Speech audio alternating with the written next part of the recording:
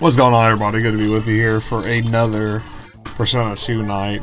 Or should I say a night of Maya becoming a gambling champion here. If you remember last time on the stream here, I had basically did like a part one of here's what we're going to do, because we're kind of wrapping up here in the Persona 2 game here. We just got through the undersea ruins. We're really on our way now pretty much to Mount Iwado and the shrine. I can never remember the shrine. Arita Shrine, I believe I want to say. But anyways, we just got through the undersea ruin here, and now I am just filling up, because I said literally right at this point pretty much here, I'm going to be able to pretty much burn through the rest of the game with a really nice fusion spell that we're gonna get from two very, probably, if dare I say, so some of the strongest, I'd say probably two of the strongest personas in this Persona 2 game. And go ahead, stick around. Go ahead, actually, I want you to do real fast here. I want you to pause the stream here and go ahead, guess in chat, who do you think those two strongest demons are I'm referring to? And I'll give you a little bit of a hint here. It is going to be something that's available at the casino here. So the casino is going to actually play a pretty big role in this. But with that being said here, good to be with you. I want to show you something really crazy here. Let me see if I can get this lemon first, because we're going to be winning big here at the casino. I'm currently doing these slots. We're becoming professional gamblers here.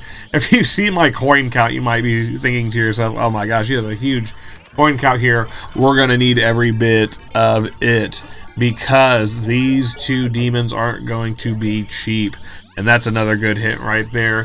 Go ahead, like I said, pause the video, pause the stream. If you think you know who that is, take a shout out in the chat below. We're going to be seeing it later. I'm going to need basically about 100,000 coins here, so I'm hoping I could hit all 9 stars. I've gotten a plenty of 8 stars, but that 9 star has just been oh so elusive.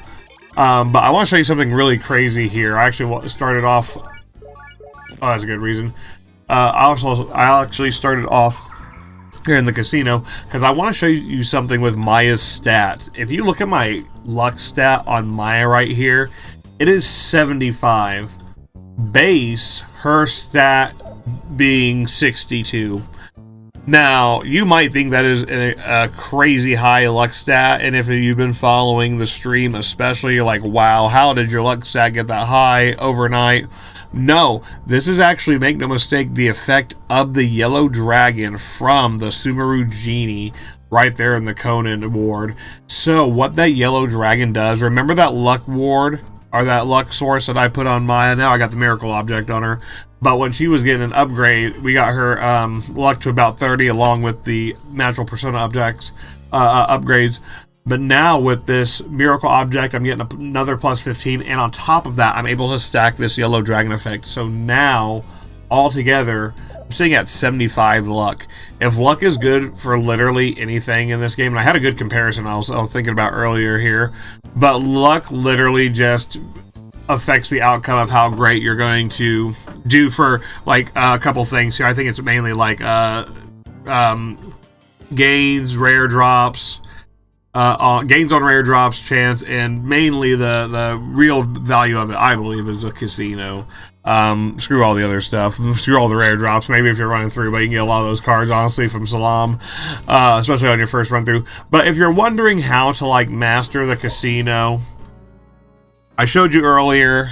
Might link that video in the description below. We'll do that in the recap here, too, when we get that out. You're going to be able to, if you check out that video, make it so that the slot machines are basically your biggest winner. And there's tons of rumors you can spread right there about their payouts. Mine, I do is that the slots are hot and they are paying out big. That's going to increase your chance to get that 50,000, but usually having a luck stat, especially around 75, is going to make it a lot easier to hit the actual wins on this. It might not be the 50,000. I actually hit a lot of my 50,000s without the 75 luck, so it can't be done, trust me, with a lower luck stat, but you do get a lot of big wins with the 500s, and I think the biggest thing is up there when you get the in the times 8 bar. That's actually that any 3 of a kind.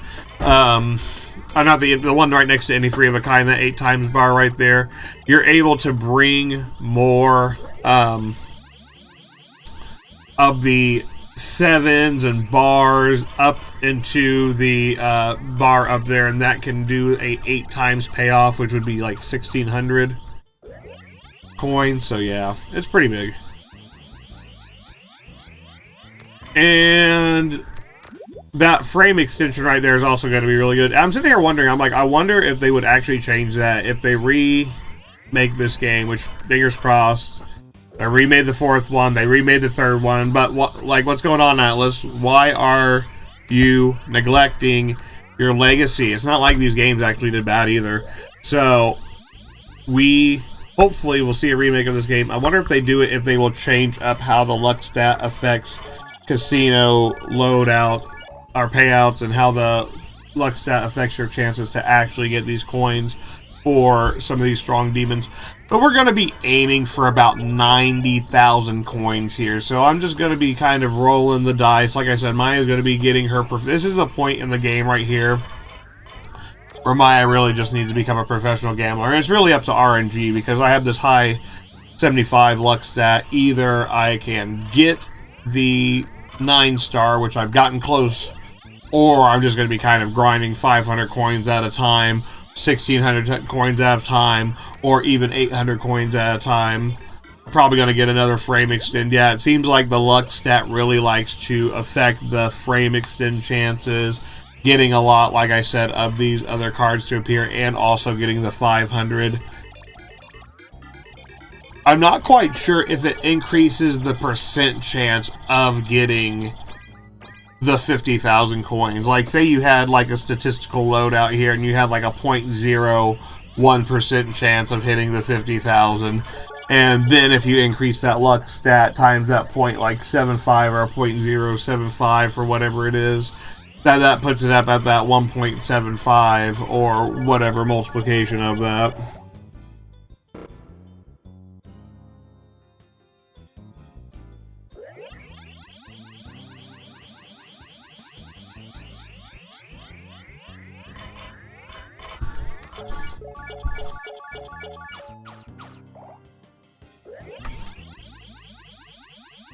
Because even if it was like a 0.01% chance, and like a point, just going off raw values here, like 0.01% chance to hit the 50,000, and then we added like that 0.75, or we just multiplied it by probably a 0.75, we'd have like a what, 0.075 or 0.0075.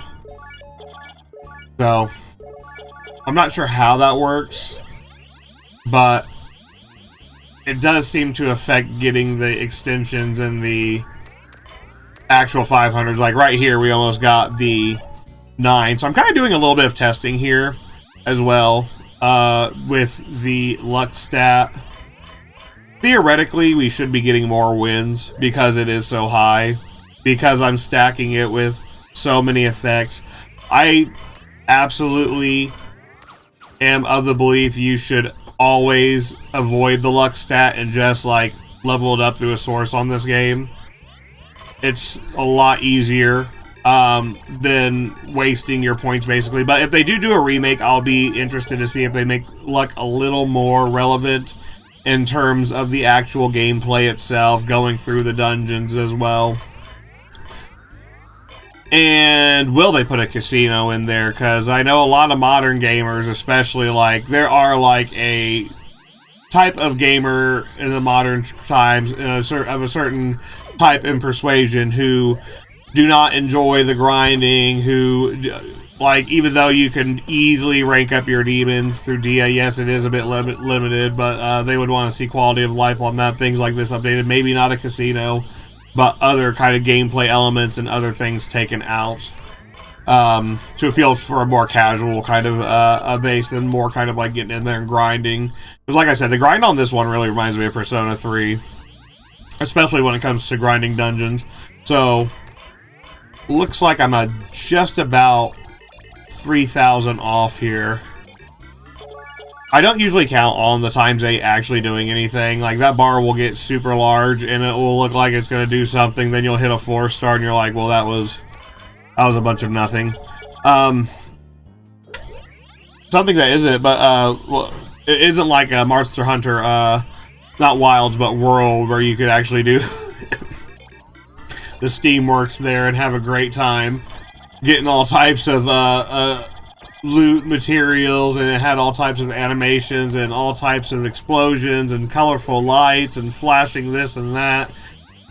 Now that would make it quite the experience. If they actually redid the casino in this game, let me know in the comments below. Would you like to see even a casino in this game? If they remade Persona 2, would you like to see a casino of some type brought back? Or would you rather see it cut out for maybe another type of content or something else added into it, a new mechanic? I would like to see if they upgraded. Maybe they did something similar to like the Dragon Quest series with their casinos, or even the Final Fantasy or Phantasy Star Universe games with their casinos.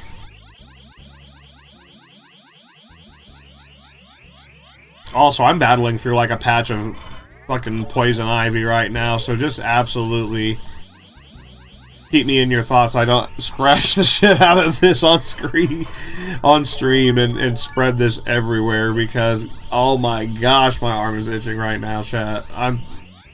That poison ivy itch is just so, it's like you know you can't scratch it. It's like, man, that's terrible. Oh yeah, we got another 500 here. So, like I said, it's going to be easy to kind of climb up in coins here, because it does seem like a lot of those 500 coins, frame extensions, take 3 steps, they do happen quite often. But still looking out for that 50,000 coin jackpot. Gotten close a couple of times, gotten some 8 stars. I'll get like the cherry on the last one, you know. That's going to be an appearance right there, I bet. Or we gotta get a 7 or a bar. Oh, got a lemon. Is that a lemon or is that like a grapefruit? What is it? I'm not even quite sure what that is. Is that even legal in the United States of America? Alright, looks like we got another 500 right there. Just kind of climbing my way up. Another wipe. There goes our grapefruit lemon thing.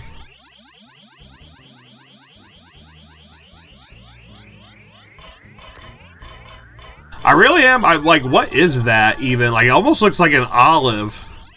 Like a black olive. What do you think in the comments below? Let me know. What is that a lemon? Is it a grapefruit? A grape? Olive. I mean, I've never seen an olive on a gambling slot machine, but I'm not much of a gambler. I'm no Kenny Rogers, so go ahead. Let me know in the comments below what you think that is.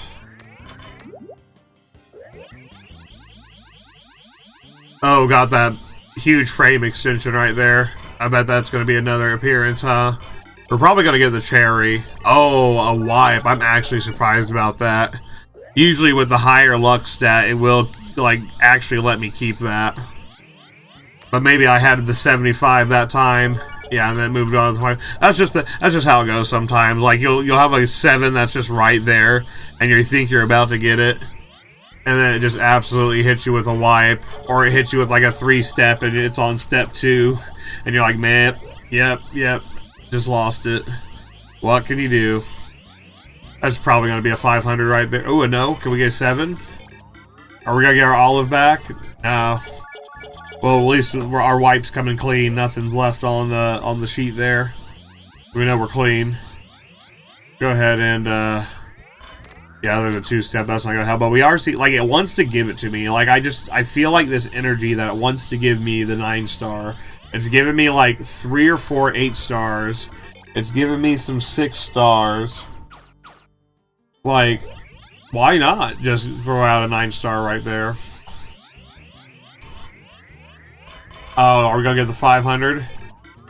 I mean, the 500. Oh, I'd almost rather have had the 500 because at least that gets me closer to my goal of 90,000. Okay, so if you remember last time on the stream, we had also went through CD, found the Legend Bright. I'm going to show you how to craft some legendary weapons today. There we go for at 500 again. Just the thing with the 500. With the elemental weapons is we're probably going to need to hold off on them. We could start doing it now, but I'm going to hold off on it and collect some demon rumors first. Like I said, this is more kind of, we're almost there. If you're just joining us, we're almost at the end of Persona 2. Yes, we still got a couple more dungeons ahead of us, but we have more like behind us than we have in front of us. Sword deal. Yeah, there it is right there. There's that 7 right there. I told you it wants to give it to me.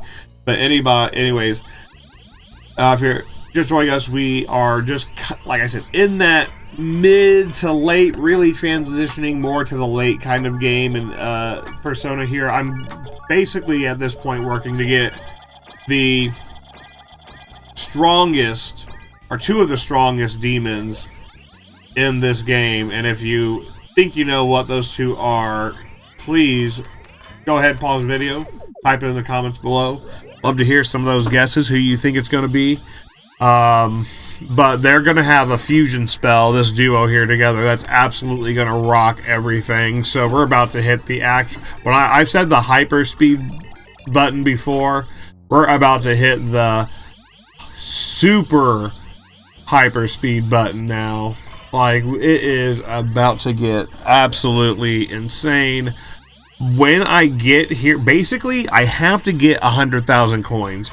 Once I get 100,000 coins, then I can move on to the actual dungeon here, which is going to give us a whole lot of lore and story for Tatsuya. We're going to be wrapping up our time with Nate. So we're on our date with the great Nate right now. If you are a fan of Persona 1 veterans, love to hear some of those experiences out there. Persona run-throughs, love to hear some of those Persona 2 run-throughs on playing through Naoya, on Persona 1 playing with Tatsuya and Persona 2 Instance, maybe play the duology here with Maya, my favorite female MC. She is just such a absolute unit, caught up in this mysterious web of events and rumors, and just so strong-willed and compassionate. Absolutely love Maya. Big shout out to the Persona team, and that's the way the cookie crumbles right there. Look at that. I had a 7. Like I said, I'm not even sweating that because it always happens. I expect that. I don't expect ever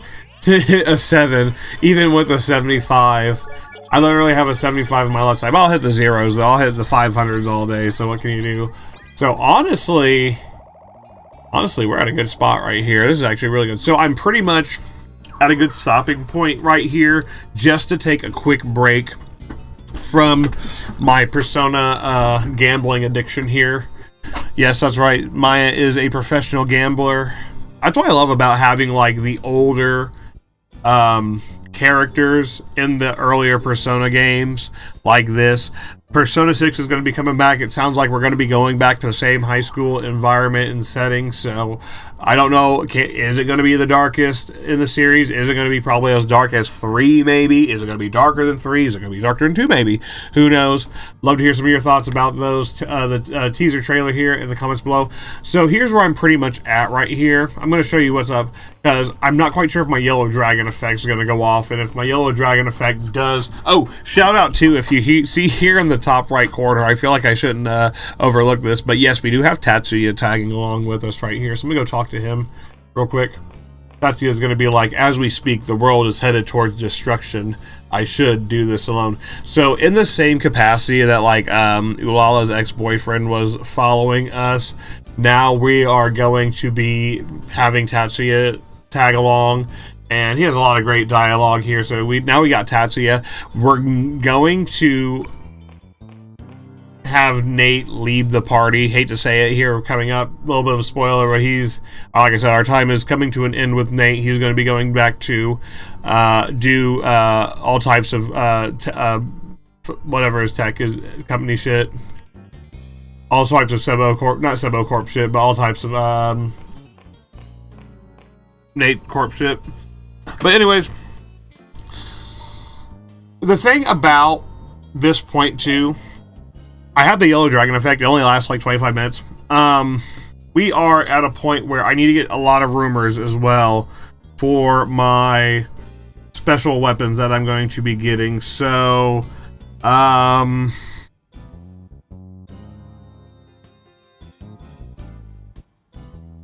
once we get to Mount Iwado, we'll do the crafting the weapons here. So let me go ahead and show you something real quick here. It's not going to really be a big deal until I get to the next dungeon here, because right now our prize list is pretty much the same one as before. But right here on this prize list here,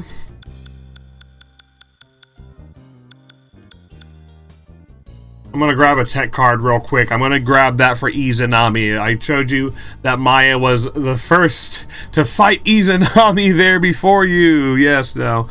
But shout out to our viewers there for bringing that up. Yeah, we also see Izanami here in the actual original game here in the duology, just chilling out in Area 5 of the bunker.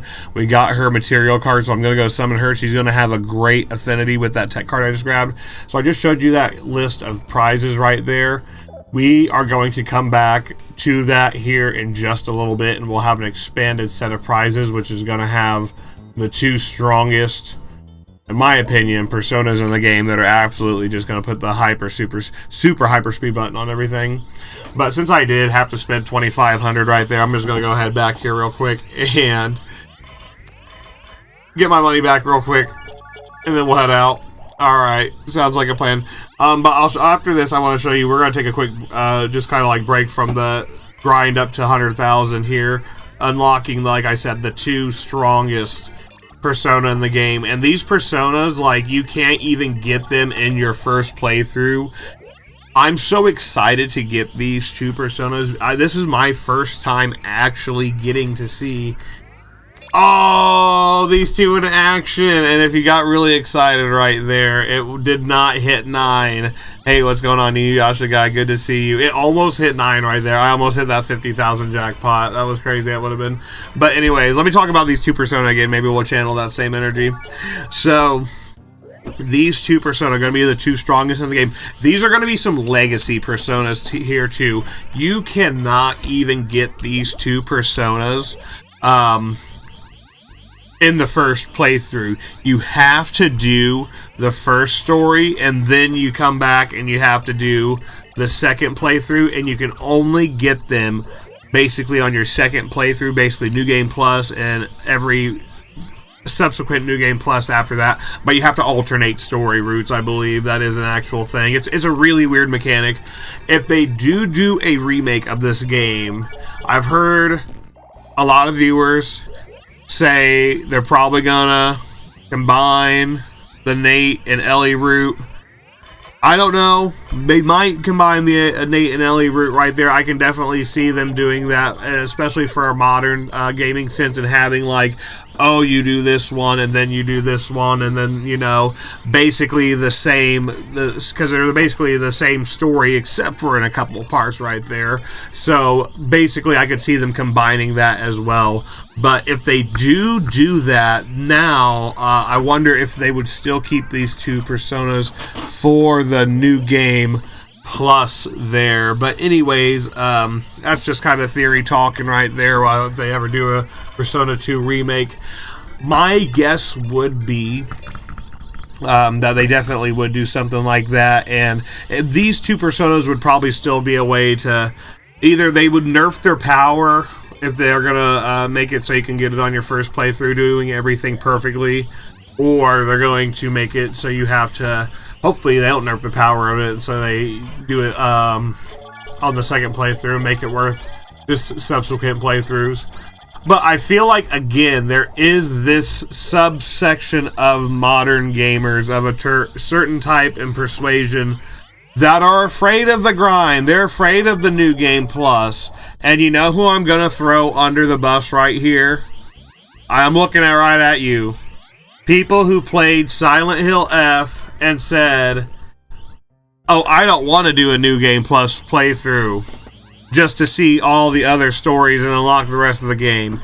Yeah, y'all know who I'm talking about. Y'all just ran through one time through Silent Hill, trash the whole game, trash everything about Konami based off of that one playthrough because you didn't want to play more than one time. Even though the game is specifically designed for multiple playthroughs.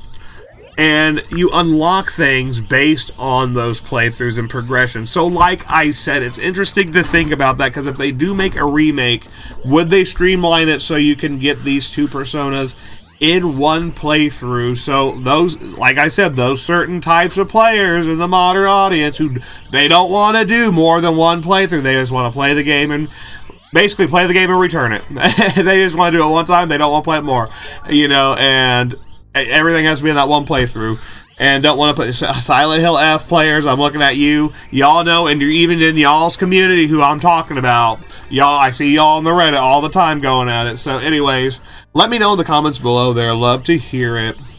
If you think they would or not. Looks like I'm almost at that 90,000 again. We're just going to go ahead here and hit a couple more jackpots. Like I said, if you are just tuning in, good to be with you here. We are on the way to getting two of the strongest personas in this game. Unfortunately, they are going to be kind of walled behind a steep casino fee, and I'm not quite... unlike mini games, a lot of times there's a good like roulette table. You can do like a casino trick. Plenty of games like that. One that comes to mind is like Enchanted Arms, which I'm hoping to do an Enchanted Arms playthrough on the channel here on the Jigoku Gaming. You can check it out and more of our playlist, Jigoku_Gaming. Check us out on Twitch, check us out on YouTube. While you're there, if you're still watching the video, go ahead and do us a favor, do me a favor, hit me a like on, if you really like it, hit subscribe. That's going to recommend all the videos too. If you do subscribe, you can also be sure to make sure you have that notification bell clicked so you all keep up with all the latest of our playlists and videos just like Persona 2. Looks like I got a 7 on that one. I'm hesitant to say I'm going to get that, but if I hit a take 2 steps and we're really good on that, or if I can even just hit 2 appearances, I'm good on that. So I'm not sweating that 7 too much. It's great if I get it, but well, might happen. We'll see here. My luck is going to give me a wipe or a take 3 step. It's like, well, GG. Well, let's see what happens here. If I get the 7, that'll be big. That'd be nice. Give me one, give me one, give me a star, give me a star, give me a star. Come on now. Oh no. Let's play it out here. I got 90,000, but let's see if we can play it out for the 7. Because that's going to change a lot here. If I hit that 7, that's 1,600 right there. And that puts us closer to that 100,000 territory. It's going to tip the scale a little bit. There it is. There it is. You have to take 3 step. That's exactly how it goes. I don't even count on those 7s. They get your hopes up. These devs absolutely were trolling. You know these devs are trolling when they give you a dungeon with nothing but you can't use physical attacks and shot attacks, throw attacks, and literally there's everything in there, and its mama and its grandmama and everything in its whole family's lineage down to its great grandmother, and is fucking blocking everything you're throwing at it, like physical. Like, what? Why? Why would you do this? Alright, so I'm going to show you something really cool here. We're going to take a quick casino break because I'm at about almost 9,100 right there. Really excited to get to this next dungeon, this next portion, but we still got a lot to go through tonight. Also, happy 1st of July to you. Happy Canada Day to our viewers out there in Canada. Wishing you all a very happy Canada Day, Independence Day up there in Canada. Bonjour too, if you're in our French-speaking provinces of Canada. Like I said, Jigoku Gaming Channel, we are nationwide. Shout out there to Ottawa right there. Shout out to our boy Tiger C. He's holding down the Ottawa area. Check his stream out and check his channel out. That's Tiger C. And let's go ahead here. We are going to head over to... I guess it doesn't really matter. Let's go overhead here and head to Narumi, because at least in Narumi, I can show you a couple things. So right here on the last stream, this... hag right here, the 200 kilometer hag, we got her last time. This tourist right here, he gives you the Cape side quest, or the Cape Rumor Demon, and if you do that Cape Rumor Demon, that is a free item breeder right there.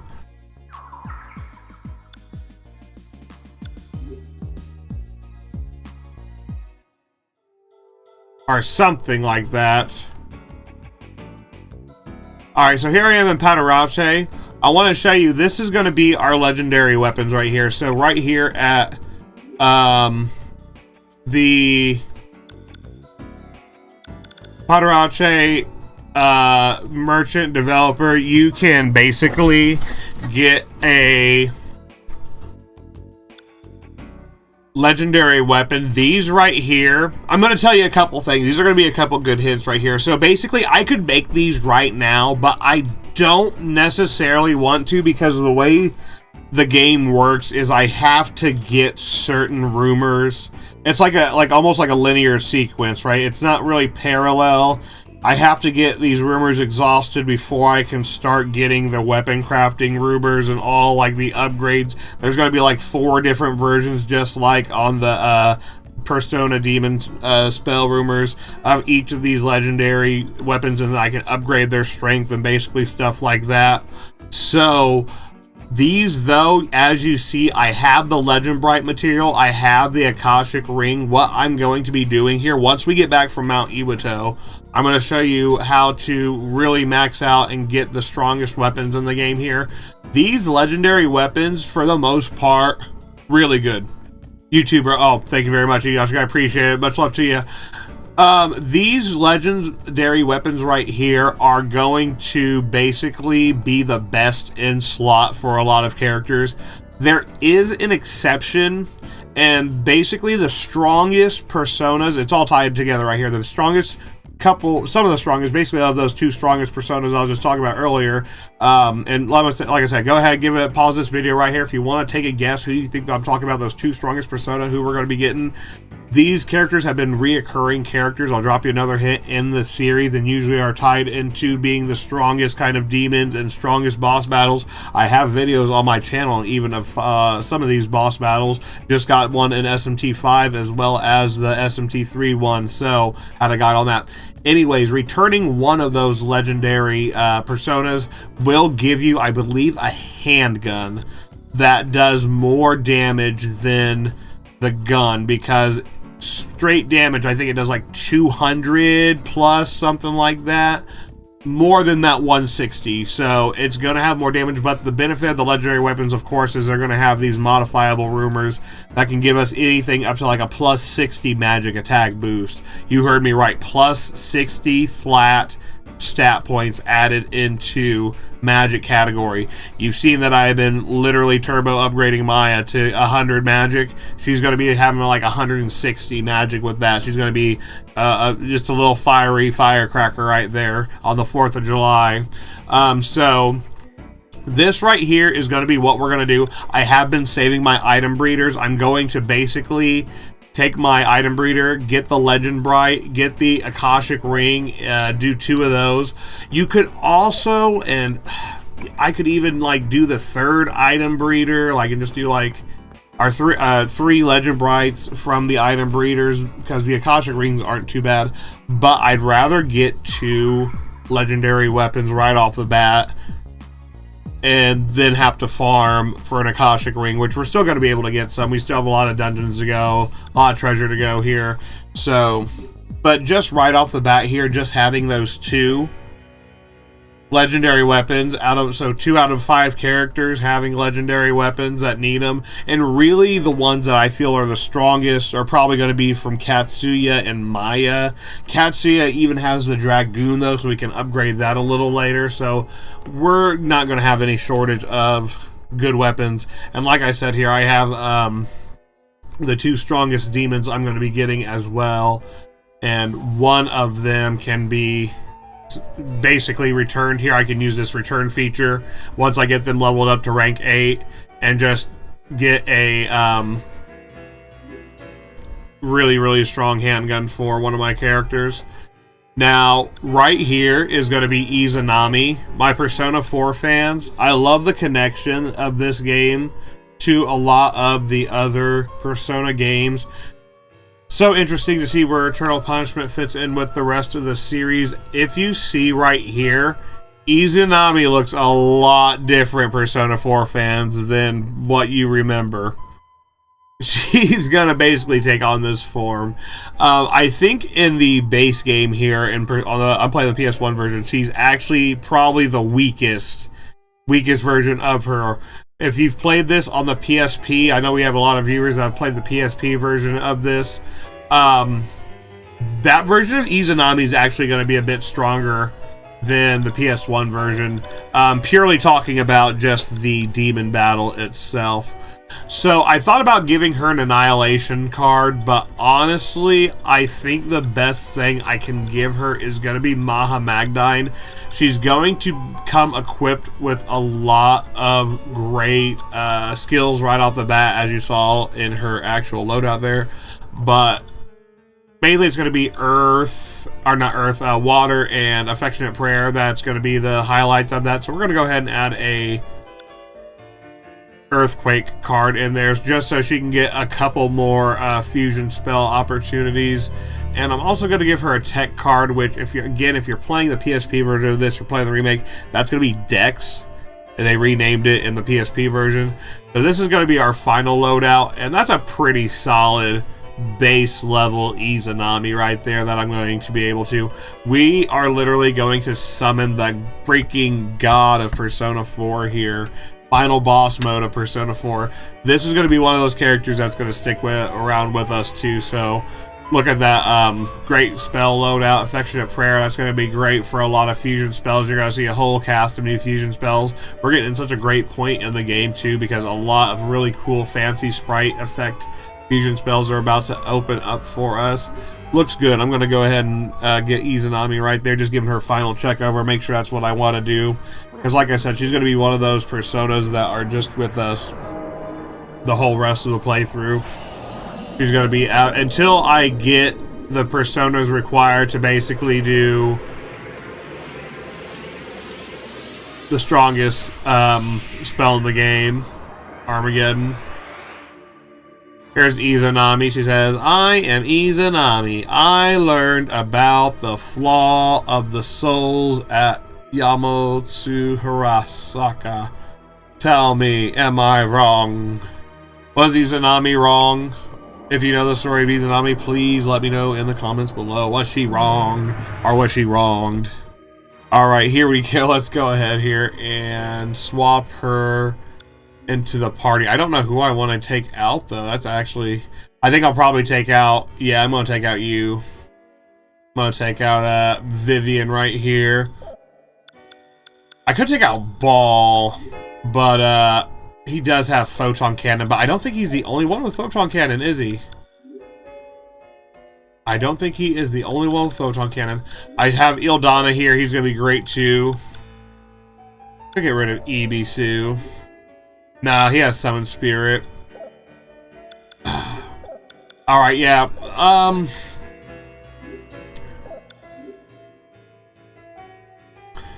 I'm going to keep Ibisu because he has the buffs, but I might move Ball now because I do have quite a few Meteoramas already on board. And a Dia Rahan. Refresh Ring. Fear Torrent. Yeah, we got a lot of great personas here. I'm just kind of looking through. Simpujin, that's Wind. Is it Renok that has Meteorama? Okay, until she actually turns into her upgraded form that I'm trying to get, I'm just going to get rid of Ball. And we'll put Izanami in, and she's going to be perfect right there. Nada would also honestly be another good one. But I feel like I've also kind of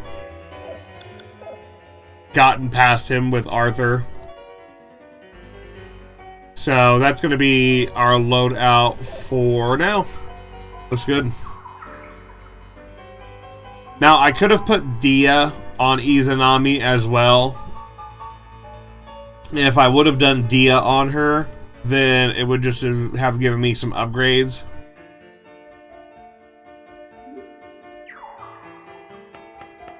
Alright, let's go ahead and do a little bit of some grinding here. Okay, so those are basically, like I said, the two places I want to show you now. I would take this opportunity to make some legendary weapons, but it's actually going to be more beneficial for me to get some rumors out of the way still, which I'm going to have to go into the back into the air raid shelter. Yeah, there we go. The air raid shelter to get that finished up. So now we're back here at the world map.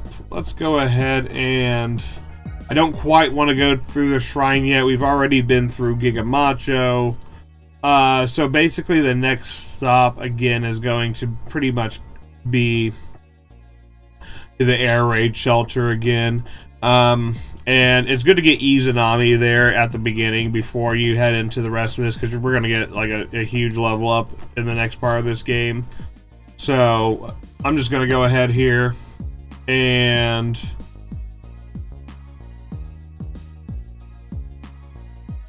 pretty much let's go ahead and head back until we get we're gonna get more game opening up once we hit the shrine. So it's just like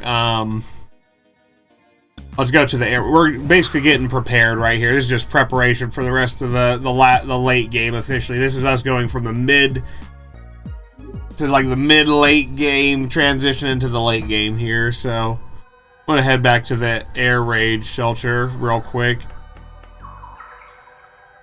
Actually, hold on. Let's not do air raid shelter. Let's go. Oh no, I was gonna say let's go back real quick to the casino, get that last 10,000 or 9,000 right there, and then I'll head to the air raid shelter because that's gonna be the last thing I need. Once we get back from the Alaya shrine, I'll be able to spin that and get the 2 strongest demons, and then come back here. Not probably come back here, but then get them upgraded here, basically. Alright, now I got Izanami on board. I want to say she's going to be good with Ulala. No, let's give her Maya. Let's give Maya Izanami. I think she's going to be good with Maya. Oh yeah, she's good with Maya. Alright, so I got the Magdai and I got the Marin Karen. Honestly, if I was gonna sit here and just grind her out, I'll show you actually what I do to grind her out. Hold on here. So I'll show you, this is a really good grinding like strategy right here. Set one character to do like effect spell or heal, and then set all your other characters to defend, and make sure that you have the battle mode set to normal. And what this is going to do is it's just going to give this one character right here the status effect, but you're going to be able to spam it and get ranks for free.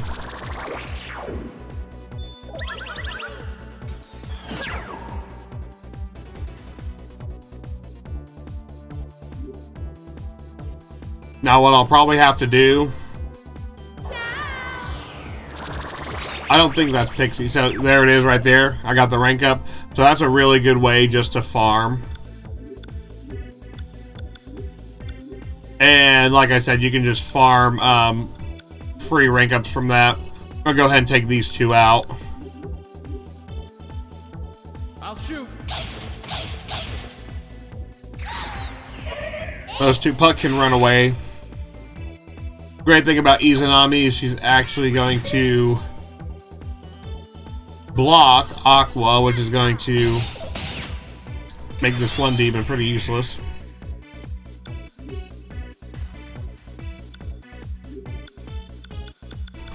Now, I can change Izanami back to Baron Karen. So I need to get that spell from what's her face? One of those early demons, Kiyohime. Alright, now I can basically just bully her with this on auto battle. And she can't do anything. Aha! And you're gonna see this rank up just slide up here. So let's go ahead. I'm gonna do that until Maya runs out. This right here is a great farming technique. This is like the actual way to farm ranks in Persona 2. I feel like a lot of new players, especially, I got caught in this trap when I was a new player because I didn't really understand how like the rank up system worked as well as I did after like a playthrough. You need to just spam that one spell. Dia, like a status effect, Baron Karen, buffs, Terukaja, Marukaja, any of those, and you just get rank ups like that. Easy. I always think now, when I think of if they did a remake, they'll probably change the rank up system. Because a lot of players, I can see this, why this could be boring. Or like, you know, not engaging because you're just like farming rank ups like this.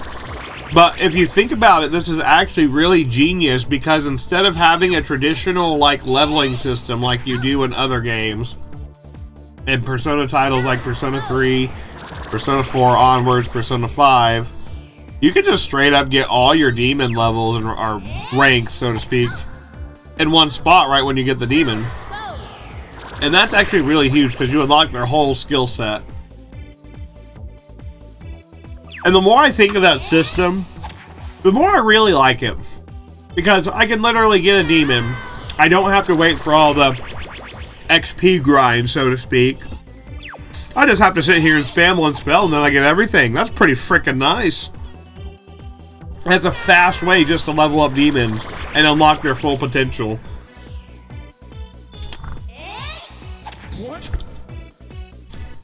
So once I get Affectionate Prayer, that's what I'm really going to be looking out for Izanami. It should be coming up here soon. If not, I already have it yet. But Affectionate Prayer is basically going to allow us to do a whole lot of great stuff.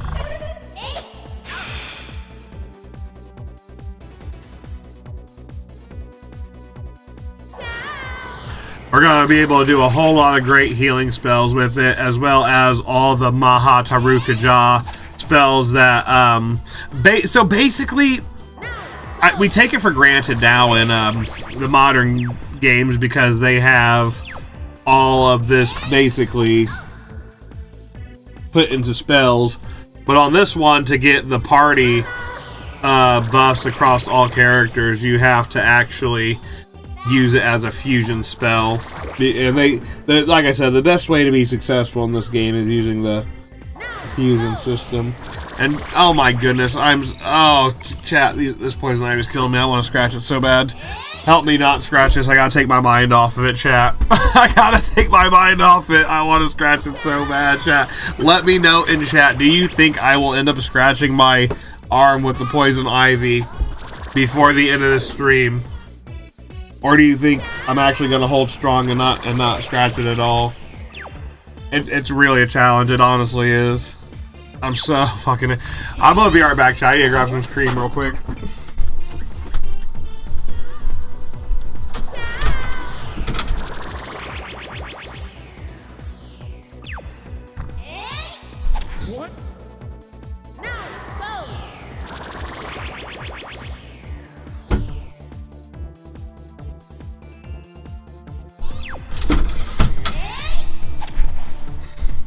Alright, chat, I got some hydrocortisone cream. I hear this is actually really good for poison ivy. So if you got poison ivy, you just get a little of that hydrocortisone cream on there.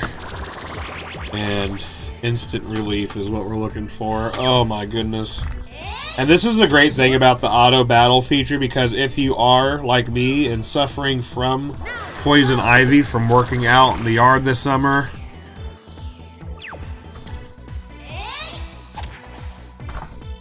you can just apply some hydrocortisone cream right here. I feel like we need a brand sponsorship right here. This is some Equate. Shout out to Equate and their hydrocortisone cream. You're gonna see how effective this is at stopping the itch. Now remember, an itch on your arm is good, but if you have an itch, especially one that like doesn't go away, gotta get that checked out. So hopefully this one goes away. And shout out to Equate for their hydrocortisone cream.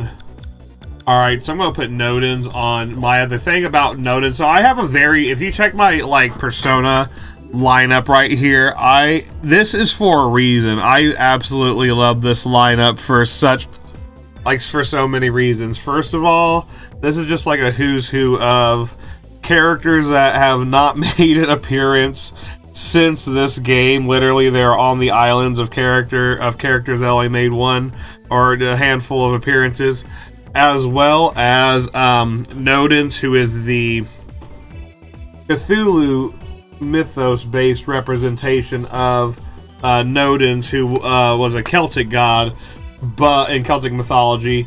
But in Cthulhu lore, he also is a protector that fights against chaos. And chaos being the name, one of many names for Nyarlathotep, who's going to be the main, villain of this game. Hopefully, shout out to Atlus, they bring Nylar back for Persona 6. Especially if they're going to go in this more ominous and horror direction, which I think a lot of Cthulhu mythology is going to be kind of central to that and a lot of that imagery, so who knows. I believe Nyarlathotep is also another Cthulhu mythos character, so that Cthulhu connection runs deep. Or not Cthulhu, that Lovecraftian and Lovecraftian lore.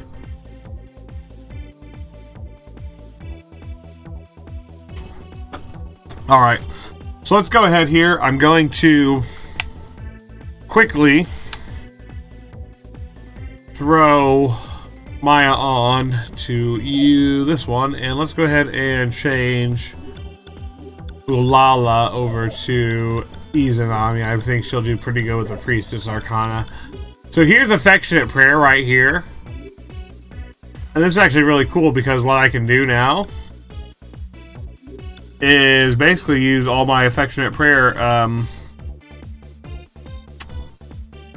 all my Affectionate Prayer skills. So here's one such skill right here. Let's see if I can find a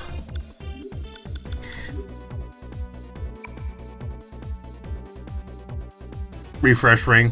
So this right here is one such. Oh no, I don't want that. Hold on here. We don't want a refresh ring. That's another one here. Go ahead and new defend.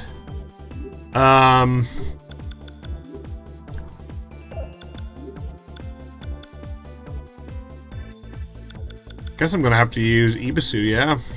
Go ahead and jump over to Ibisu. So I can use like Rakukuja. Here we go. And Affectionate Prayer. And now I get party-wide buffs pretty much. So Izanami allows my party to get party-wide, but as long as that doesn't hit. So basically, there's not Maharaku Kukuja in this game or anything like that. Any of the big, like there are, but for the Maharaku Kaja and like the Maka Kaja and all those different ones, you just basically have to put them with the Affectionate Prayer. and you get all the skills like this. So that's actually going to be huge all across the board. Now I got access to party buffs, like on the fly. So I got the affectionate prayer. That's actually going to be great. I think we're going to be we're going to be good to go here. That was the one skill I really wanted. Her other one's going to be the some of her upgraded skills. But let's go ahead here. I'm going to switch over. And that's just so great that it just restores. Look at the spell here. Restores all characters' HP. So basically, affectionate prayer is Media Rahan. This is basically Media Rahan. And a special version of it. Only 24 to use. If this would have been SMT 5, it would have been 150 SP to use. Don't at me. Alright, let's go ahead. I'm going to throw Ildana on. Oh, no, hell no. I don't want her on that. I'm going to throw you on Vivian. Recom Dora is going to be another one. I can do this. Basically, Recom Dora and, where's my other one? Hold on here. And wherever I had a refresh ring at, who had, oh yeah. So right here, refresh ring and Recom Dora, that's going to be another one. This is actually going to give me a move called First Aid, I believe. Just gotta go ahead and unlock that move here.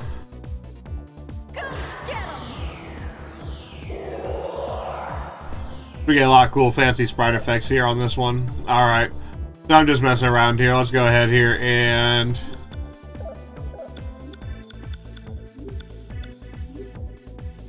I'm going to just take you out with a fusion spell here. We're gonna use. Let's go ahead and get a good one here.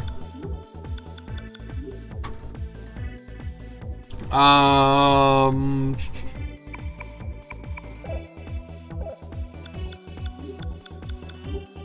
Izanami right here.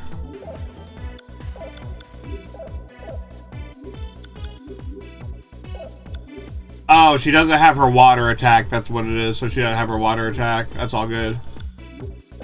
That's why I put the fire, the earthquake on her, because she's gonna do really good with that. It's going to give her the ability to do Last Quake, Earth, Fire, Maha, Magdine. Let's go ahead and do that one. Earth. Where's my Earth at? There it is.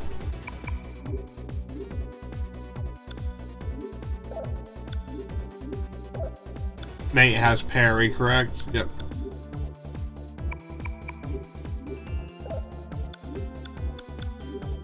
I also have Maya, who has Inferno, so right there is going to be probably our two. Basically, she's going to have access to a lot of the strong, really strong moves here. Oh, I should have done that with. Oh yeah, fuck yeah. That upgrade with being able to do the Maha skills, that's going to be so nice.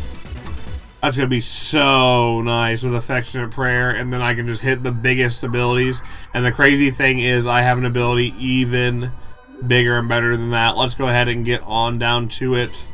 We're going to go back to the casino here.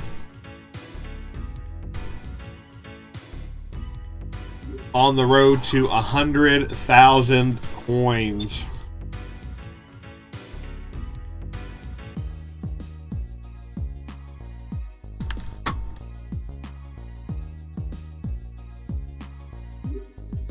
Now, if I remember correctly, I believe in one of the Devil Survivor games, you could summon Nylar. He had a pretty good stat set. Now, I don't believe you can summon him in this game as a summonable persona, but we are going to have a pretty darn strong persona coming up here. Let's go ahead here. Get the last remaining coinage that we need.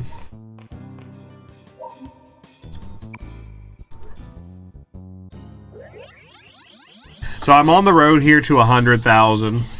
And like I said, we are at pretty much... Oh, they want to give me that 9 so bad. We're pretty much getting to the end of the game right here. So this is going to be a lot of where I want to just take a moment just to kind of readjust my party. I have a whole new set of personas going into the next dungeon. We're pretty much going to be able to put the hyperspeed button on a lot of this gameplay here, but we're going to be setting up for the late game. This is going to be where we start setting up for the late game right here, getting our party lined up. We're going to have a lot of our late game lineup coming in here. Already got Izanami. If you need to see how we got Izanami, and yes, my Persona 4 fans, we have the final boss of the Persona 4 game, but Maya beat her ass so bad that Izanami had to become a gas station attendant. It wasn't until Persona 4 that you had to put her in her place. She wanted to act up again. But let's go ahead here and, at least in my headcanon. Maybe it's different in your headcanon. That's how it goes in my headcanon. Let's go ahead here. And basically, I'm hoping I didn't get my 20 minutes of gameplay here, because it's about 20-25 minutes of gameplay that your buffs will last from the dragon effects. I didn't see anything saying it did, but let me go ahead and check my stats real quick, see if my dragon buff is still there. Yeah. Oh, yeah. Hold on. Let me put Vivian back on. What's Izanami's actually? 47. Yeah. Okay. So we still got the buff. I just had to put my persona back on. So your persona, your stat goes up by who has the highest luck stat. So just put on the little highest luck stat right there. So and increase your odds. You don't have to have a really high luck stat and put a bunch of like points into luck on this game. Luck is one of those stats like strength I would just avoid. There's other ways and methods in the game, equipment that will level up your luck stat for you, and you just basically get it leveled up straight up just playing the game normally, not even having to worry about it. Being, you know, spending that time making decisions on how else you want to make your build super powerful to take on the challenge of Persona 2. Which a lot of people say the hardest Persona in the series. I've had some viewers say, you know, this one's my hardest to me, this one's my hardest to me. I think Persona 2 and Persona 3 definitely the two hardest in my opinion, just of the Persona line games. And both of those you just kind of have to approach the same way. Persona 1 too was also pretty challenging in its own right. Especially a lot of those early 90s games were like, man, those damage numbers would be just absolutely crazy. There was no standards. It was just kind of the Wild West.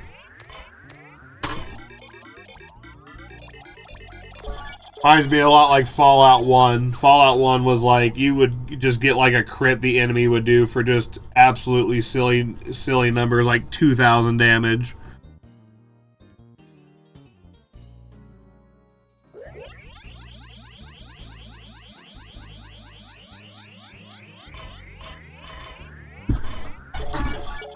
Alright, so we're on the way to 10,000 right here. We're just kind of working our way up. Already at 9,100. Looks like I just need just a few more thousand coins here, and we are going to be on the road to getting the strongest two demons in the game. Stick around to the end of the stream to find out who those two strongest are going to be. After this, we're going to make a quick trip back into... Actually, probably we'll go back, yeah, quick trip back to the Ayato Shrine.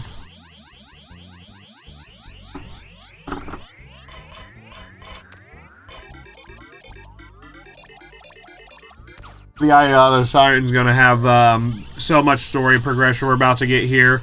Again, kind of winding down. If you're just now joining us, great to be with you, Jigoku Gaming Channel. If you're still watching here and you're checking out our video, go ahead and hit that like button and get recommended more content like this in our Persona series. If you really enjoyed it, go ahead and hit the subscribe button if you're a subscriber right there. Make sure you also hit that notification icon so that you will keep up with the latest.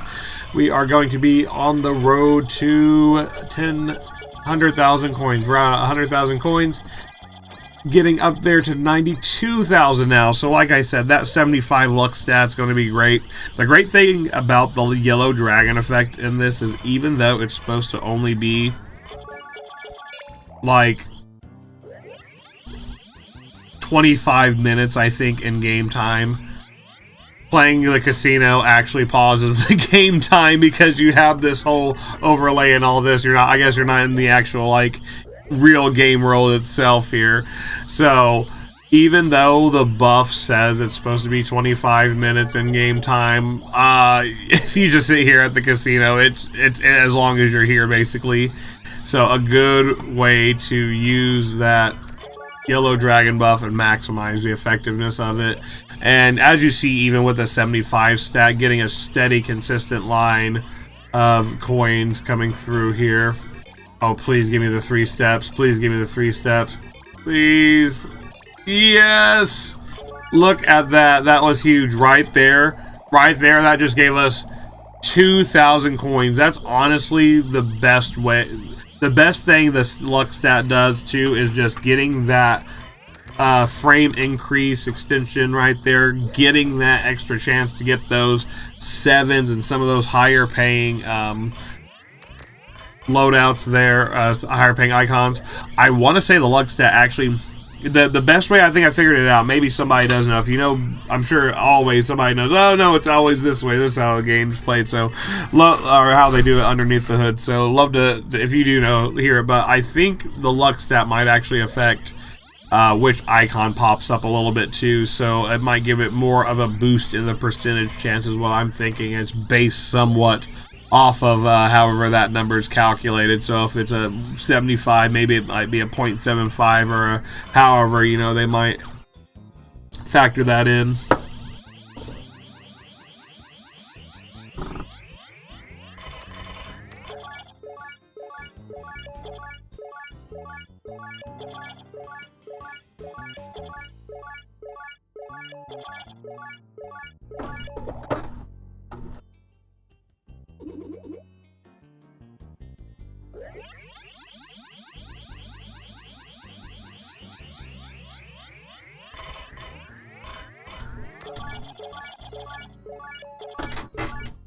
Looks like we got another win right there.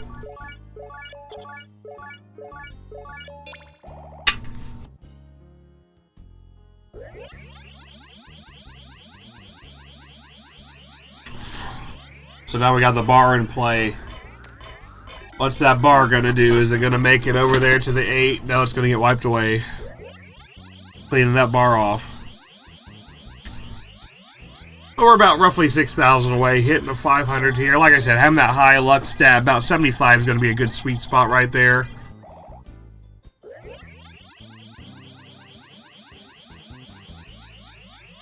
Alright, can we hit 100,000?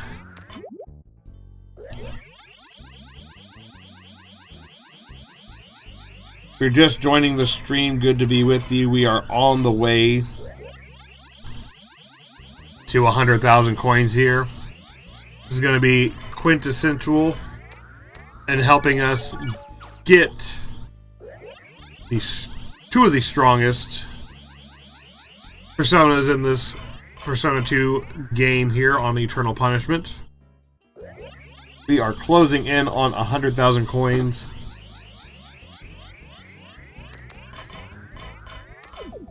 And, ooh, that frame default's not going to help me too much getting there. Neither is 2 wipes right there, but a good 500 might help me get to 9,500 right here.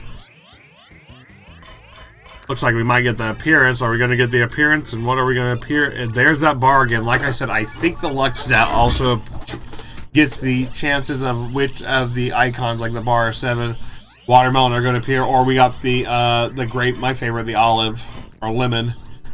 The blue lemon.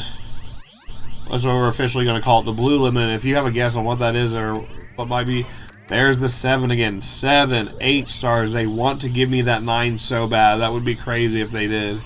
If they literally, at this point right here, gave me the 9, I would absolutely flip out of my chair.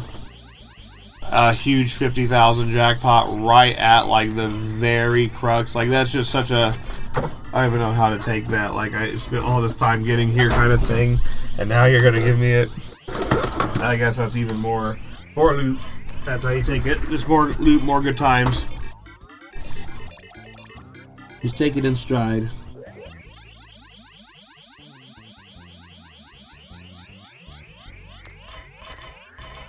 Alright, looks like we're not getting much help on these rolls here.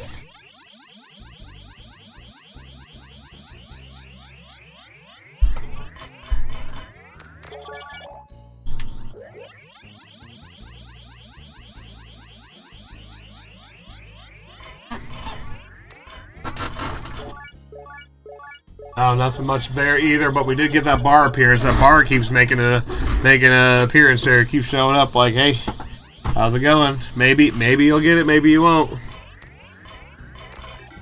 That 3 steps would help out, though, definitely towards getting that. Maybe a extension and another 3 steps, too, would actually really help out.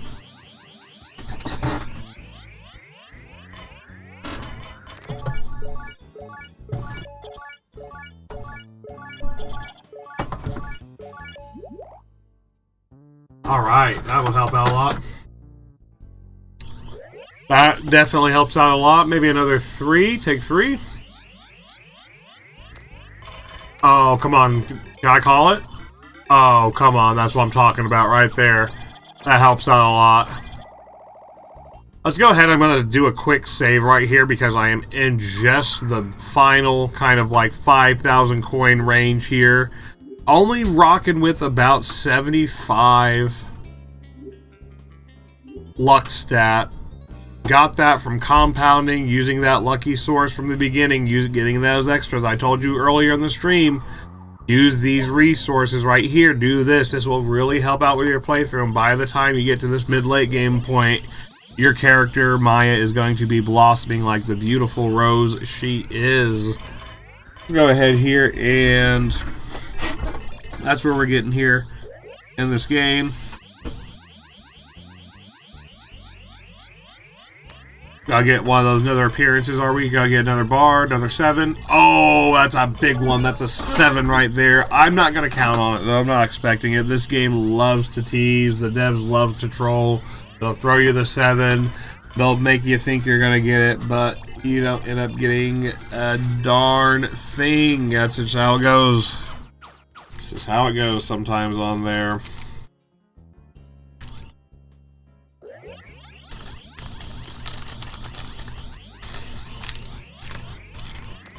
Yep, that's just how it goes on there.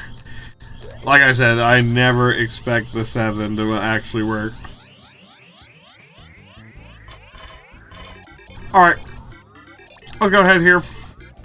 I can't wait for Persona 6. We already know that the strongest kind of like thing that I've even said this in previous streams, the thing I got from the trailer, gonna have more horror aesthetic. What type of horror that may appear as, anybody can guess. Anyone's guess. The psychological horror? Is it Lovecraftian horror? Is it the horror of having our blue lemon and the bar and then hitting a 7-star? Who knows? Your guess is as good as mine. Let's go ahead and talk about something we do know. And that's going to be this Persona 4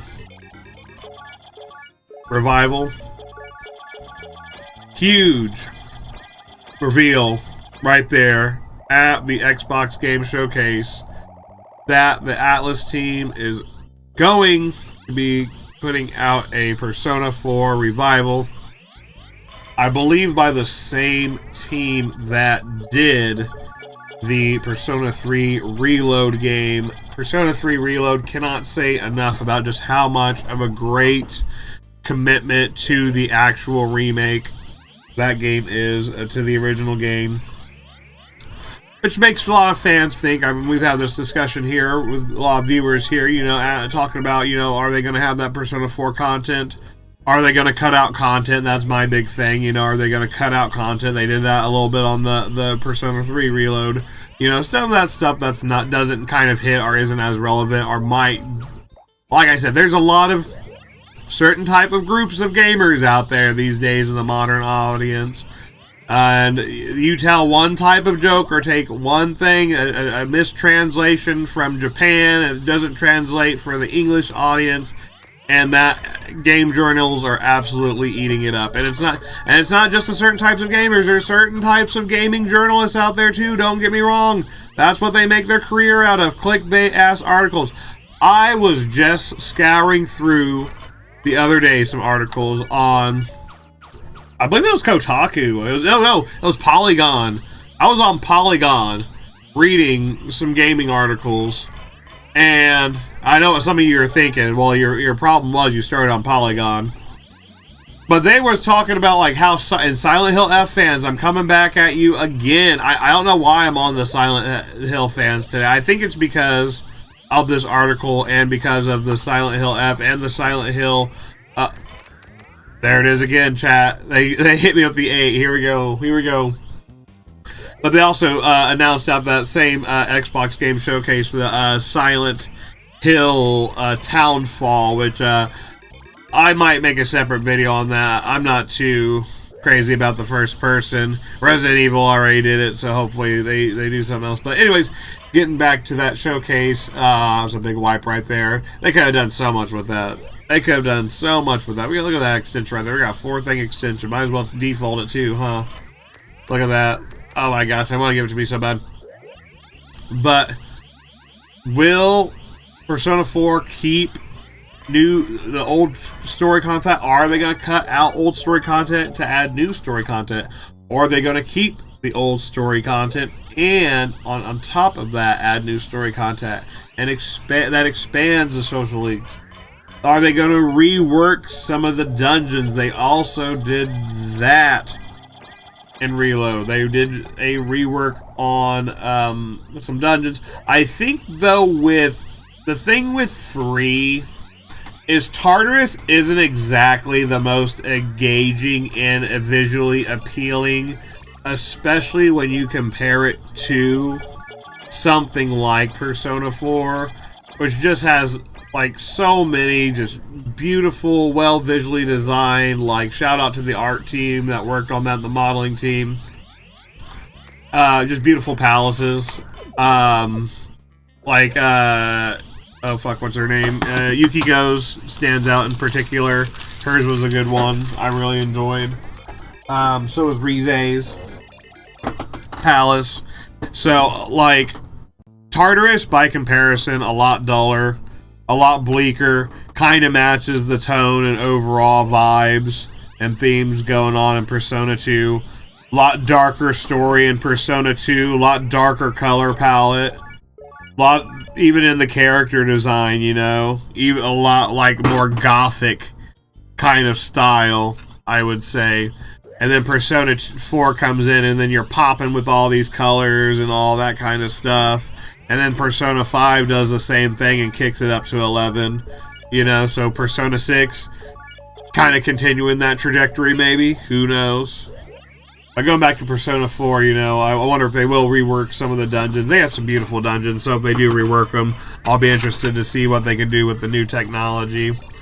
And just really excited that we're finally getting a Persona 6 game for almost after just having a decade of Persona 5 spin-offs. With Strikers and Persona 5 Royal and a lot of the other spin-offs they've put out in the meantime. Oh, didn't they have that fighting game too?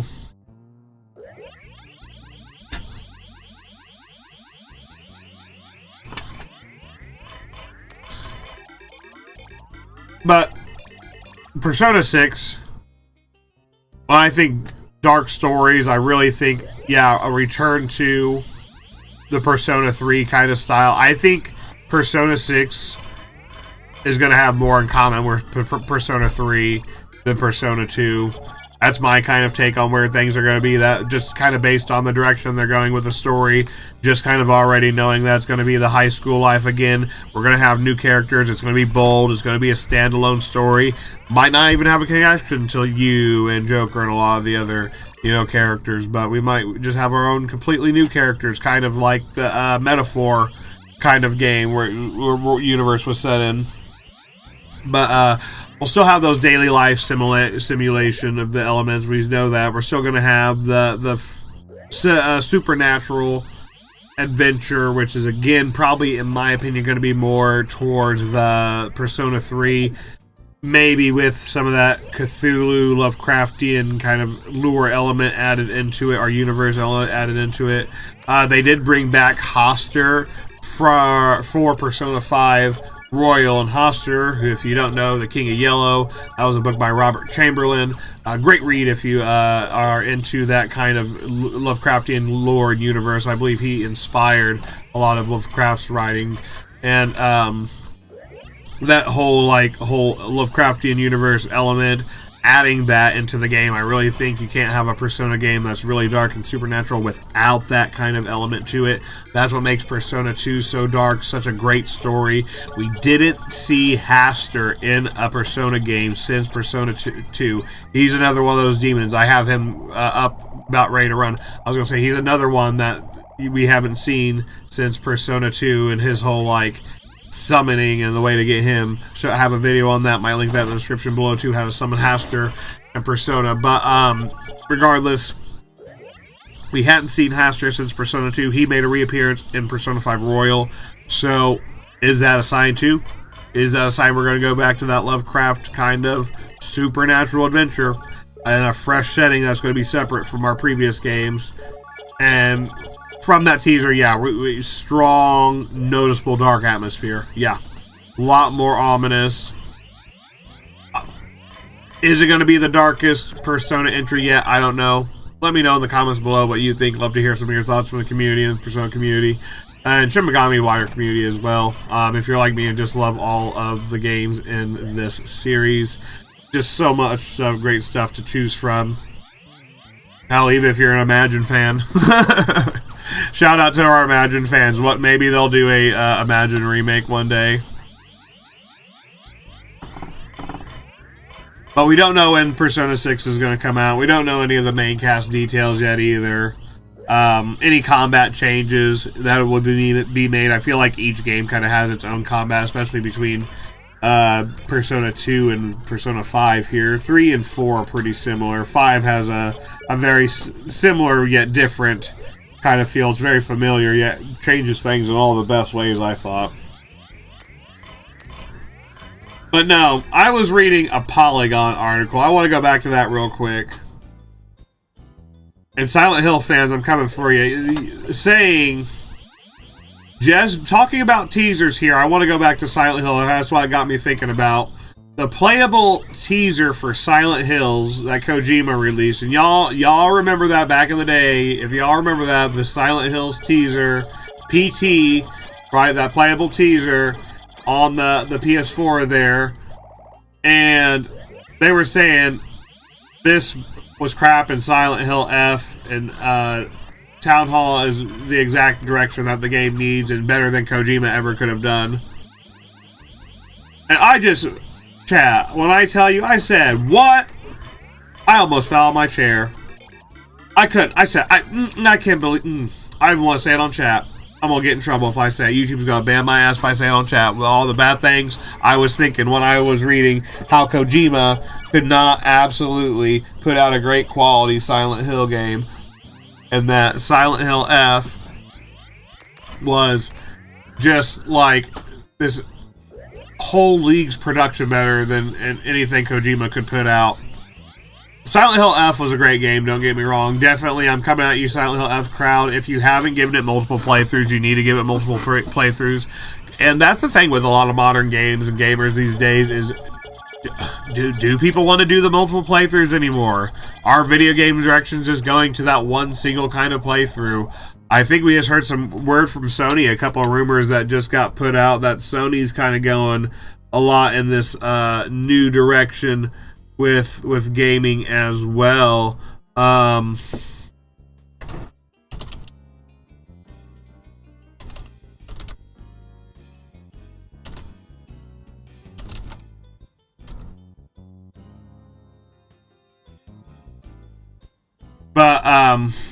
Sony was doing some rumors here. There's some rumors that even Sony in the new game is going to be a new step in not wanting to produce physical games. So here we are going even back into that dark age of gaming, still into that. If you don't make games that are meant to be replayed, I think that's pretty dark era gaming. But please, that's why I say please, please, please, Silent Hill F fans, do make sure you play that game many, many, many times and to get the actual true ending.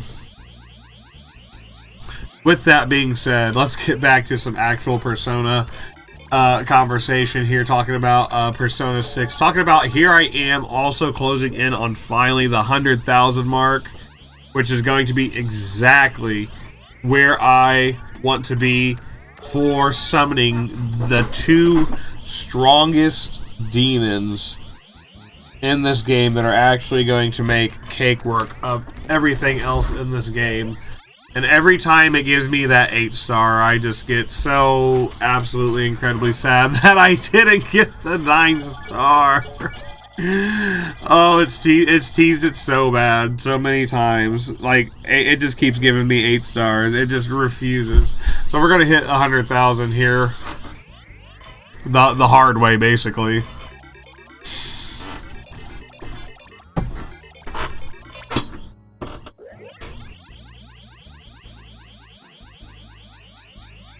I'm just so excited to get these 2 demons. It's gonna make this all worth it, and going through and grabbing the material cards for these. Alright, now that Maya's become a professional gambler to get these 2 cards. I mean, think about it. Isn't it worth it to become a professional gambler and develop a gambling addiction just to obtain 2 of the strongest and rarest cards in the game? I mean, come on, think about it, people. I mean, I think, to me, the decision's pretty obvious. And that's a resounding yes. And if you guessed yes that I was absolutely going to end up scratching my Poison Ivy before the stream was over, you absolutely were right. Oh my gosh, chat, I can't. Okay, stop me. I'm done. I'm done. Pray for me, chat. Pray for me. I need more. Shout out to Equate and their 1% Hydro Cortisone, who's going to actually be sponsoring my Poison Ivy for the stream. Oh, man.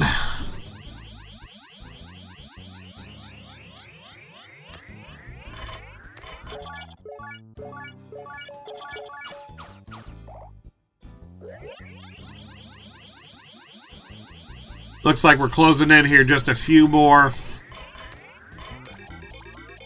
coins here, and we're going to have exactly the amount we need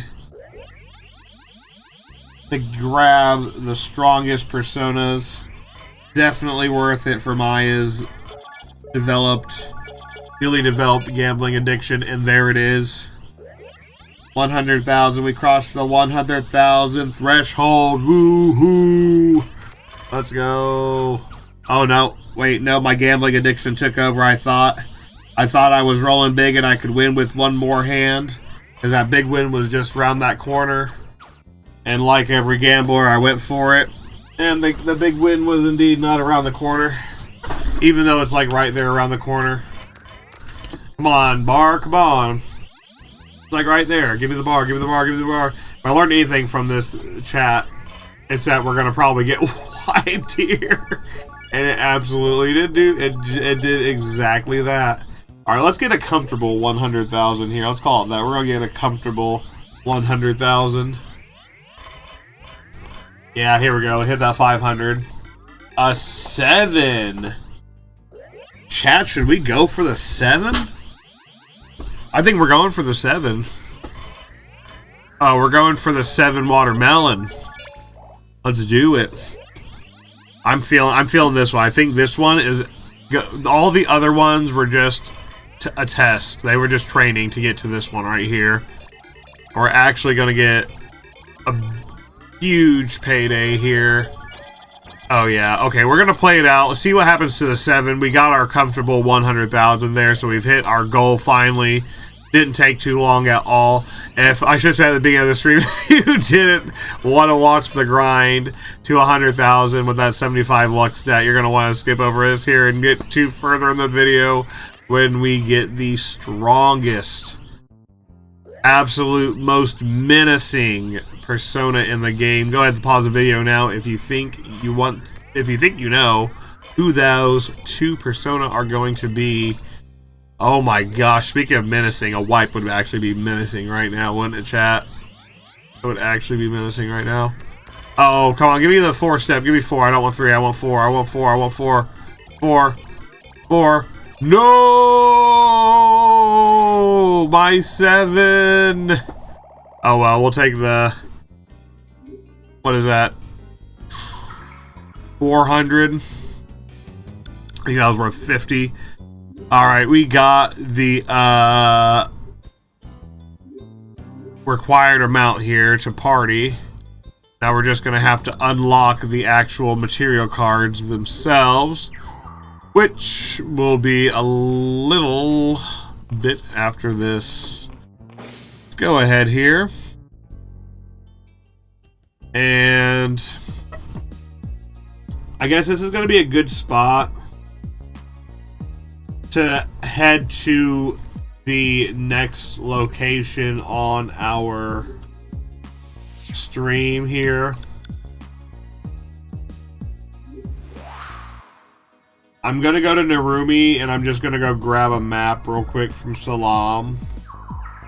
So I have been saying I'm not going to do the maps because I did them on my first one. It's actually worth it to start doing them. I'd probably say starting here at this point, because this is how you can get some absolutely guaranteed Fool cards starting in the Mount Iwado dungeon. And okay, we won't have to get that quite yet, so I'm going to go to the shrine. The next place, Mount Iwado, though, right after the shrine, is going to be one that we want to go to because Salam's going to start giving us Fool cards, which this is a 100% guaranteed way to get those Fool cards. You don't have to worry about messing with RNG and messing with a whole lot of demon contracts or trying to take out this demon for a huge, disappointing low chance to get it. Tatsuya is ready to go.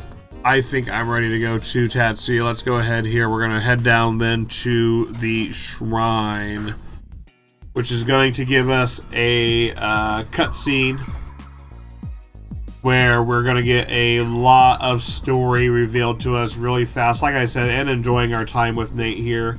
Unfortunately, if we go back to some of the places like Sushi Gatan, or Gatan Sushi, where Chris was earlier, next to Chunky. We're not going to have Chris there anymore. He's already headed out. And then also, we're also not going to have a couple more people here who are also pieced out.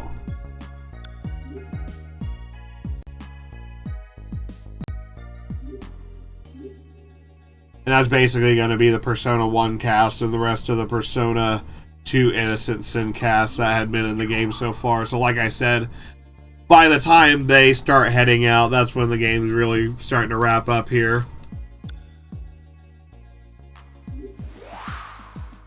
Alright, so I gotta go back to the shrine.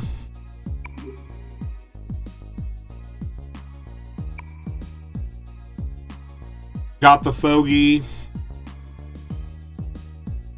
Alright, here we are at the Arya Shrine. Now, this shrine is the same one, too, where,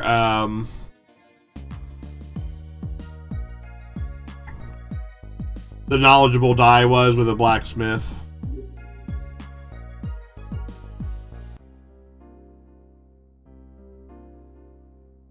Alright, here we are at the shrine. We're gonna have a huge revealing cutscene here. Let's go ahead and listen in. I'll voice it. What's so special about this place?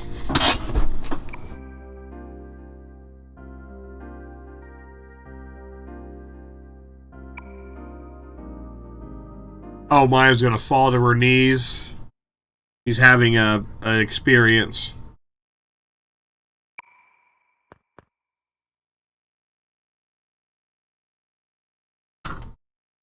Blah says, Maya, what's wrong?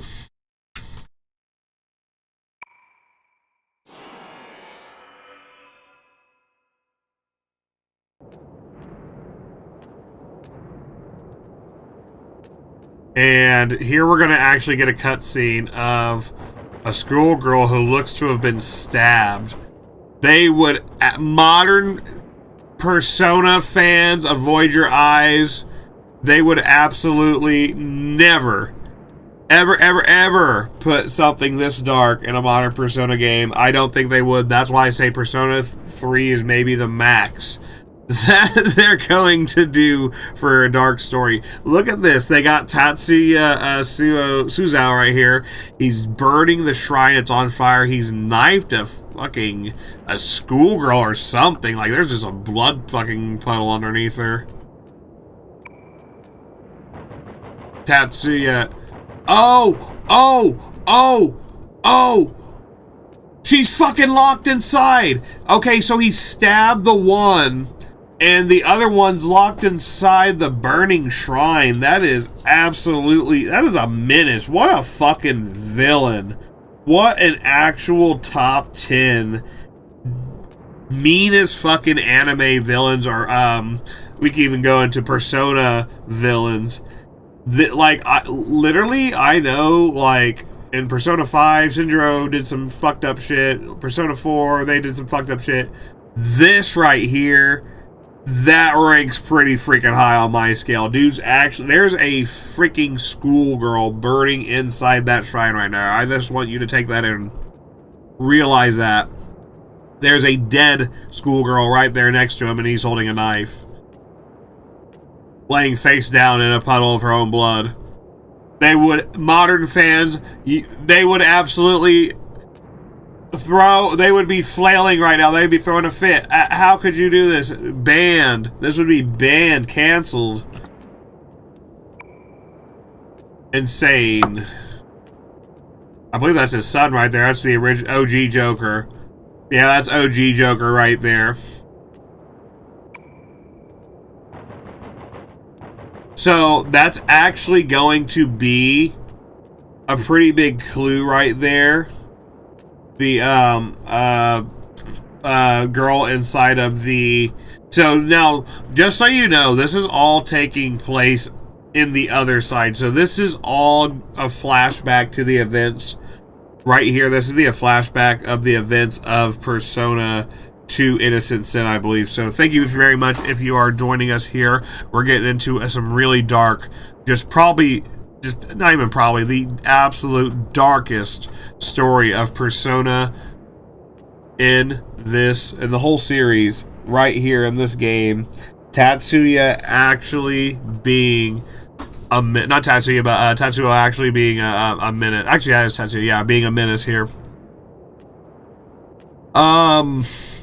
Wow, what can you say? Just absolutely horrific scenery right here.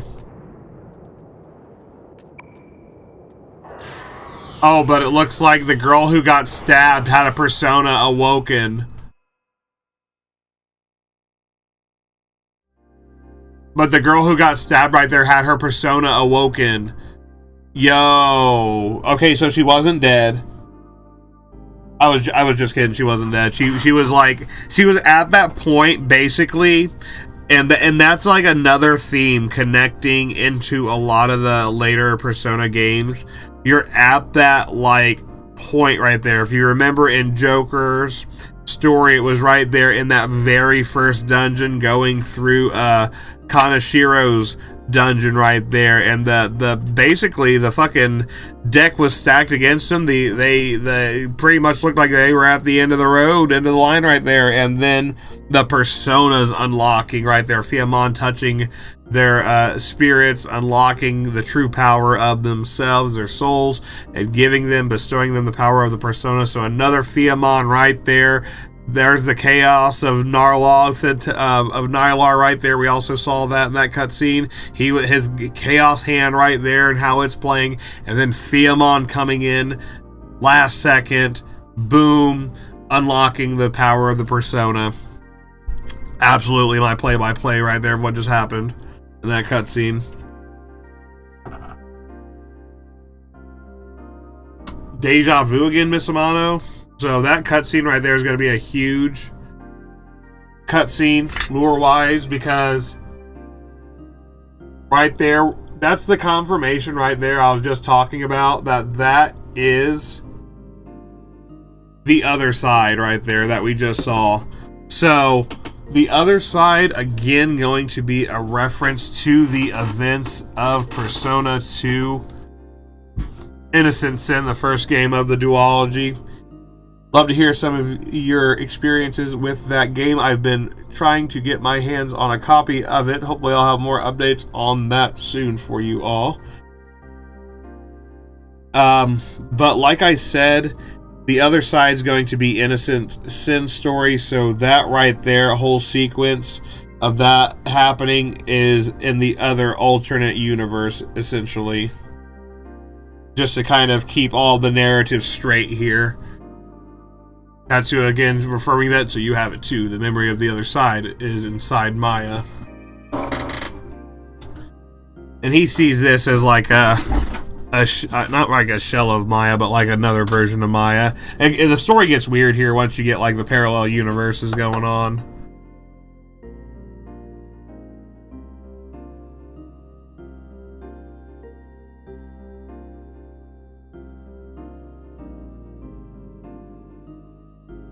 Maya, what did you see?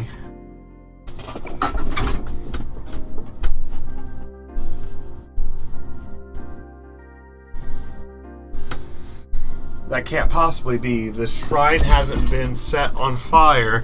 So the shrine seeming to be this point of power, or this doorway in between the two sides right here, is exactly what we're seeing. A lot of power in this shrine, a lot of symbolism. I used to think that would be trouble in this world anyway. So even Tatsuya's an older brother right there, the detective, he's commenting on how it's not even on fire, doesn't even look like it's been burned down, but Maya just had this whole memory, this whole flashback of the events in that first game where it was on fire. And somebody was locked inside.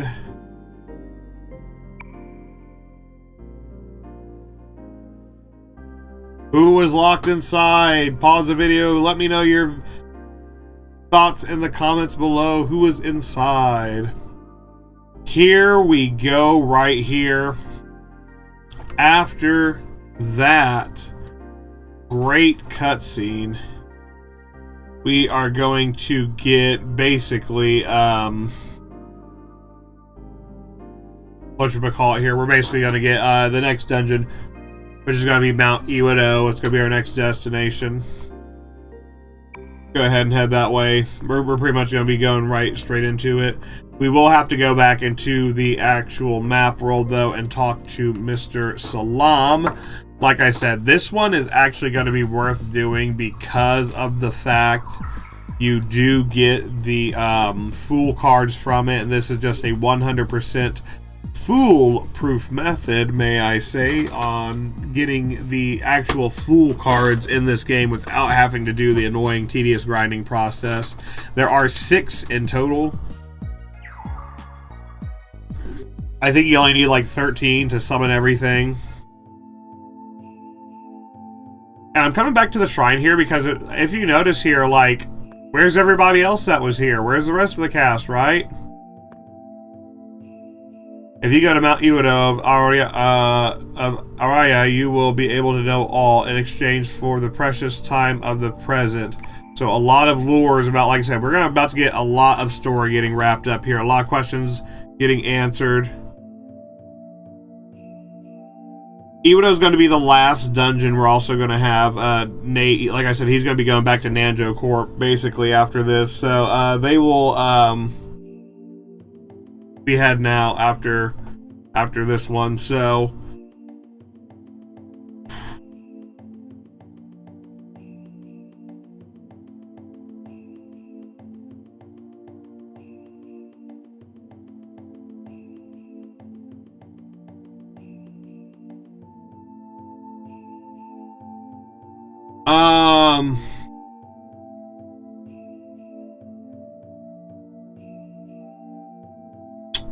we're not going to get the ultimate persona. Old woman right here is going to have something great to say. She's going to say, what just happened? All of a sudden there was a black swirl that sucked in the kids who were here. This is where we're about to get, that like is a little bit of a foreshadowing, because we're about to get this story kicked up to a freaking craziness, off the walls, insanity, kicked up to like 11 right here. So that's why I say, that's why I'm kind of taking my time right now. Not in too big of a rush to get through this little portion right here of the game, because we're going to have a lot of story that happens real quick here, and things are going to start progressing very rapidly as we progress into the late game of this. And I believe Dai is no longer here, the knowledgeable Dai. Like I said, he's back here, and he has that blacksmith that will allow you to unlock those legendary weapons I was showing you. We will do the legendary weapons after the Iwado dungeon.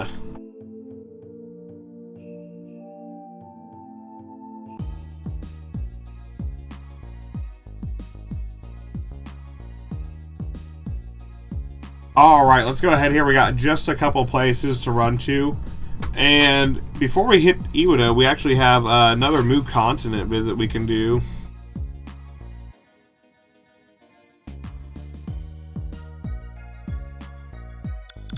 Let's go ahead here and head to, first of all, we'll head to, oh, the one's going to give us an Akashic ring too, so that was going to, like I said, we're going to be able to create lots of legendary weapons coming up here. Let's go ahead here and head to the casino.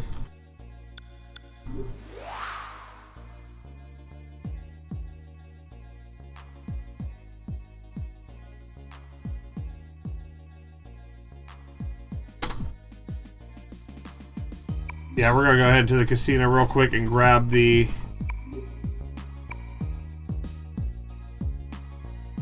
Oh, I was cruising at night, got smoked by an old man on a Harley. He was so damn fast, I think it was going at least 200 kilometers an hour. That's a kilometer hag.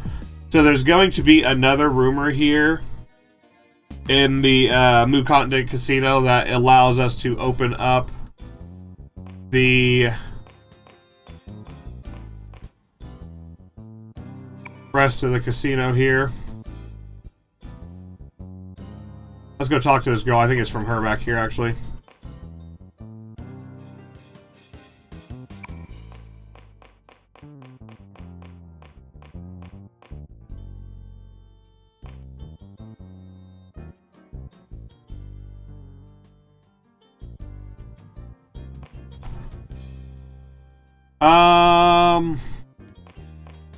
Oh, the security guard's not here anymore. Let me talk to this guy then.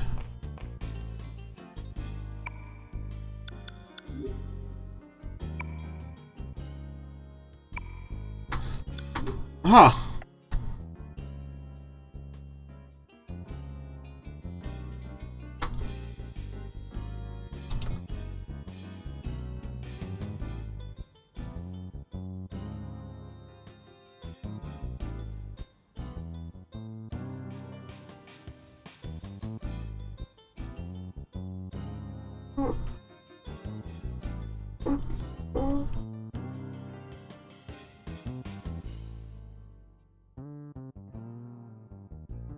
Alright, here, let's go ahead and talk to... Okay, so they still haven't done their prizes. Hey, how's it going, Badgerman 97? So they still haven't updated their prizes here. Okay. I'm gonna head to the dungeon then.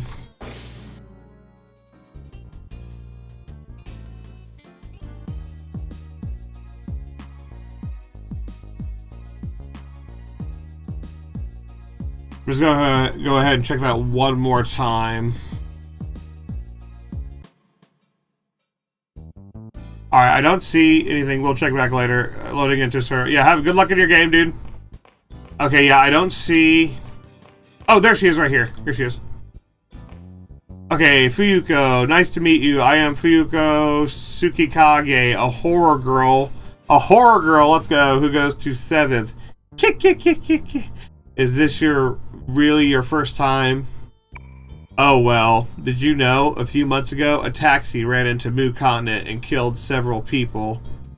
Oh no, the crazy power of rumors. that is probably the work of the haunted taxi, and maybe on this Mu continent. Even though I believe this is also a returning character from the first Persona 2 game on Innocent Sin, but let me know. What for? To run over and kill humans. That's the haunted taxi. I would like to get some proof and send it to my favorite magazine, Occult Monthly. Oh, Occult Monthly, I believe that's the same magazine they used in Shin Megami Tensei 3, isn't it? What is, yeah, what was the name of that? I think that was Occult Monthly. Anyways, I'll have proof, and surely it's published here.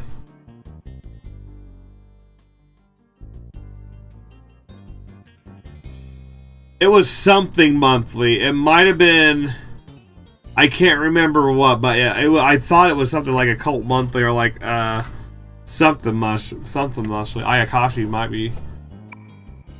The incident had to be caused by that taxi. I can feel it. Taxi is in here. The Mu continent now. Crazy. So she's crazy. She's crazy. Alright, so we got a new rumor here about the taxi that is supposedly going to be haunted. And the really cool thing about doing this quest is that this one gives an Akashic ring. So we're gonna get, basically we're just farming a lot of legendary crafting materials in this one here as well.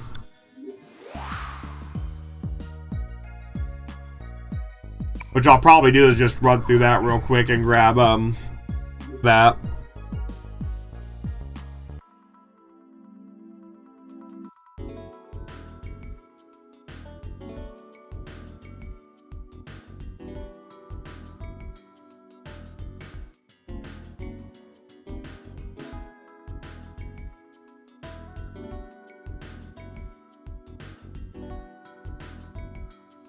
Alright, let's go ahead here and talk to Salam.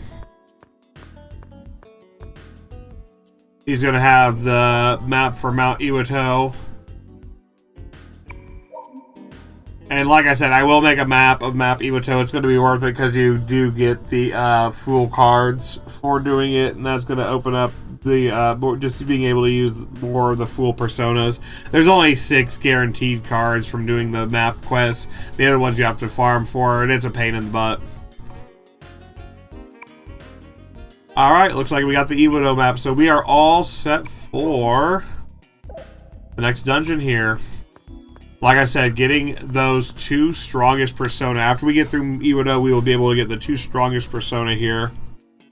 Stick around to the end of the stream to find out what those 2 personas exactly are going to be.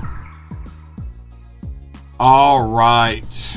And if you have a guess, go ahead and pause the stream right here. Or give me a guess on who you think those 2 strongest personas are going to be. I could make some legendary weapons, but I'm again going to hold off until after I get back from Mount Iwado. Because there's going to be some new rumor spell demon, or some new spell rumors that I'm going to need to get first before I can really even get to the stronger weapon and stat rumors for those legendary weapons that I want to get. So, I hate to be patient, but the patience is going to pay off in the long run right there. Because I'll just be directly able to get that plus 60 magic stat, which is absolutely going to be nutty. That might be like the strongest actual base stat in mini games right there. Oh, I almost forgot. We need to spread the rumor before we come back here. We're going to run through Mu Continent. This is going to be the second return to Mu Continent dungeon. I did say earlier in the game, Alba Park, you visit, is like the only dungeon you visit twice. That's going to be outside of the CD and Mu Continent dungeons, which are really kind of like more optional side dungeons and actual main story dungeons. Alba Park is the only main story dungeon you return to twice. Both times for big reveal there from the police officer. So let's go ahead here. We're going to head to Aoba real quick and spread the rumor about the Crazy Taxi. They're playing the Crazy Taxi in here. They must have heard about that new Crazy Taxi remake coming out. Can't wait for that as well. 2026, 2027 is going to be such a great time for gaming. If you have a favorite game you're looking forward to in this gaming season coming out 26, 27, let me know in the comments below. Maybe it is that Persona 4 revival a lot of people are going to be looking for. I think I'm going to make mine that too. And they can finally get onto a Persona 1 and 2 remake. Just like Resident Evil's doing with all their games.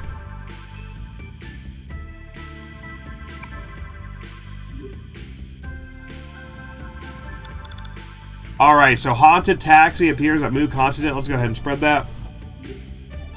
Spread that like my Poison Ivy's getting spread here because I keep wanting to itch it.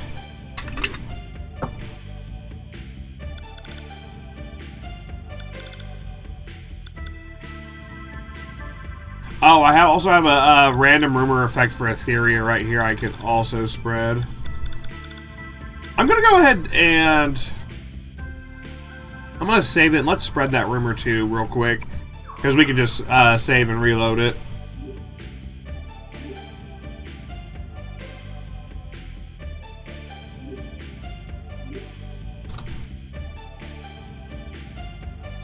So basically it's going to be Etheria is different.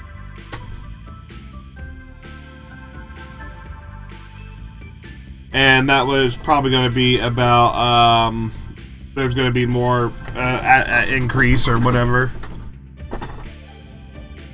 And it's going to be pretty much the last random effect rumor we have to worry about, if I remember correctly. So let's go ahead and just get this out of the way. We'll load if we need to.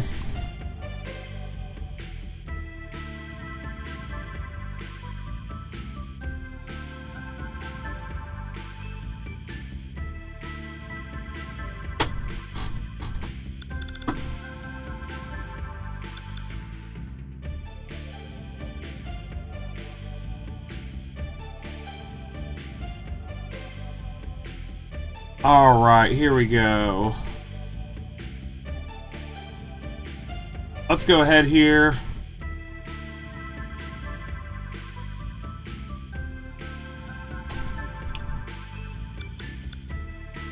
Do Etheria's challenges. Like I said, that's the last random rumor effect we have to worry about. Let's go ahead and check that out here. See what that random rumor effect's going to have. Etheria, which is going to be right here in the same shopping district of Aoba.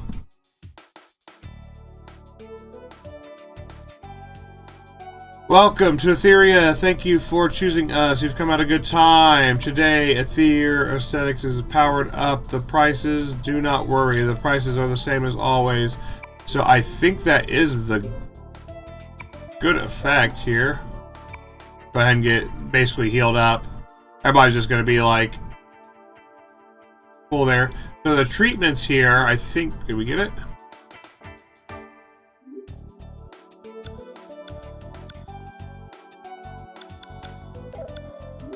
I don't think we got it. I don't think we got it. So basically...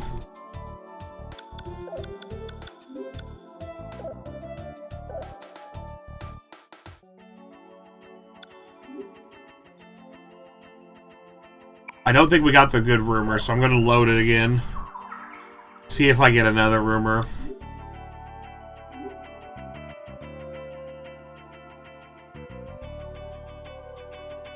Hold on here, let me try.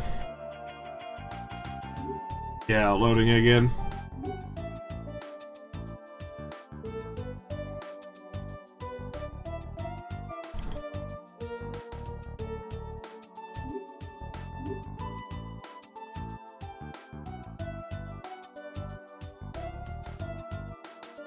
See if they add more choruses to that, because I think it only had 4 choruses to begin with.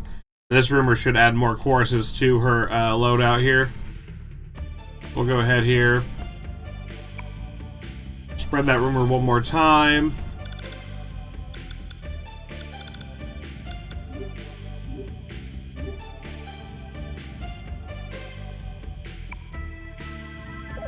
See what the outcome is.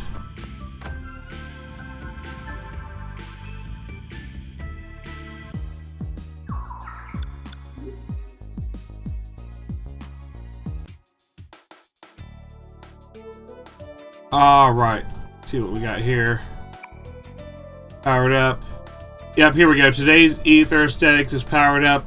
Treatments in half further, but we stopped the men's line. Sorry. So that right there is actually going to be the better. Yep, here we go.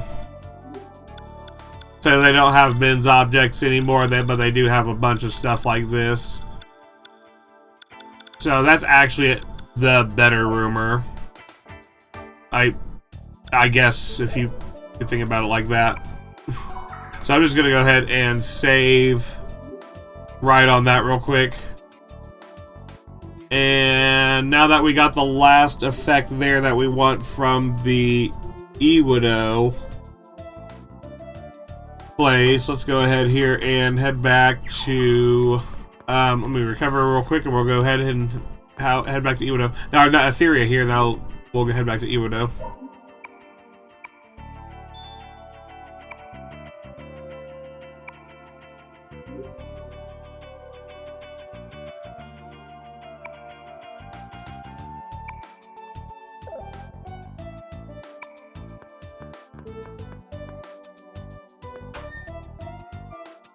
All right.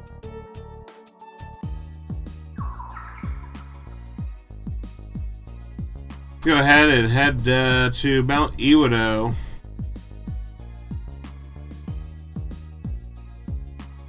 I think we pretty much got what we need here.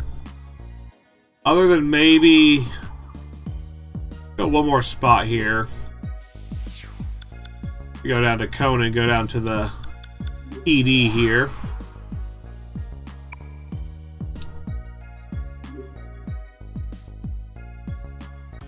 And over here at the PD, we're going to have Patra, who is the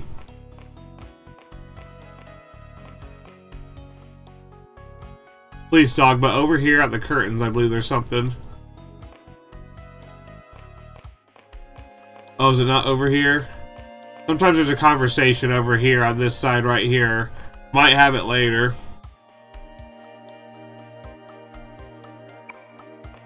And we stopped Tatsuya, yeah, so he's not gonna fucking be bullshitting anybody. Alright, let's go ahead and head to Iwado. Actually, Mu Continent first. Mu Continent.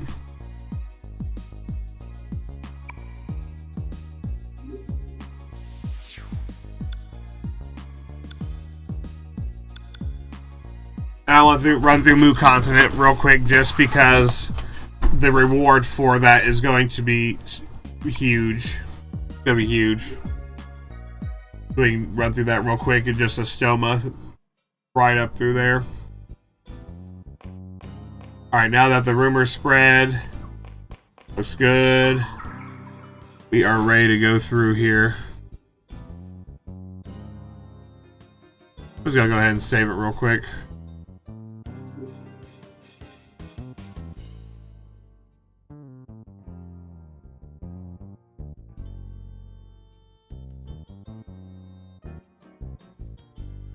Alright, now that we got all that, let's go ahead and begin.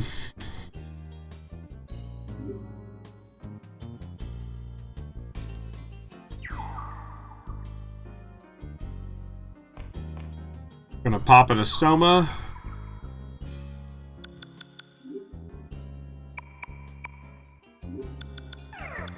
And let's go ahead and change our personas around here. Put you on Nodens. Yeah, I'll put you on Izanami, that's alright. Ibisu, you can be on Ildana. Or Arthur, either one really. Put you on Bacchus. I put you on Bacchus. And Perry, that works out. You can jump between here and you can jump between all these ones. Okay, that works out. Alright, let's enjoy our time with Nate a little more before we have to say goodbye to Nate the Great and he goes back to Nanjo Corp.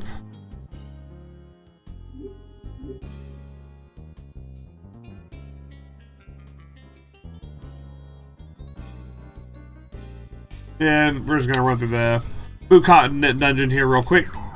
Oh, it's locked. Here, let me go talk to this lady right here. Ta-da! What's ta-da?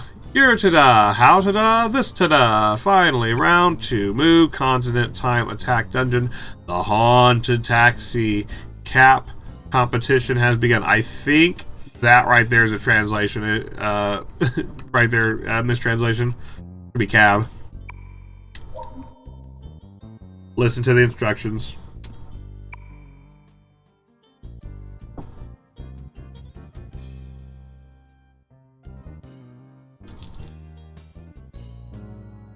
Alright, we got a brutal monster waiting. Not really.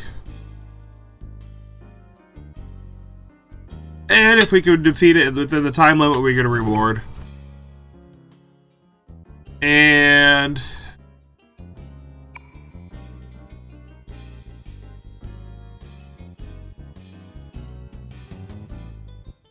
let's go. Oh, you have a nice body. Now the door is not sacred or scary as opening. What? Oh, that was a weird thing to say. Alright, here we go. 10 minutes starts now. Let's get it on. Alright, so we're gonna run west side, I want to say, down here. Oh, fuck. Yeah, there we go. I run all the way to the back here.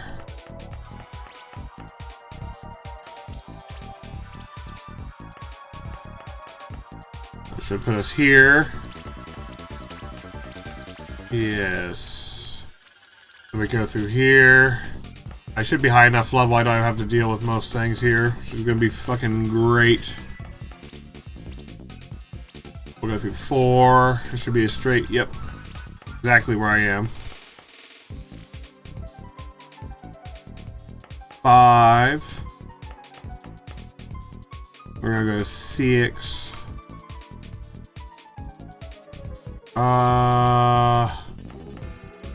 Fat shaming spot.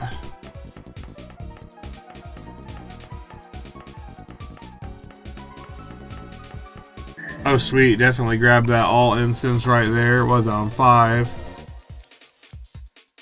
Definitely worth the stop right there. Oh crap, run out.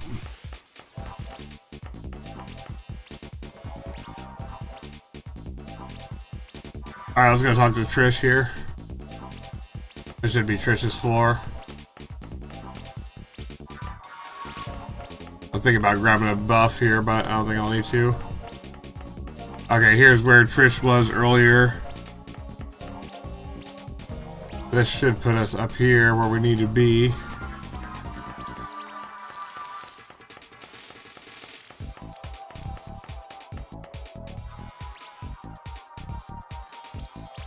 Oh, what? There's a code?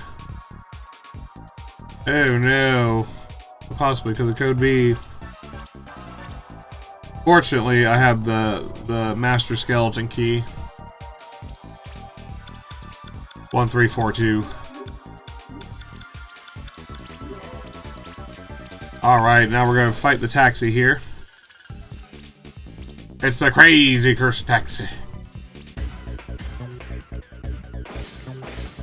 Oh no, look at the crazy taxi, he's crazy.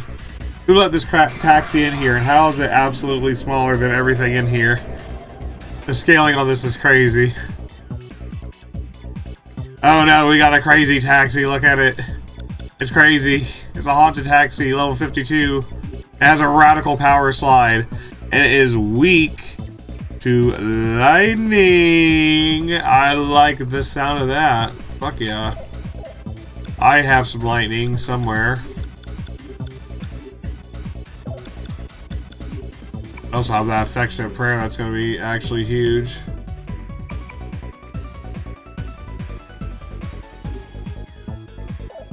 Go S attack real quick. Ibisu, get that S attack up. Okay, do that, and then we'll come in with a big ass fucking blaster down on him with the Zeodyne. And do I have another Zeodyne? Who else has Zeodyne? Who else has Zeodyne? I know I have someone else who has Zeodyne. Who is it? Oh yeah, there it is. Baptized by Thunder. That also works. That should work right there. Actually, I'm gonna take Katsuyu off the Baptism by Thunder. He's getting off the Tism. We're getting out Katsuyu off the Tism. We're putting Maya on the Tism. She's gonna be able to hit that Baptism by Thunder, and that's gonna be just a huge fucking attack right there. To them, that should be enough to do it. And if it isn't, well, we have probably Freyadyne or something like that. That could do something. Let's try that out. Oh no, it hit Balfu. How dare you run into Balfu? Who? Give me your insurance information, you. What are you doing out there? What is this, New York? Yeah, there's a lightning blast. That might be enough to do it just right there. Boom. Yeah, it's raining out here, and y'all conducting lightning. Got it.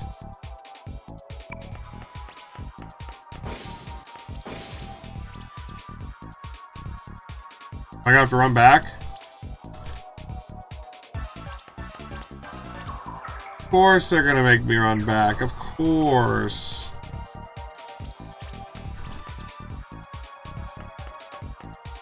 Go ahead and pop that Stoma real quick again. The Stoma's basically gonna make it so I don't even have to deal with any of the Paisans in here. Hey, what's going on, Experimentator? Good to see you here. We got if you're just joining us, good to be with you. We're running through the Mu continent second time here, and we're on the way to get the strongest, two of the strongest demons here. Absolutely going to make the rest of this game a cakewalk. If you think you know who those demons might be, go ahead and pause the video right here. Give it a guess here who those demons are going to be. I'm basically heading out here to hopefully the exit. This doesn't feel like I'm going towards the exit though for some reason. Maybe I am though. Actually, it kind of does here. Yeah, here's the turn here. Oh shit! Yeah, another time issue. Basically, it's just the casino here, but I think I got it here. I think I got it. I just gotta find the exit here. Yeah, here we go. Here's the entrance to the casino. Of course, by the time still flows in the menu, so you can't pull up the excuse for being AFK. I know, right? That's crazy. And it's funny, too, because the dragon effects, like, I got the Sumeru Genie effect still running. I have had this stream, we're at, like, the 2-hour mark. I have literally had the Sumeru Genie effect for luck running for all this whole time.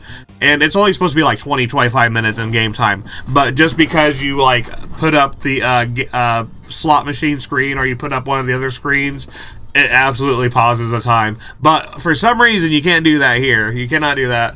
So this is going to be really great. The reason I wanted to do this one first is because, again, I'm at that point where I can finally start crafting legendary items, best in slot items for all the characters. The only caveat is, unfortunately, I have a lot. Oh gosh, okay, so hold on. I have to hit, like, is it X? I think I have to hit X like an actual maniac here. I should hit maybe 30,000. Can we hit 40? Can we hit 40? Can we hit 40? 40, 40, 40, 40. Oh, we got it. We got it, 40. Woo! Yeah, I think in the time may have stopped by AK, probably only for the PSP version of it.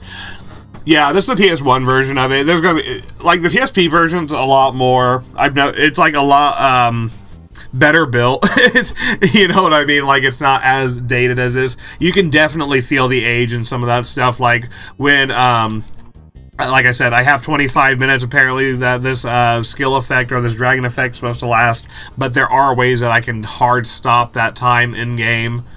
So, by the way, today is the last day for the special campaign. Thank you for all this time. Like I said, really? Wait, was that supposed to be a button masher? Yeah, that was a button masher right there. That was one of those old school button mashers right there.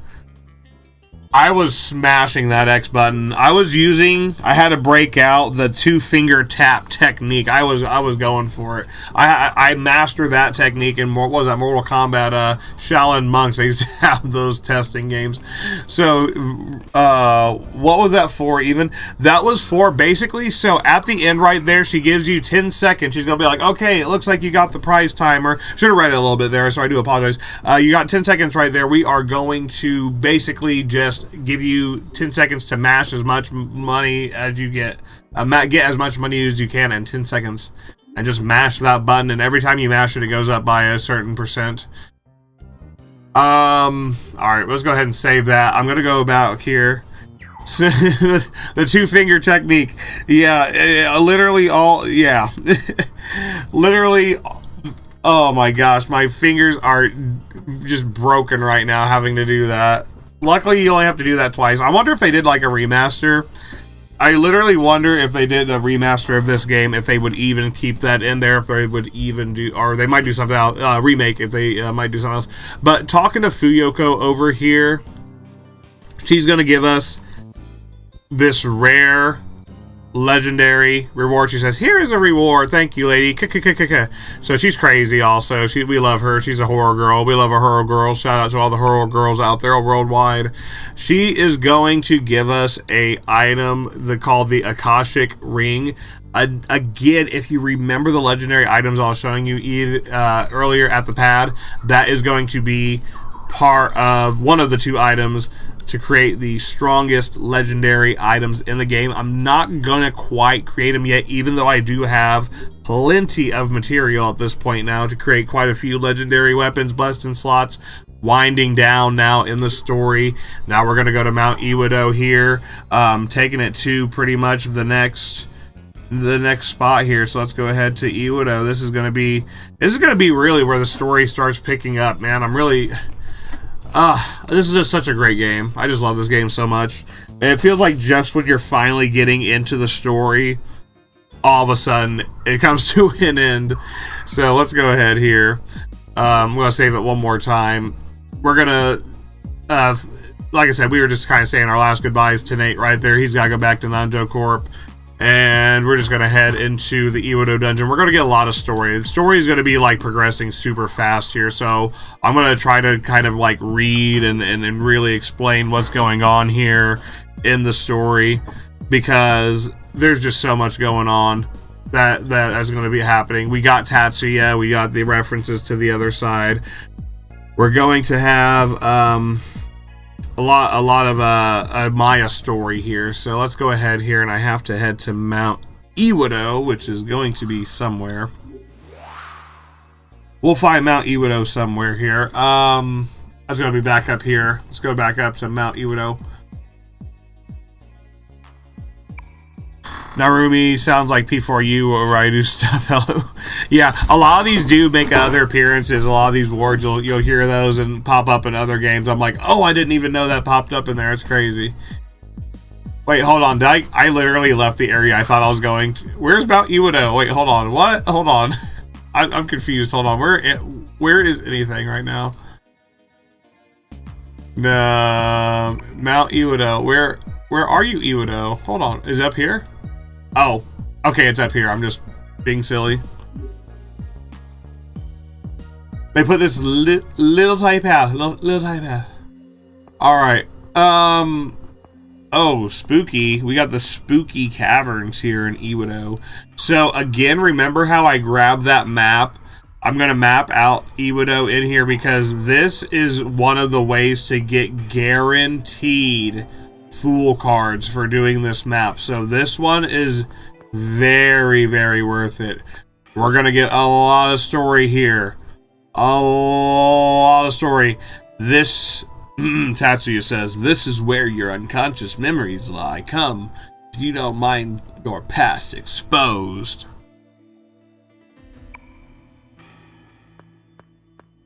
Alright, so this is a place of... So basically, if this was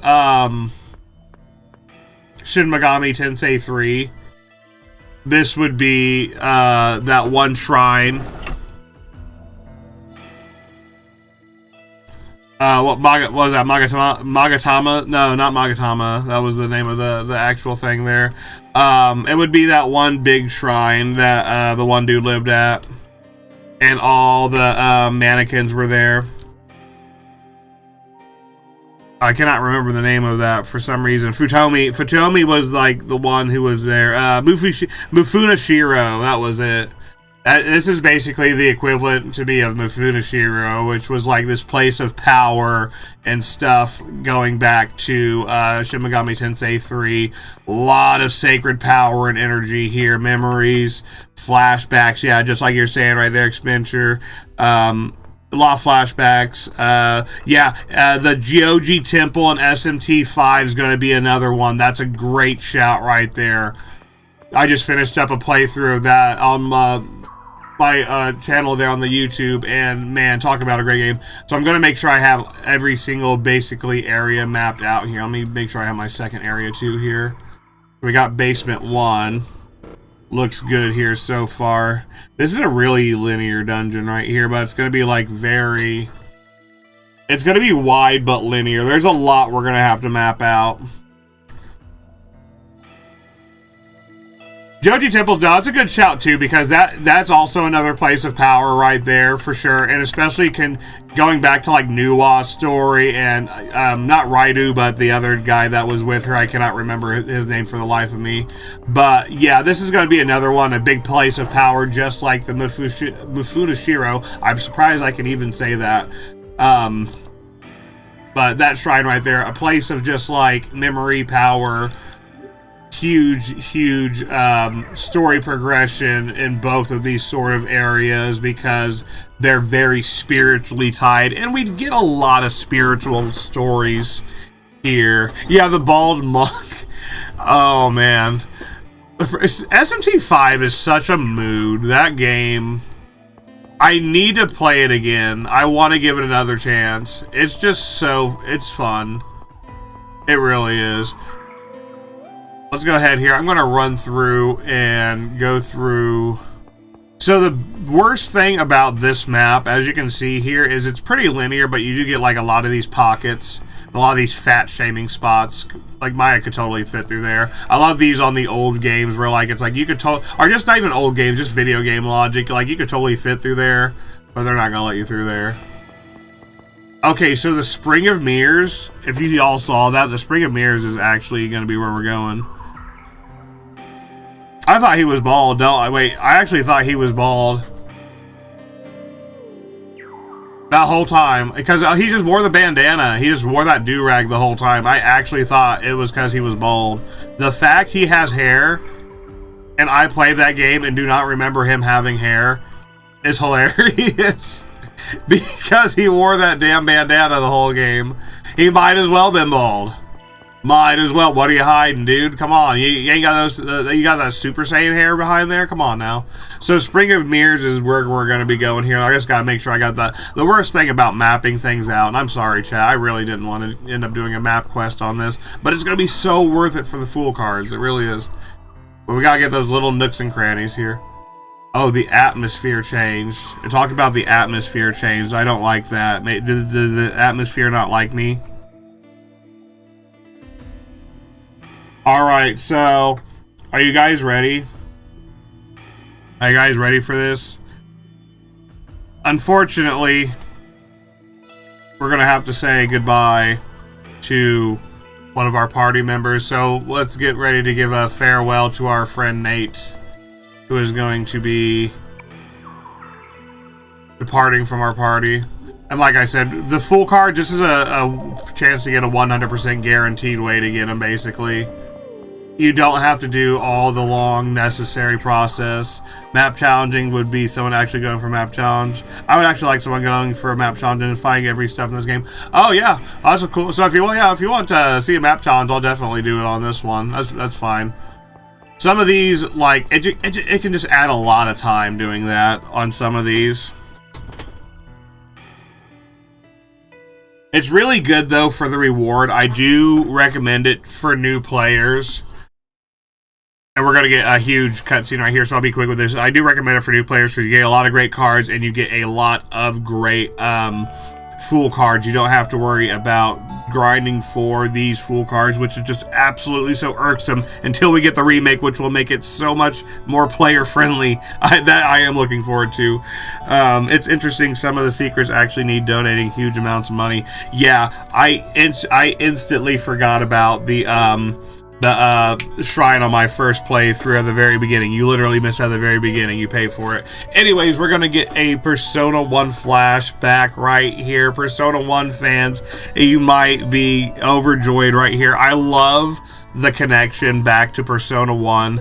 I hate that Persona 6 in a way is going to be a new kind of universe, because there's so much connection between Persona 1 and 2. You can tell, like, both of those games have such a chemistry together. It's almost like, you know, like a sibling kind of games right there, and you don't get that connection in a lot of the other ones. Persona 6 is going to be a lot more removed, new story, so hopefully, fingers crossed, the fandom in me wants to see a connection back to a lot of the prior games. Maya's just going to be an old lady kicking it at the retirement home, are ready to go in and whoop some ass. But anyways, Ellen, Mary, aren't Brad and Mark here yet? Yeah, it really sneaky. It is on that mountain dungeon. I missed that the first time. I did it on the stream this time, so we're gonna have that. But we're also gonna have literally like Armageddon, the fusion spell. So things are gonna be great. Here's Mary right here. This is gonna be a big flashback. So she's gonna be like, and there in the bag, that's Nate right there. I believe we got Naoya right there. For shout out to our Naoya fans.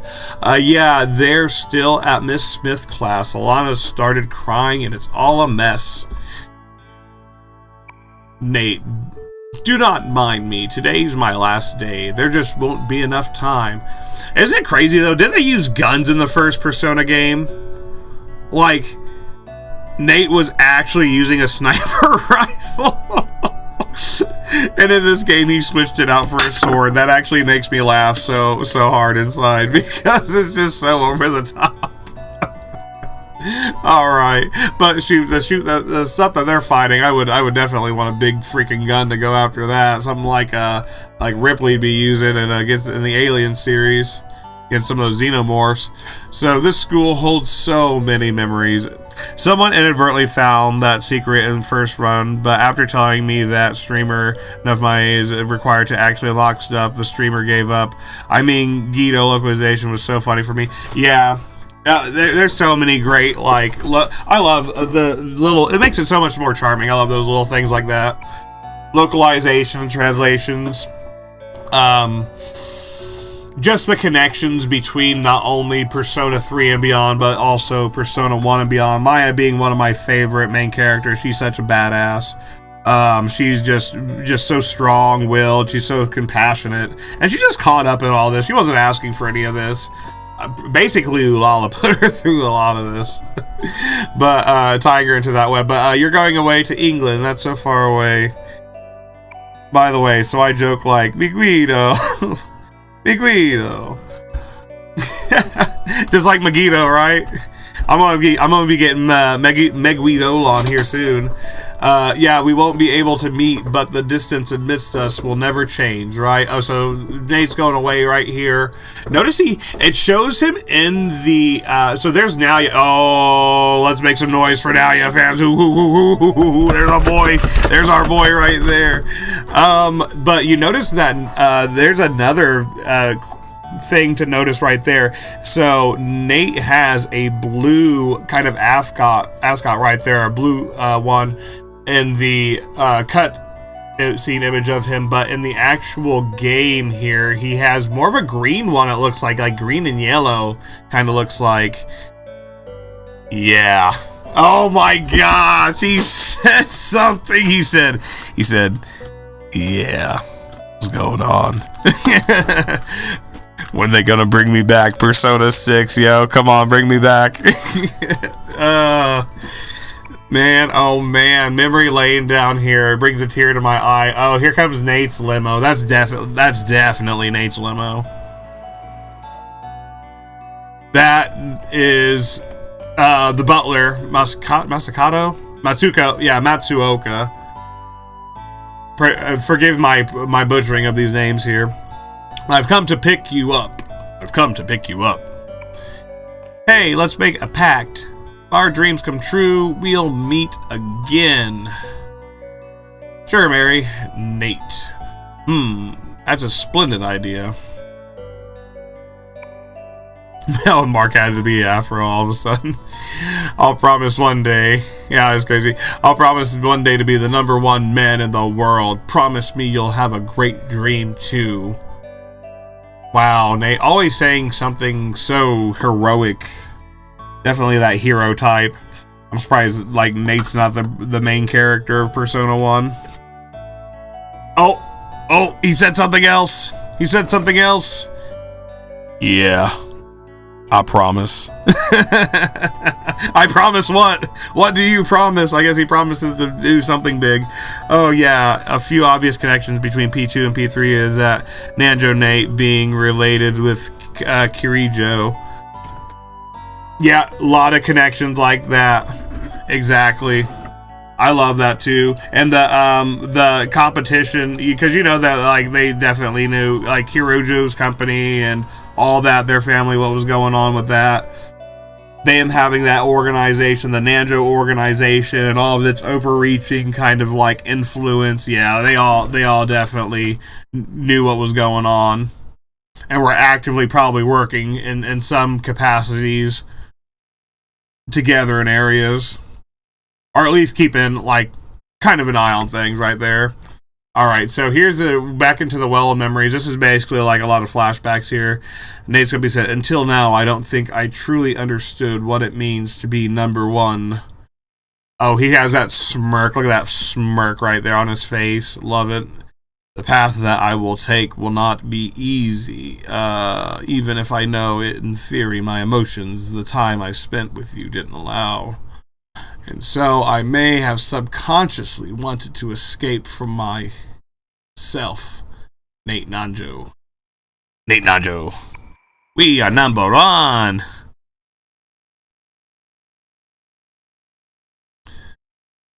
We... Great experimenter. Okay, so but now it's different. I will do what I think is right as Nate Nanjo. Of Nate Nanjo of Nanjo Corp. Gotta say as confidently as Kaiba says, Seto Kaiba of Kaiba Corp. This is going to be the power of spring. If you're going to turn back, do it now. I won't stop you. Whenever I think of that, I always think of, I think it was Wario, it was one of the Mario baseball games. He's, I am #1. So I just imagine Nate saying it like that. I am #1. We are #1. I am #1. Okay, so here we go in the back in the well of flashbacks here. We got more flashbacks still to come. Let me make sure I have this room mapped out. Looks like I'm good to go. And there's definitely too a lot of that connection too going into Persona 3. The whole reflections of the soul deal, and you can almost kind of see where the story's going here in a way too with this reflections of the soul. We're getting those reflections straight into the soul right here in the Spring of Mirrors. That was a glimpse into Nate Nanjo's soul right there. You know, so this right here, this is going to be the other big connection story-wise, you know, to Persona 3 and a lot of the other thing. This right here is actually how we're going to unlock the ultimate persona for Nate and a lot of these other ones. And those ultimate personas, they don't have those in a lot of the Persona games, but they're basically going to be like the ultimate strongest versions of a lot of these characters. Starter personas, so I'll see that probably more in the actual EX dungeon itself, but for now we're just going to kind of continue on getting these nooks and crannies right here, walking straight through the... Oh, look, there's a hidden room, guys. Secret tunnel through the mountain. Secret tunnel. It has a ancient... Yo! What? That's an ancient sun! Yo, guys, that's an ancient sun. That is a powerful crafting item right there. That just saved me like 900,000 yen. That is actually crazy. Okay, I wonder if Persona Reload had more connections with Persona 1 Revealed, because I think you could only check with TV trivias. Yeah, I think there was. I want to say Trish. I remember in Persona 3 FES it had mentions of Trish. I think Trish was actually one of the TV personas on there. Not persona like in the demon sense, but personas being like the, you know, faces on the TV. And she was definitely one of those connections to the early Persona games, because we didn't get any more Trish fountains, I don't think, since Persona 2, really, or some of these. I don't think Persona 3 had them at all, that I could remember, going through Tartarus. So there's our first hidden room. It looks like I got it. We also got an Ancient Sun item, which I am loving. We are at such a great point in this game, because I'm basically getting all these great crafting items now. They're like, yes, please take all these crafting items. I'm going to tell you this, like, really weapons don't matter too much in Persona 2. It's more about the defense items.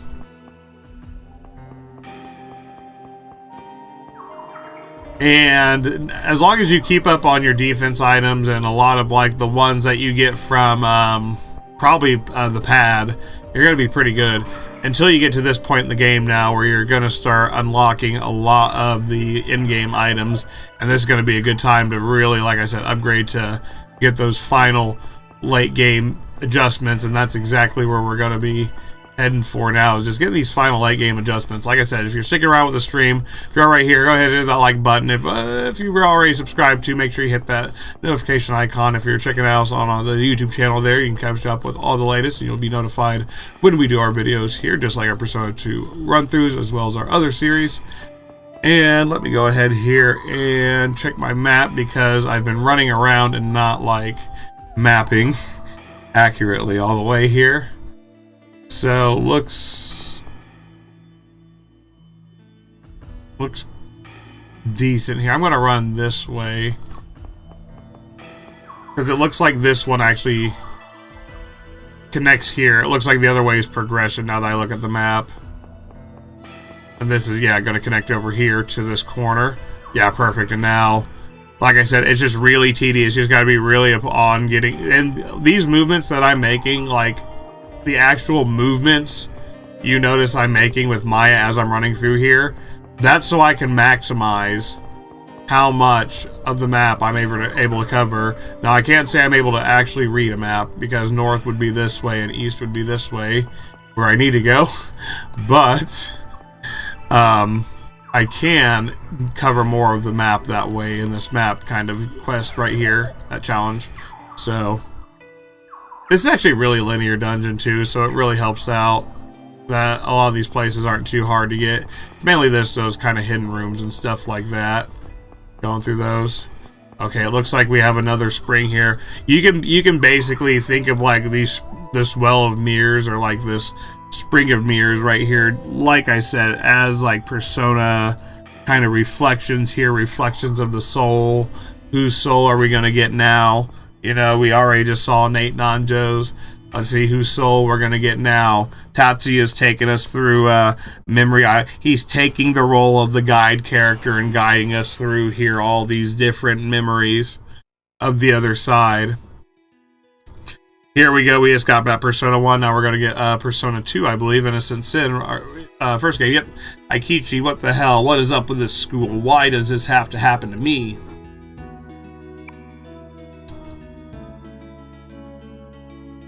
It's your fault for wearing Kasuhai's emblem to Seven Sisters High School. Yeah, that would make sense.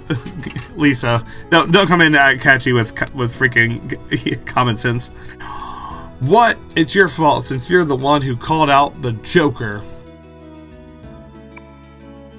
Well, why don't you do something about it? Do you think they actually got Joker's name for Persona 5 from the Persona 2 Joker? I don't think it's a coincidence. I really don't. I think that's another connection right there too. We were talking about the Persona 3 reload, but going into Persona 5 there too is a good one.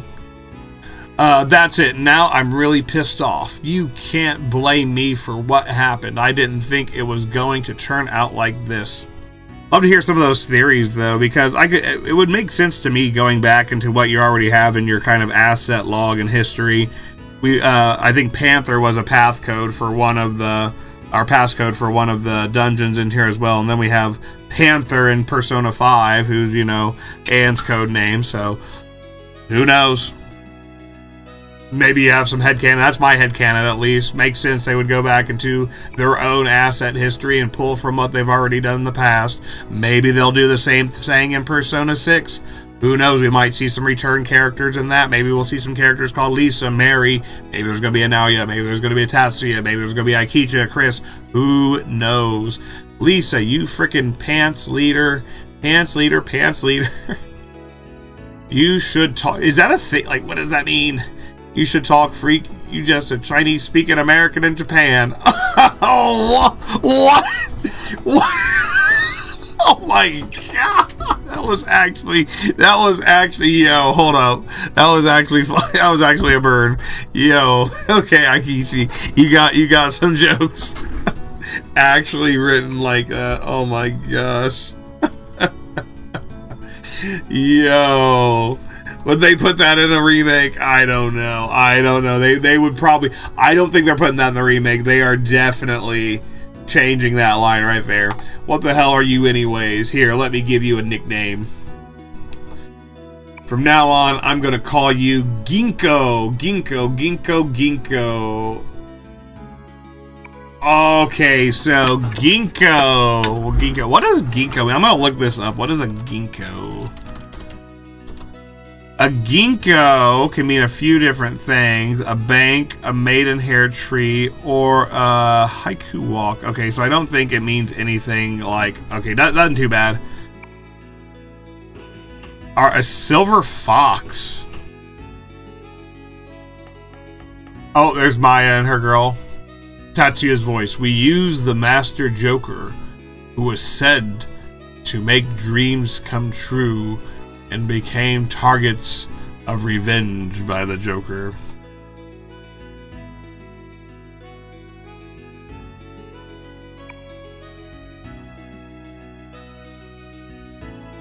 While we were looking for the principal who was said to be connected to the Joker, Maya appeared before us.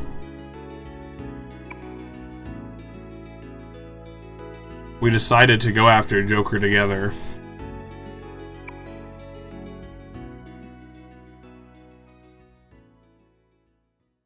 Okay, so, like I said, a lot of lore here. Tatsuya is basically giving us, after all this time, he's been wanting to do things on his own. He's basically he's basically doing what he could have done in the beginning. He could have literally done all of this in the beginning. But he wanted to do everything on his own and try to protect. I understand why he wanted to do that. He wanted to protect Maya because if you know the events of Innocent Sin, yeah, he's doing everything he can to change the events of that game. So here in this side, he's now showing Maya to the other side. What are you talking about? Miss Amano went to the school to investigate the Joker Curse's murders. The principal's murder was what actually happened in his office. So a whole different set of events. Tatsuya is telling him, actually, this is what happened in my version, in my history, in my other side, of my reality. So basically, if you're a fan of Rick and Morty, you'll know exactly what I'm talking about here, right? You got Rick Prime, you got C-37, and all these other, Ricks and the Citadel of Ricks. And basically, every single Rick comes from a different universe, and every single one of those timelines has its own kind of stuff that is going on. So, Tatsuya comes from Tatsuya Universe 1, and now he's in Tatsuya Universe 2, that's all that's going on right here. If you're a fan of Rick and Morty, I feel like that would really put into perspective what's going on. And we're basically getting this whole he's basically evil Morty. Tatsuya is like the good version of an evil Morty, which I guess evil Morty was already good, but spoiler alert, he's basically explaining what everything is here and how everything's connected. And that should basically put, if that in the earlier statement that put things into perspective, that's exactly going to be what will put things into perspective for Tatsuya's role right here. He says, you still don't understand. What you saw was a glimpse of the other side. It's a memory of reality, unlike this one.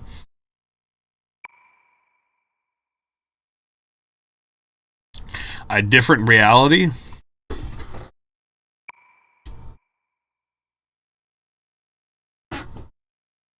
It's from that reality. That's why I'm not the Tatsuya you know. I'm just using my body from this side. Within is the me from the other side. So basically, he's Little Rick. Wait, no. Maybe that doesn't work out right there. That analogy might be a little bit of a stretch. But he's in the...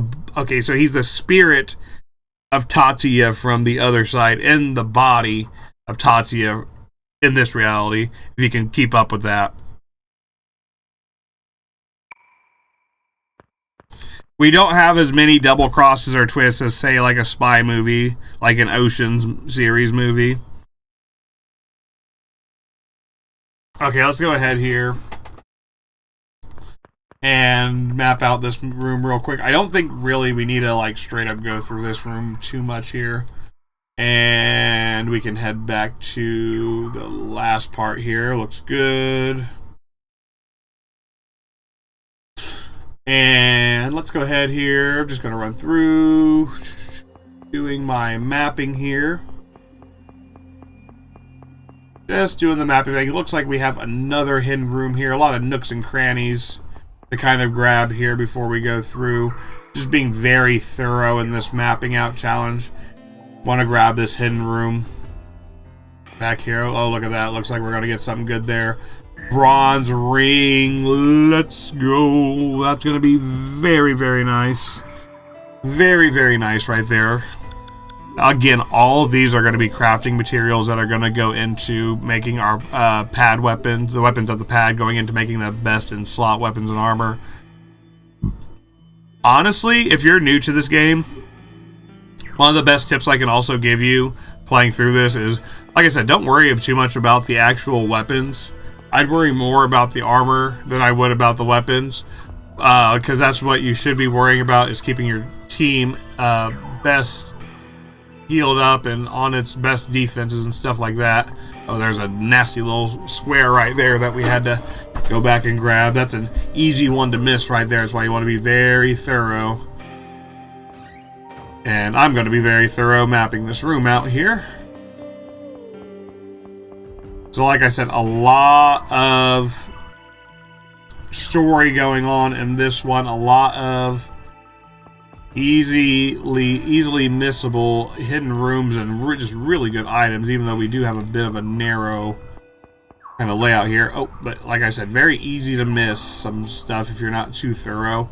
Always good to check back. But yeah, like I said, if you are going to be checking this out, maybe you want to do a playthrough of this, or check out the Persona 2 playthrough here on the Jigoku Gaming channel.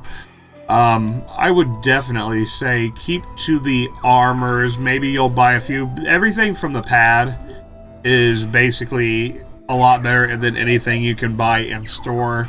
So I would recommend saving even money on not buying weapons. And like I said, keeping it to only...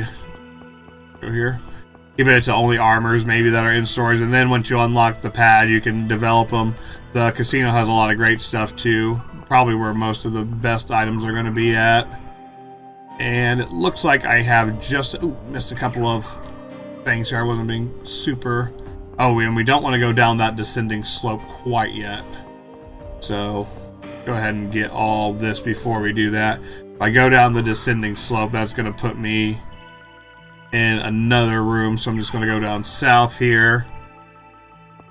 Grab the point here of this one.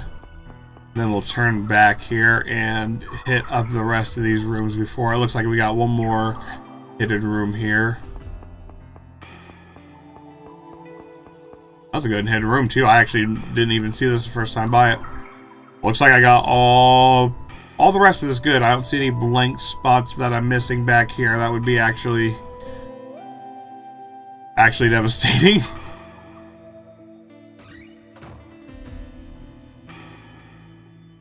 Let's go ahead here. We're just gonna grab everything in this hidden room over here. Make sure I got everything. It's good. And I'm going to go ahead and see what we got here. Oh, SP Ensigns. I don't think Maya needs another SP Ensigns, but we'll take it. I mean, oh, she almost already has 800 SP closing in on.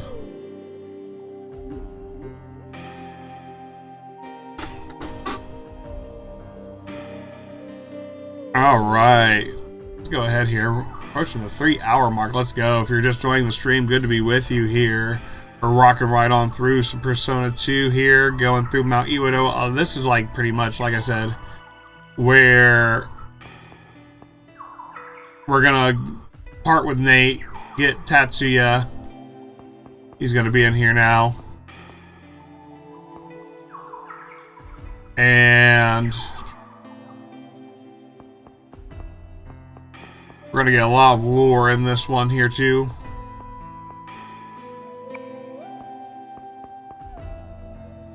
Did I get that? Oh, let me make sure I got that. That's so funny. This is, you can actually go back up the ascending slope. That's funny. If this was another game like SMT5, you would have to go and reroute yourself all the way around. But this is one of those games, luckily they're very forgiving. You can go between the two floors without having to worry too much. Plus 2D. Alright, let's go ahead here. Oh my gosh, imagine a 3D Persona 2. That would actually be insane.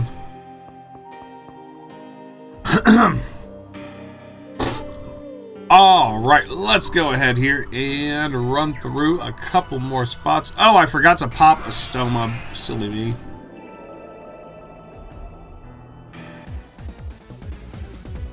You're all under arrest. I forgot to pop my estoma. Oh well. Not too big of a deal.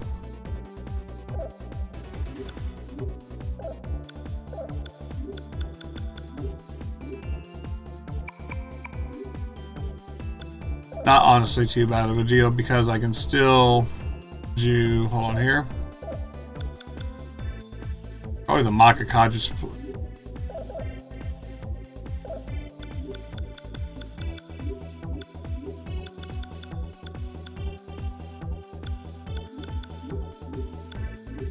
Oops.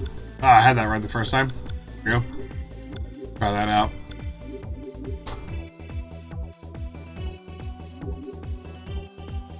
So that affectionate prayer are going to be really good for getting that SP increase across the party wide there. We're just going to lightning blast. We got the looks like this asshole fucking negates lightning damage because he's an actual punk.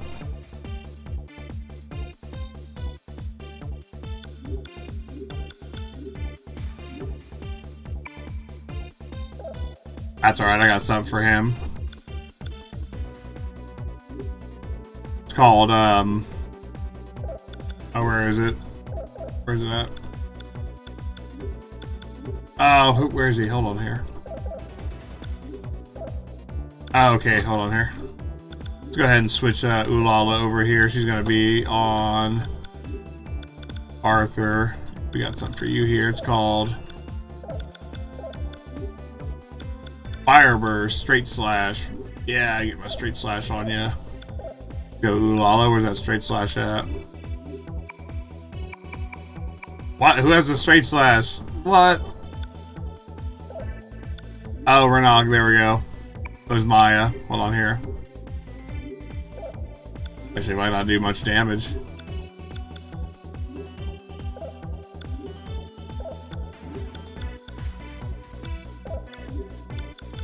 Yeah, this does. Picture card, is that physical? I think that's a physical wall.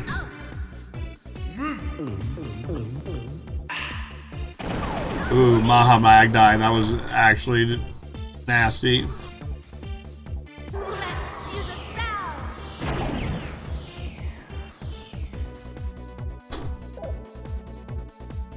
That was actually pretty nasty right there, but we got through that. Let's go ahead and throw you back on. Vivian. Actually, not Vivian. Who do we want to throw you on?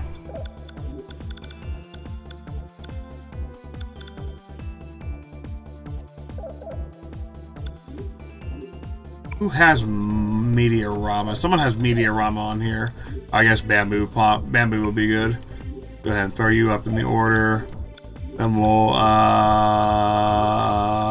Baptism by Thunder, yeah. Should work, right? Actually, even better, let's take Ulala off of whoever she's on, Vivian. Let's take Maya, put her on Izanami. We'll put Ulala back on Rinok, because I'm trying to get Rinok upgraded into Ukulane, and that should be good right there. Let's go ahead and use that. So I put him up there so I can get the heal first. That Pine Bamboo is a really good healing spell. Then Lightning Blast should be able to take care of the 2 monkeys. That won't hurt the other thing. Oh, I was hoping they would actually. I would actually think that would be it for the monkeys. I was wrong. Let's go ahead here and take out this dude.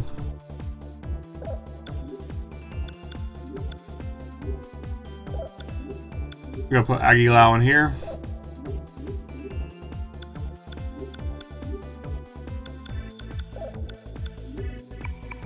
Bro.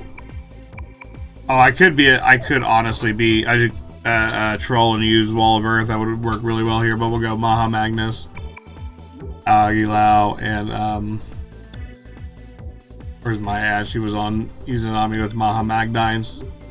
Oh wait, no, that won't work. That won't work. That won't work. That won't work. Nope. Nope. Let's rethink this one here.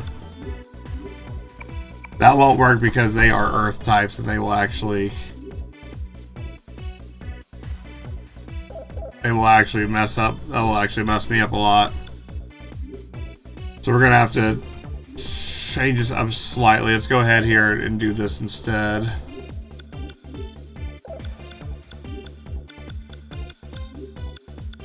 Now this should work.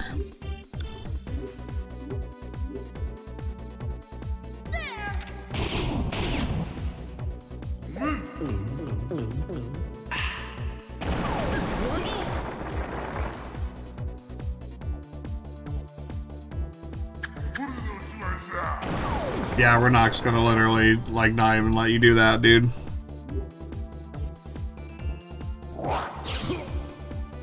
I'm depending on you. Go ahead, use Meltdown, use that Yield On right there.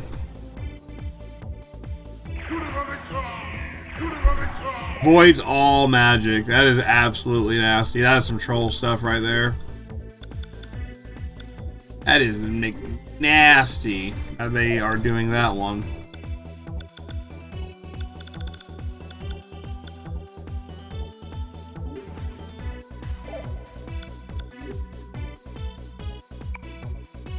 That's alright though, because I think we got a really good spell here I can use. This might work on him. This actually might work on him. Let me see if this works.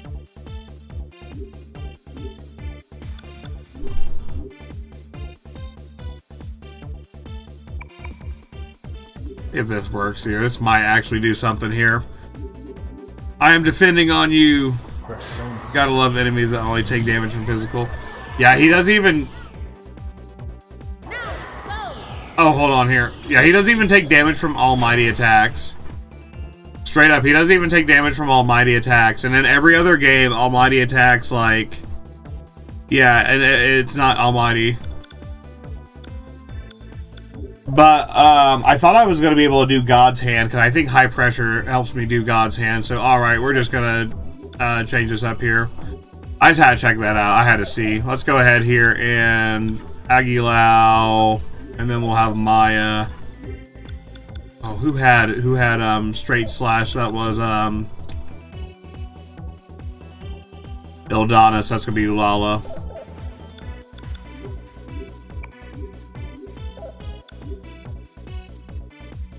There we go. We got it. Yeah, Almighty's not Almighty. It just isn't Almighty the way it should. It's not really that almighty. It's just like kind of almighty.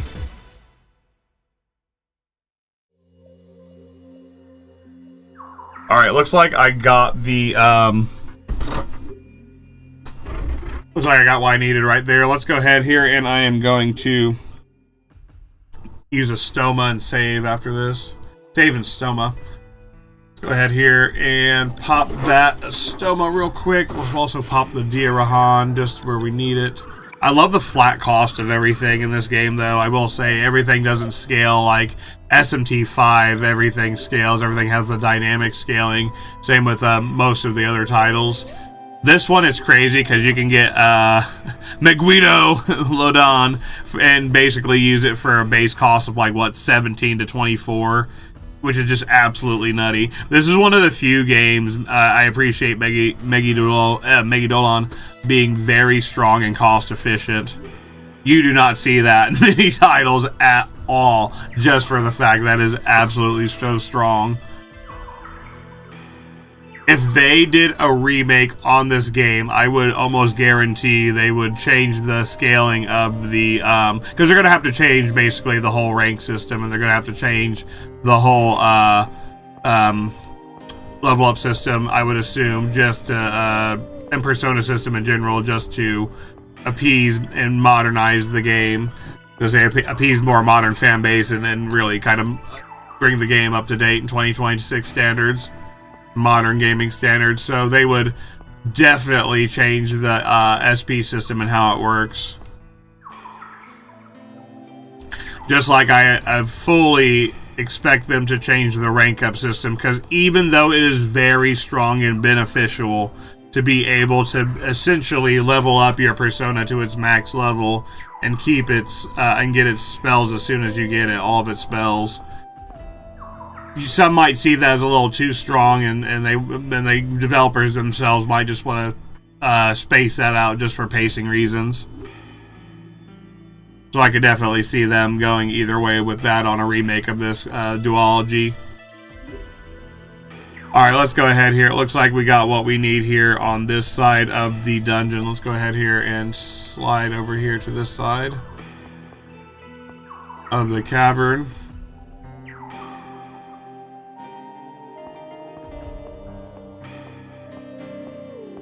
Ooh, dark. Secret tunnel. Secret tunnel. In the mountain. Through the mountain. Secret tunnel. Alright, looks like we got that. Let's go ahead and bring in the rest of this cavern. I'm going to try to be as comprehensive as I can here. Kind of paying attention to my map. There's a Trish's fountain down here. There's literally just straight up a Trish's fountain down here. Trish, are you expanding your business empire? Is there something you're not telling us, Trish? Alright, looks good. Oh, I missed a big area down here somehow. There we go. Good old Estelma. If you are going to play this game and you have to do stuff like the mapping out quest, they'll probably, I don't know, I think they'll probably change the mapping out quest to be a little different too in a remake of this game, but if you are going to play the original game of this or the PSP version, I would also recommend using a stoma to help with all your mapping out. It helps tremendously. Let's go ahead and save that.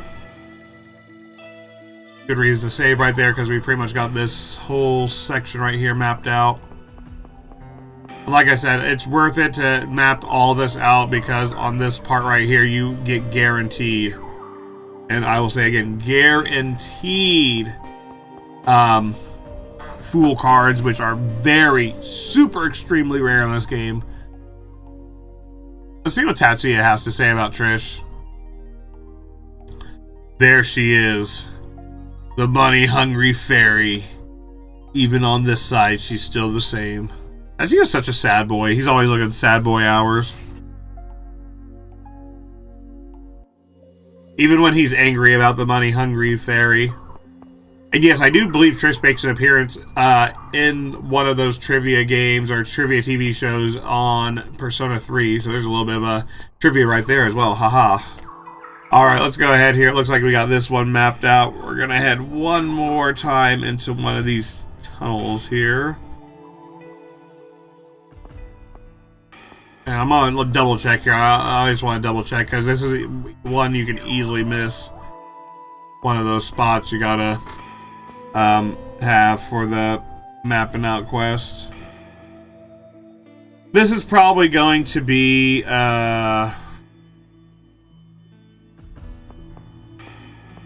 the larger part of this dungeon. There's two different ways we can kind of path out this dungeon right here. There's this left side. Well, I'll try not to run into either of these as well. Oh, fuck. Oh. And then there's the hard way we can do this, which is going to be what I just did here. So you can also fall through the dungeon, which is like whatever. I need to map this out anyway, so here we are, bottom floor, guys. Woohoo. No hidden rooms though, unfortunately. Oh no, welcome back. Wireless decided to break. Welcome back. Oh, you didn't miss anything too too crazy. I just ended up falling down into the basement through a trap door here, unfortunately. Let me go ahead and analyze this guy. Again, look at this, dude. The devs were trolling. They said, we know you've been using magic, so we're just gonna make it so this is just blanket reflect magic, and you're just gonna have to use physical here. So here we go. Let's do it.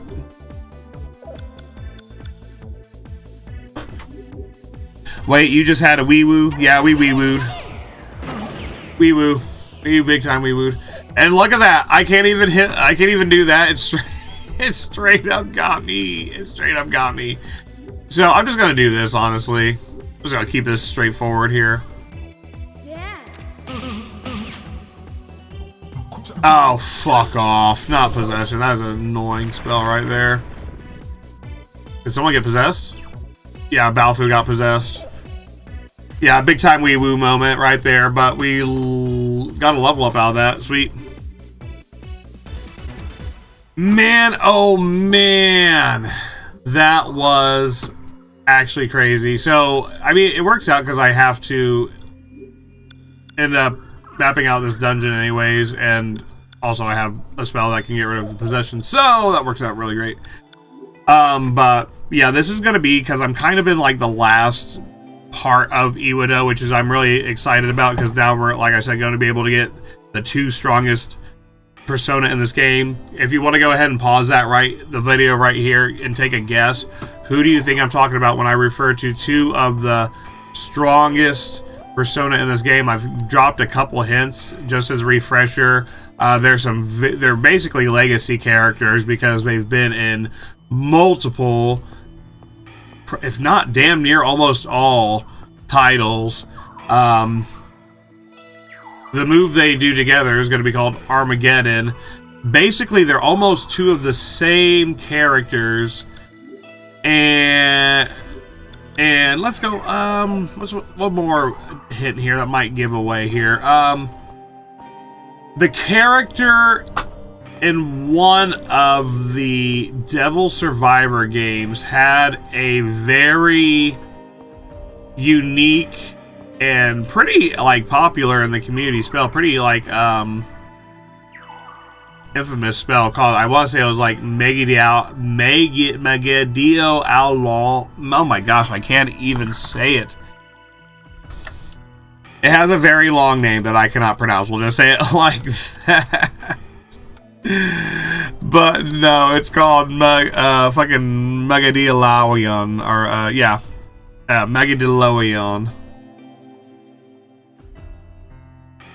And it's actually cracked. This character used it. If you can pronounce my pronunciation of it, that was the skill. That's the last one we can have. Tip we'll have for that one. All right, let me go ahead and check here on my thing, my map here, because we have to map this out. Oh, I can get past that. Sweet. Running past all these. Looks good. I've still missed a couple of spots here by the rock, it looks like. This is going to be one of the tough rooms right here because it's basically all going to be very open right here. It's all very open. And basically every time, every version of Crowley is going to be in this.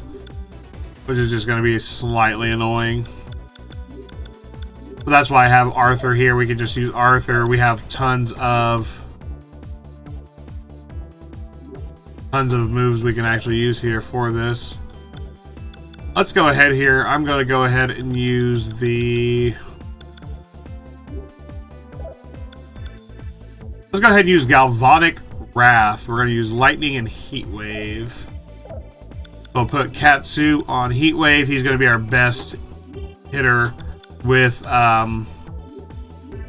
physical skills. Then I can put Ulala, Baptism on Thunder. That's going to work out really, really well because she already needs that for one of my skills. And then I can just go over here to Ibisu, who's going to be on Balfu, actually. We can just have Balfu switch over...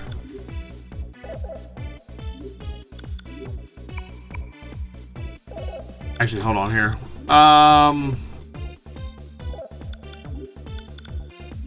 Maybe not here. Actually, I don't... Oh, here we go. I can just have Bacchus. I think Tarukuja is what I need.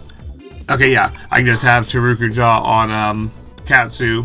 So, the kind of mix-up there is that one skill does attack, physical attack, and one does magic attack, basically. So we're going to need the one that does physical attack. Now we can Galvanic Wrath here. And that should just take everybody out. Yeah, we're not even messing around. We got King Arthur out here. That's why he's King Arthur of the Round Table. Funny enough, King Arthur was only in this game. I want to say this game and one other game. Very, very, like maybe 2, 3 titles at most. Have not seen him since Eternal Punishment. So we have to give a shout out to our boy, King Arthur of the Round Table here. Looking strong. We're just going to use that to get through. Basically, that Galvanic Smash is going to carry us through. And I'm going to have all of the stat boosting skills that I need to be able to really, really level up my party members. Okay, so right here, it's going to be basically... It's kind of getting these side walls. This right here is just a really open area.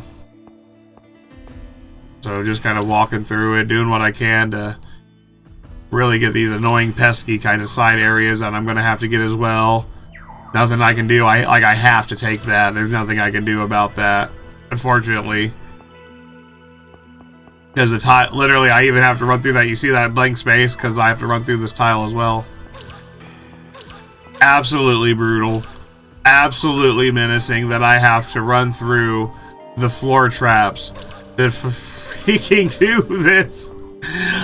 Why? Who thought of this? Who's the freaking masochist who thought of this?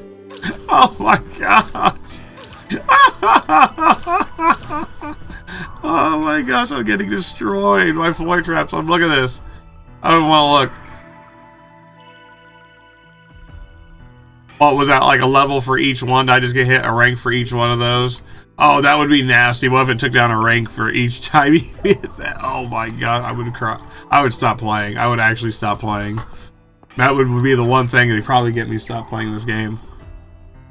Sounds good. Let's go ahead and run through here. Look at that. I gotta run through all that for completion's sake. Yeah, I mean, what's a little emotional damage for completion's sake? Oh my god. The health ones are the worst.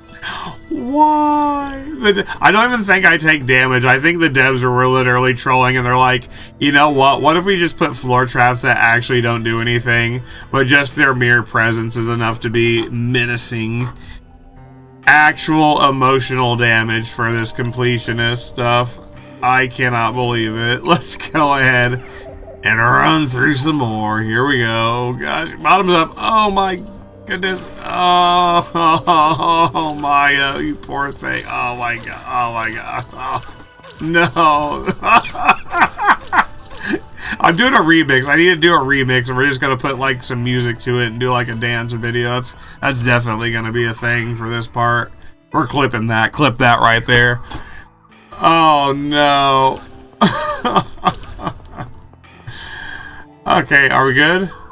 I finally got the whole bottom part of that actually mapped out. Okay, so we're good there.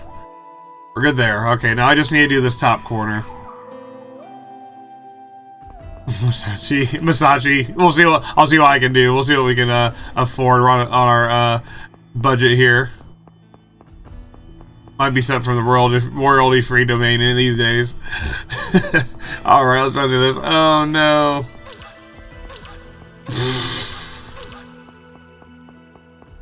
Frozen remix. Let it go. Let it go. Oh, let it go. Oh. Let that MP leave your soul. Let it go. No.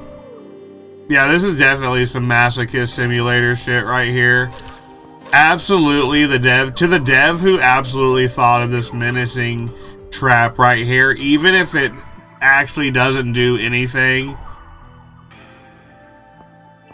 you are a menace. A menace to society, sir or madam. Alright, let's go ahead here. I think I got all of it except for the last part here.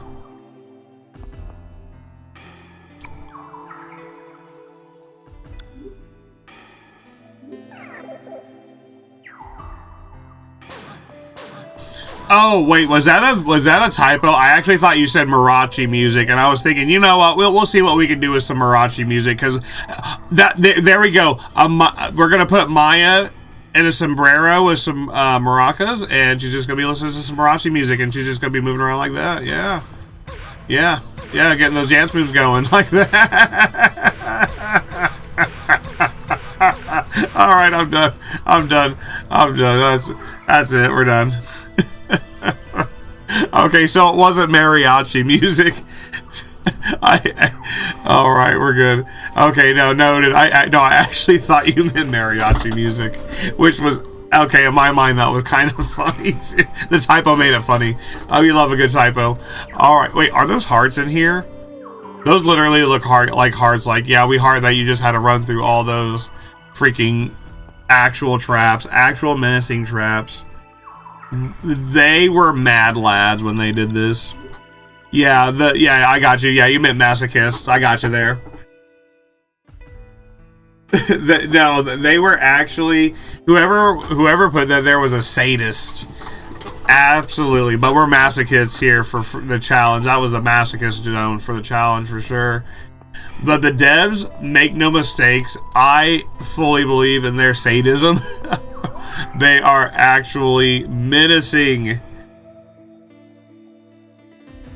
Alright, let's go ahead here and try not to fall through this time. The dungeon. Like I said, try not to fall through the dungeon. I didn't say we're going to succeed. I said we're going to try to not fall through the dungeon.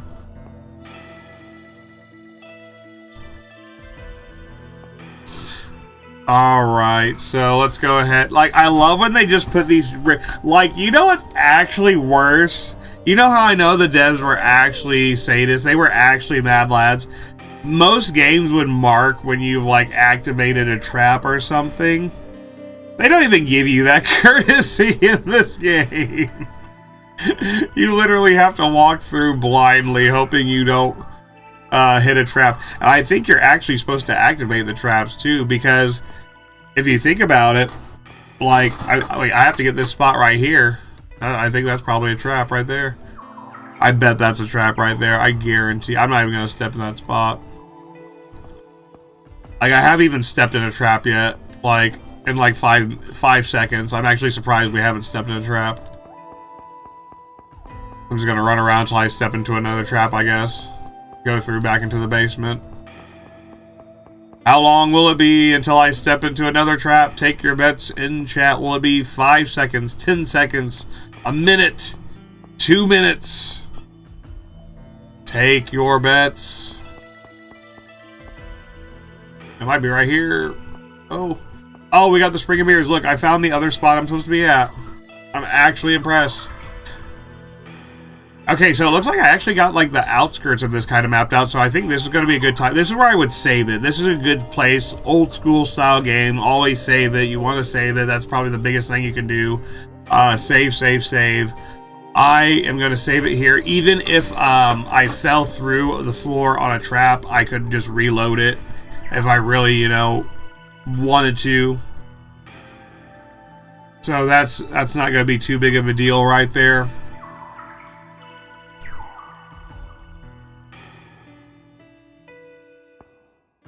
Go ahead. I'm just kind of making my way through until we fall through another trap, I guess. Might happen on this one, might happen on another one. Who knows?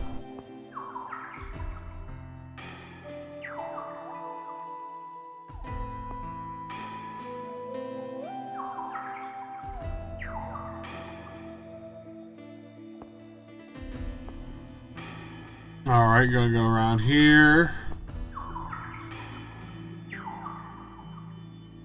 Looks like I'm almost done mapping this floor out. So between this floor and the bottom floor, I think we're about done here. Oh gosh.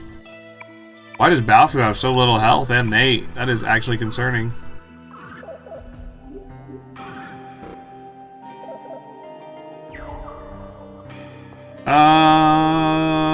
What's good here?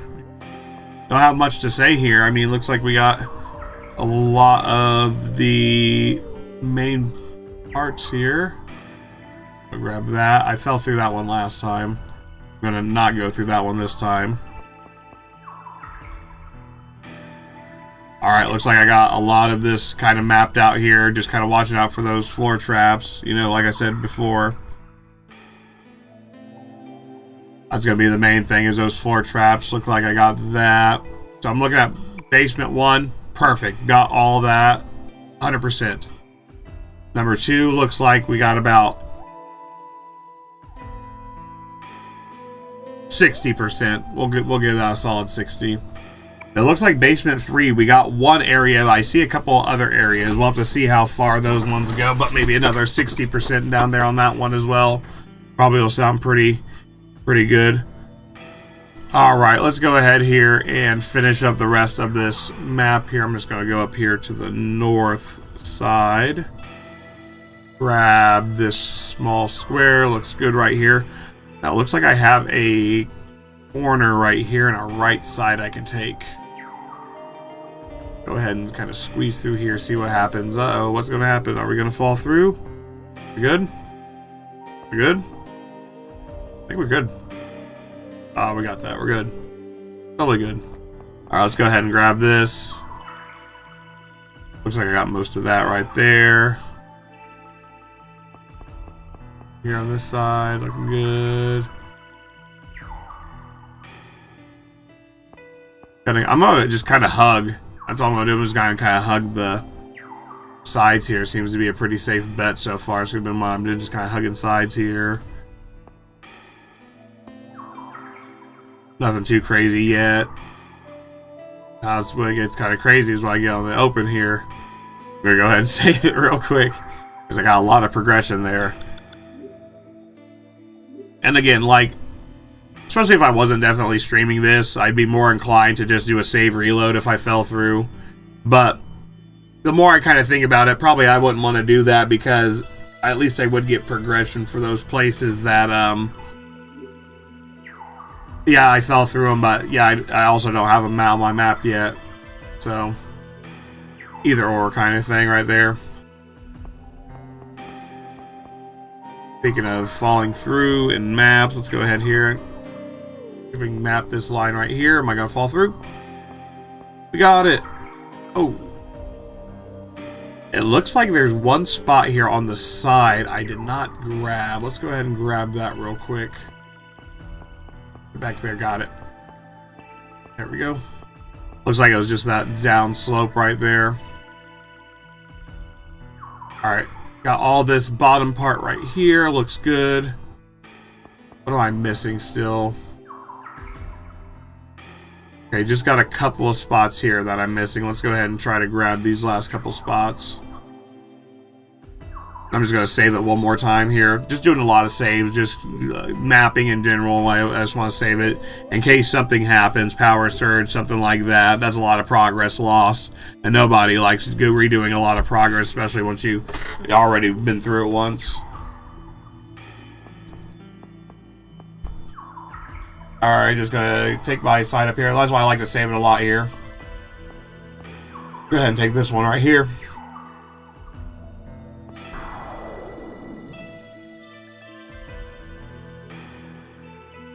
And door looks to be about northeast, maybe? Yep. I know, just absolutely brutal. Look at this. I have to fall through that. So I mapped. I don't fall through that. It doesn't map it out. But at the same time, it doesn't tell me that that is also a dangerous pitfall from this map. Hold on, let me change my view real quick. It might actually tell me from my other one map. Okay. From the second map, it does. Okay, so this map's actually like the more geographically like local map, if that makes sense. Like your local map, and the other one's more of like a big world map kind of thing.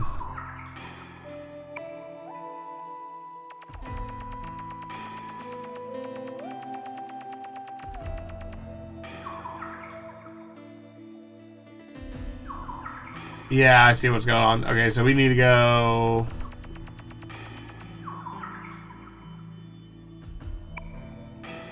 about southeast right there. About that way.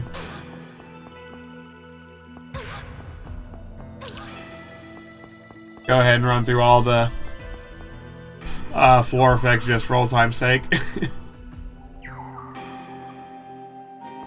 Absolutely menacing. I have to run through these floor effects. Okay, last one here. Last one. We're almost to the end of the dungeon at least.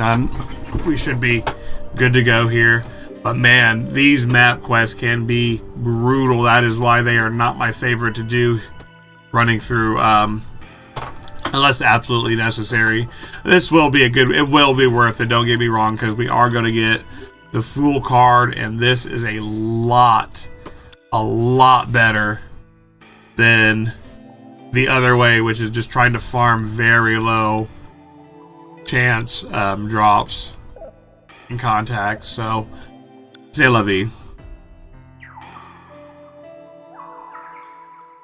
Alright, let's go ahead here, and we're just going to finish this out. I'm just going to hug the wall here.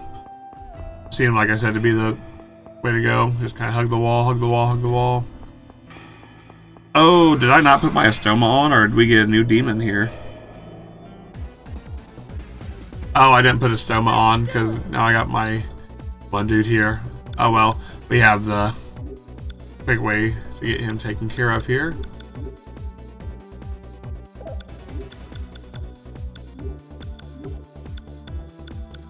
So the funny thing about Bacchus, and I've said this on one of my other streams, Bacchus is usually known as Dionysus in literally every other game. Like I said, I have a special lineup here of characters in Minor Persona. Bacchus is literally Dionysus in every other game, but this is one of the very few games he goes by Bacchus, the Roman characterization of this Greek god that appears in many of the other titles. And this dungeon actually gives a lot of yen here and XP. This is a great dungeon to get experience points in. If you really take your time going through this dungeon, you can get a lot of yen and a lot of XP for Maya. You can probably get around level 50, which is where I'm hoping to land here, just about. But we still have a couple areas to go through, so I'm not going to sit around farming in here, you know. Let's go ahead here. I'm going to drop down one more time. And it looks like we're just going to hug the east wall. Looks like the east wall right there. Oh, gotta change over here.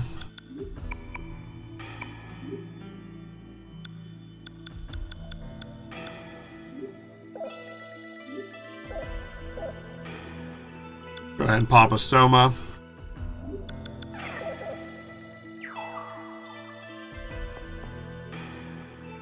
Looked like the east wall. Yeah, that is... Am I seeing things? Yeah, it is the east wall. I'm looking at the local map. I just realized I'm looking at the local map and not the, or the world map and not the local map. Alright, here we go. There we go. I remember these stupid floor traps right here. It's kind of like weird angle you have to go through. Alright, looks good. That is perfect. Looks like I only have one more to go here, honestly.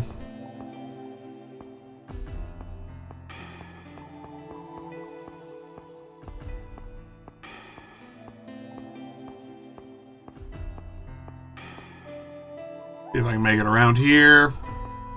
I'm just going to make it up into this last corner here, and that's going to be my last pitfall to check out.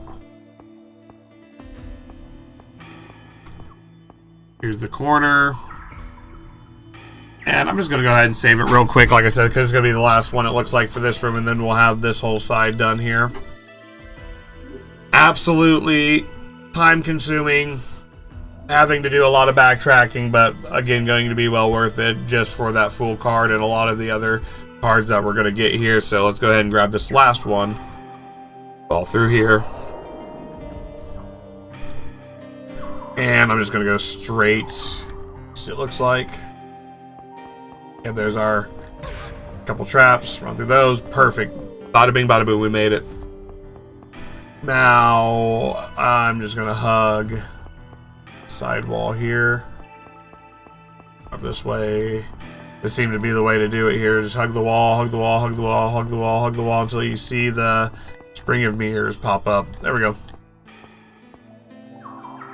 And bada bing, bada boom. We got basement number 2 done. Like I said, a lot of place of spiritual power here. Really reminds me of Mafashiniro or whatever. I can't even say it now. But the one dungeon from Shin Megami Tensei 3.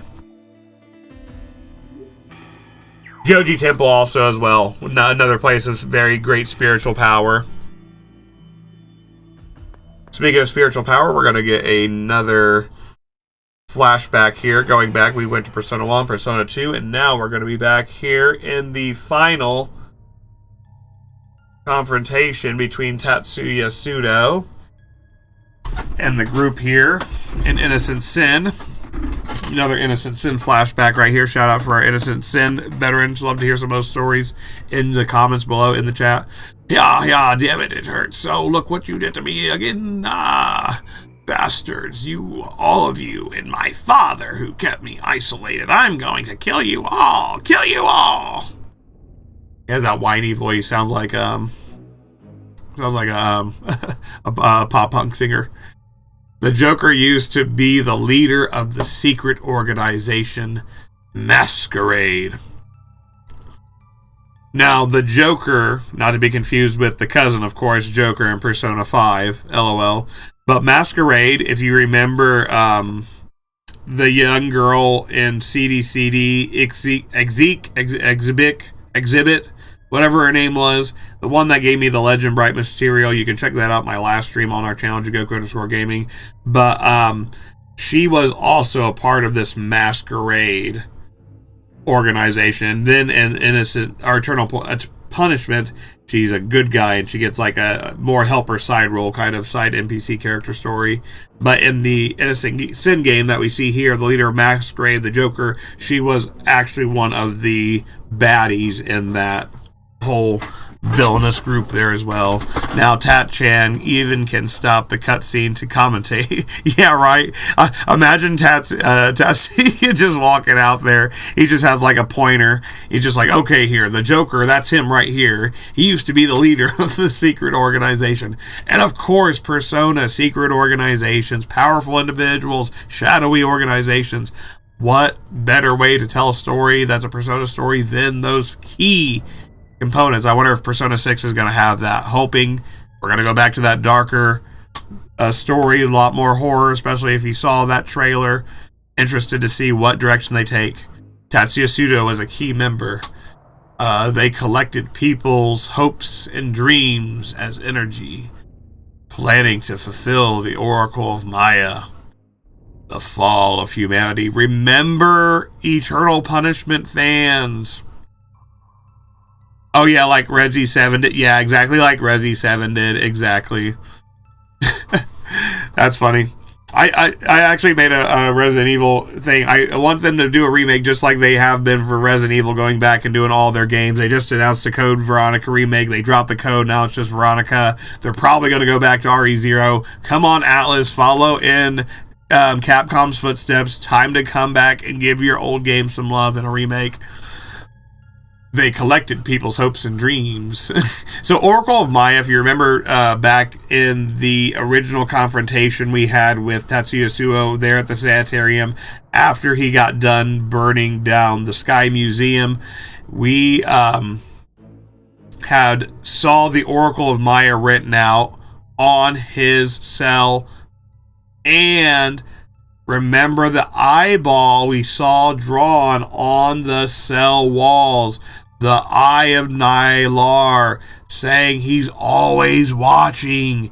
That freaking Nyarlathotep, he's even, still at it right now in this cutscene here. The Oracle of Maya. Oh yeah, they're doing the Code Veronica remake. So, like I said, 2026, 2027 is going to be having... Oh, yeah.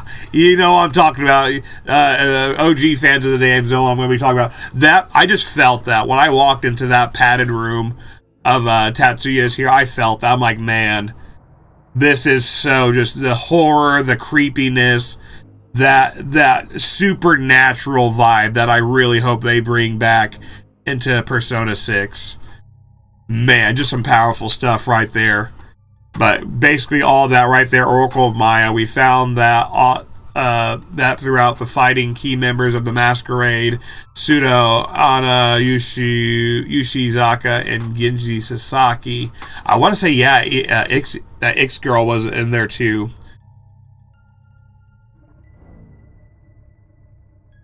Anna was a member of that as well. Like I said, there's so much connection between 1 and 2. Even though you don't directly need to play 1 and 2 together there. Like, there's just a lot of connection between the two.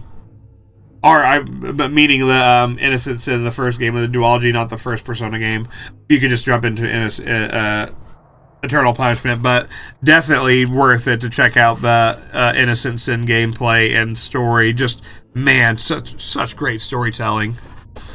So then what? Are you saying that Amano's visions are all actually memories of a different reality? Again, Rick and Morty fans, you're going to kind of a little bit of a parallel there between Rick and all the different universes he kind of jumps through and alternate realities.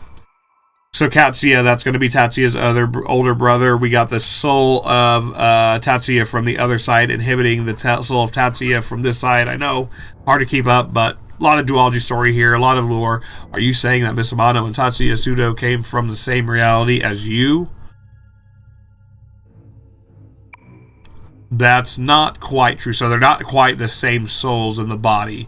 This Sudo was truly a person of this side. So yeah, basically they have this whole reality on this side. Think about all these different rooms, different realities, same things kind of going on, but different events maybe playing out. That's what's going on this side of the room. And Tatsuya is coming from that other side. But all the players right here, other than Tatsuya, are going to belong to this other side. He was just told by him. That's going to be Nylar right there. Eyeballs out for Nylar right there, because he's he's definitely up to some shit even right now, I'm sure, of the existence of the other side, and was only being used. Yeah, because the NWO is definitely quickly going to be progressing their plot as we speak.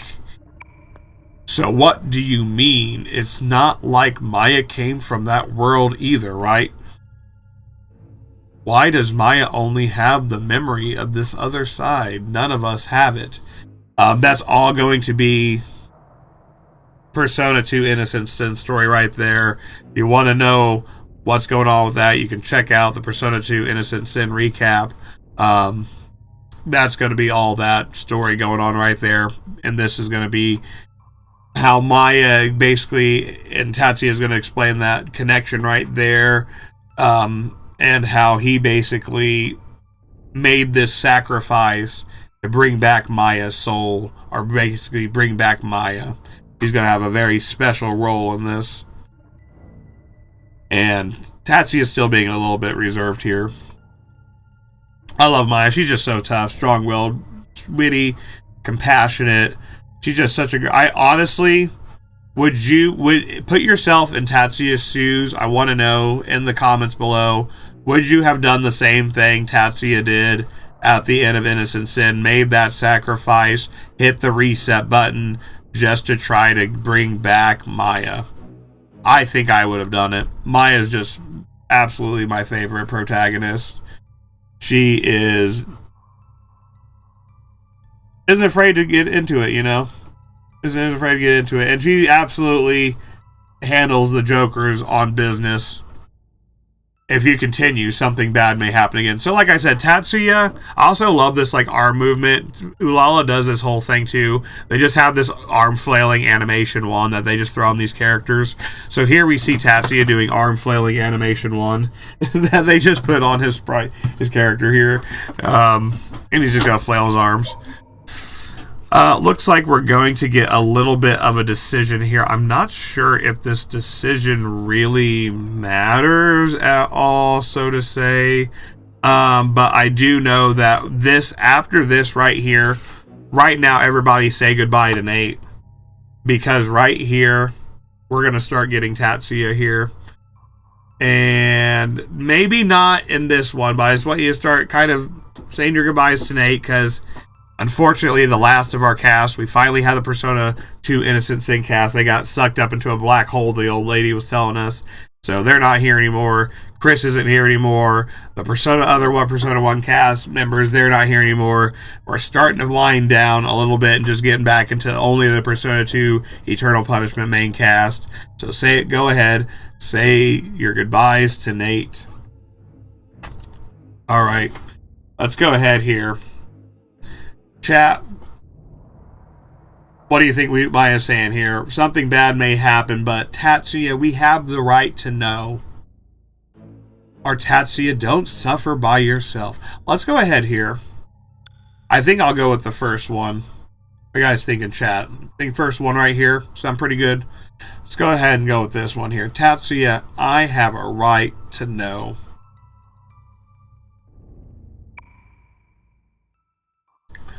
Tyson said he liked it. He's fine.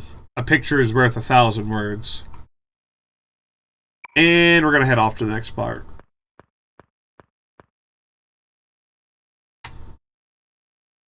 Go ahead and map out all this.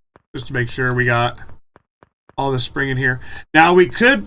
okay, so honestly, I haven't been doing this, and I probably should have. But you can talk to the characters right here. I know I've kind of overlooked it a little bit, and they're each going to have like a reaction to the story here. So Maya is still Maya, right? We've known each other since high school. Here's Kaoru. He's going to say the Joker was in another world as well. What exactly happened on the other side? Then we're going to have Nate. So you're saying it's the same as Mary. I want to think that's not possible. Him. Who could he be talking about? Eyeballs out.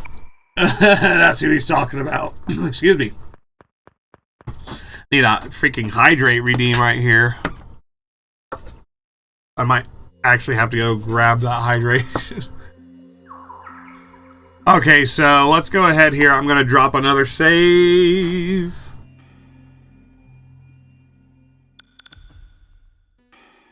Let's go down here to save over the Factory 5 here.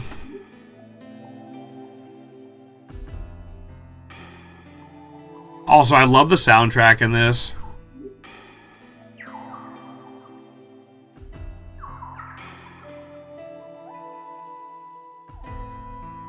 Kind of like a real space-agey weird vibe on the soundtrack on this. So it looks like we got another straight kind of passage here.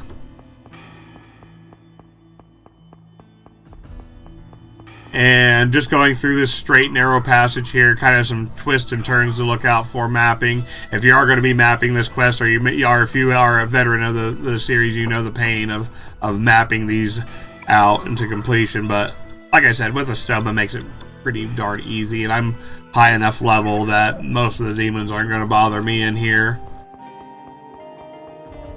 Maya's on business today, chat. Alright, here we are. Looks like we got everything so far. It's good. Another hidden room right here. I see that. Or is it? Because last time we came up to something like that, it wasn't hidden. Oh. I guess so.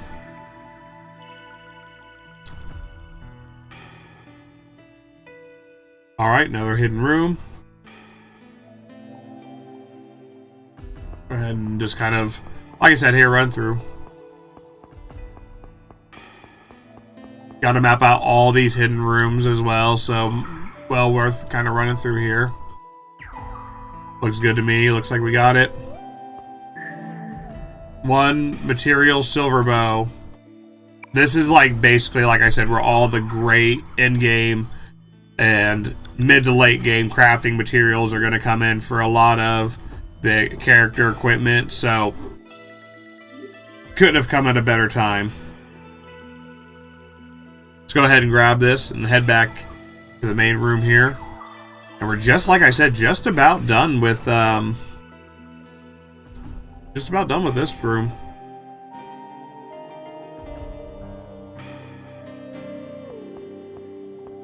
Looks like this kind of opens up around here a little bit. Ooh, that's definitely a square right there you'll want to get. That's going to be an annoying square. Yeah, looks like there's the ramp down. Yep, descending slope right there. Go ahead. Bada bing, bada boom. Around here. Oh, I think I might have missed one. Hold on. Make sure we grab up this side right here and up the middle here. Easy stuff to miss, I'm sure. And just giving a quick look through map number 2. Looks like that's everything. And this is, if I had to guess, this looks like it's going to take us down to basement 3 again. So I think we just got one more half a section maybe of map to go. That's going to be a good time to save it right there. We're pretty much on the downhill right here. Pun intended, because we're literally going downhill on this slope. Interesting that they put a Trish's fountain in here, but I haven't seen a velvet room yet. Yeah, here we are in basement 3 again.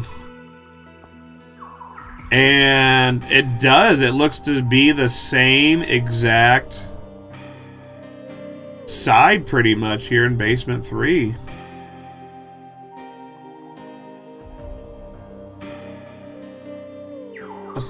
Yes, we'll map out. It looks like this side's going to be the short side, and the other one's going to be the long side. Oh, yep. Here we go. Is that going to be a room? Is that going to be... Oh, yeah, we got another room right here, too. Got the door on it. Sweet. Oh, go ahead and map that out real quick, but it looks like I'm going to have a Crowley somewhere here. Yep, there he is. You're all under arrest. Go ahead here.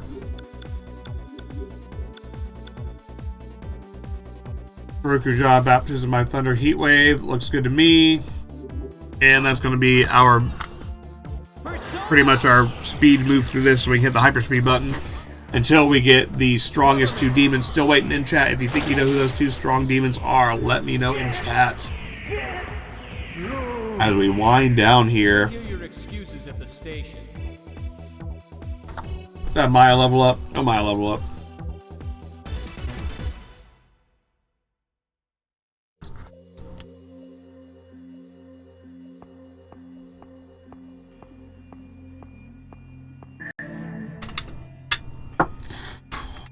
Ortix, that's going to be another pad material, I believe, for developing. So, pretty much, what can I say? Can't wait to get out of this dungeon, get back to the city, and finally hit the last of the in-game upgrades that I'm going to be needing. And it looks like we got a lot of this dungeon pretty much mapped out. Let's go ahead and head up to this other side here. Very linear through here too. I like that, like a nice kind of linear run through here. Makes things really easy.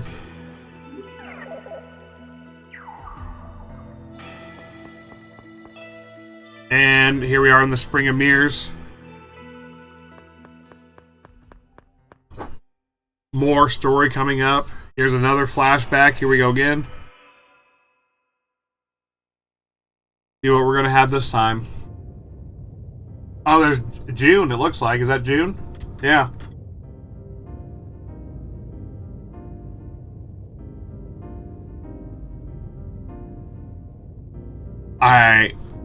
Have I been having a nightmare?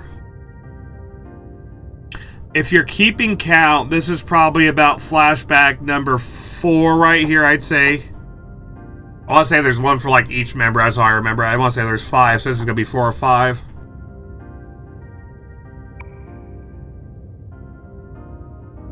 Thank goodness. Ginkgo, he's alright. Damn it. Making us worry.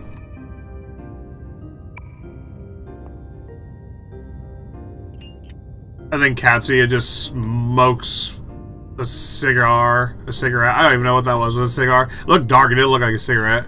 But he has the lighter that June gave him. Remember, June gave him that lighter right there. Tatsuya, you kept it all this time? Now, he gave him that same lighter there at the end of the sanitarium. Not sanitarium, the Sky Museum dungeon. If you remember that, you can check that out on our stream there or there on the blimp. And June gives Tatsuya the lighter. Of course. It's moving. It was supposed to have stopped ever since that day. Yeah, like Balfu smoking each time he says at the end of battles. Now, yeah, that would be something I bet if they do a remake, they're probably going to take that out. That's just so 90s culture. I feel like that was definitely a period of the time, kind of. Because, man, smoking culture back in the 90s was a lot different than it was today. So, I would be interested if they did a remake, if they would keep that same thing in, that aura farm that Balfu does with his smoking. He's smoking. Like, dude, Balfu, what are you doing? But anymore, it's all about, no, you shouldn't be smoking, don't be smoking. Can't be doing that. Like I said, definitely a period of the time. But I do hope also to remove silly censorship like the beepsters. Yeah, I'm not a big advocate of censorship in any form of game or media, music, art, like any of that. So hopefully I'm originalist, they keep it the same. They do really add that. Sometimes the beeps can be funny, like in the Conker's Bad Fur Day, they did have the 64 version it cussed, but in the Xbox rare version, you have the censorship, which I thought made it a lot more funnier. Anytime. That is really silly stuff to hear. Anytime. Even though I promised we will always protect Maya together. I. He just starts singing right there. Gets his metal band. Oh, I thought Maya pulled out a mic. I swear to I thought Maya pulled out a microphone to give him an interview. June, how are you feeling right now after almost getting destroyed? Okay, Maya pulls out some sort of flower. That looks like I know what that flower is. I'm just gonna call that blue rose. It looks like a blue rose. If you know what kind of flower, literally it tells us a Nemophila flower. I was totally gonna say that, guys. That was the next one I said. A Nemophila flower. I'm so sorry, Maya. I'm sorry, Tetsuya.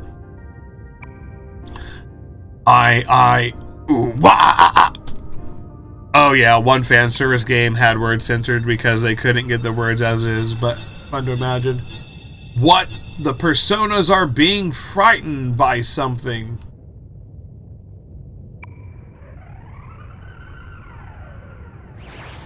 It's Tatsuya. How pathetic. Oh, it's Nylarthotep. Oh, I mean, who is that? Who is that? Who is that devilishly handsome-looking gentleman? How pathetic, says question mark. The so-called leader of the masquerade accepts the pity of his enemies. Made it still enough to guess what they would have said.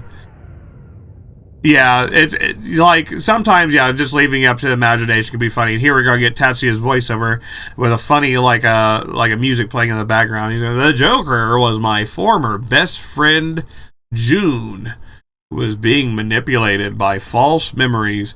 June has such a huge role in both of these games. He is like an actual central character. It's Nyar. Say hi, Nyar. What's up, Nyar? He's just hanging out, man. Or he's just max aura farming over here, as the kids say.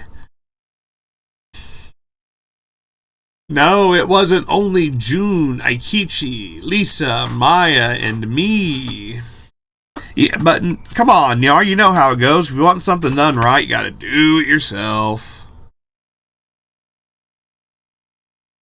Oh, it's interesting. Some popular YouTuber decided to use that name for his own channel and username, I guess. Uh-oh.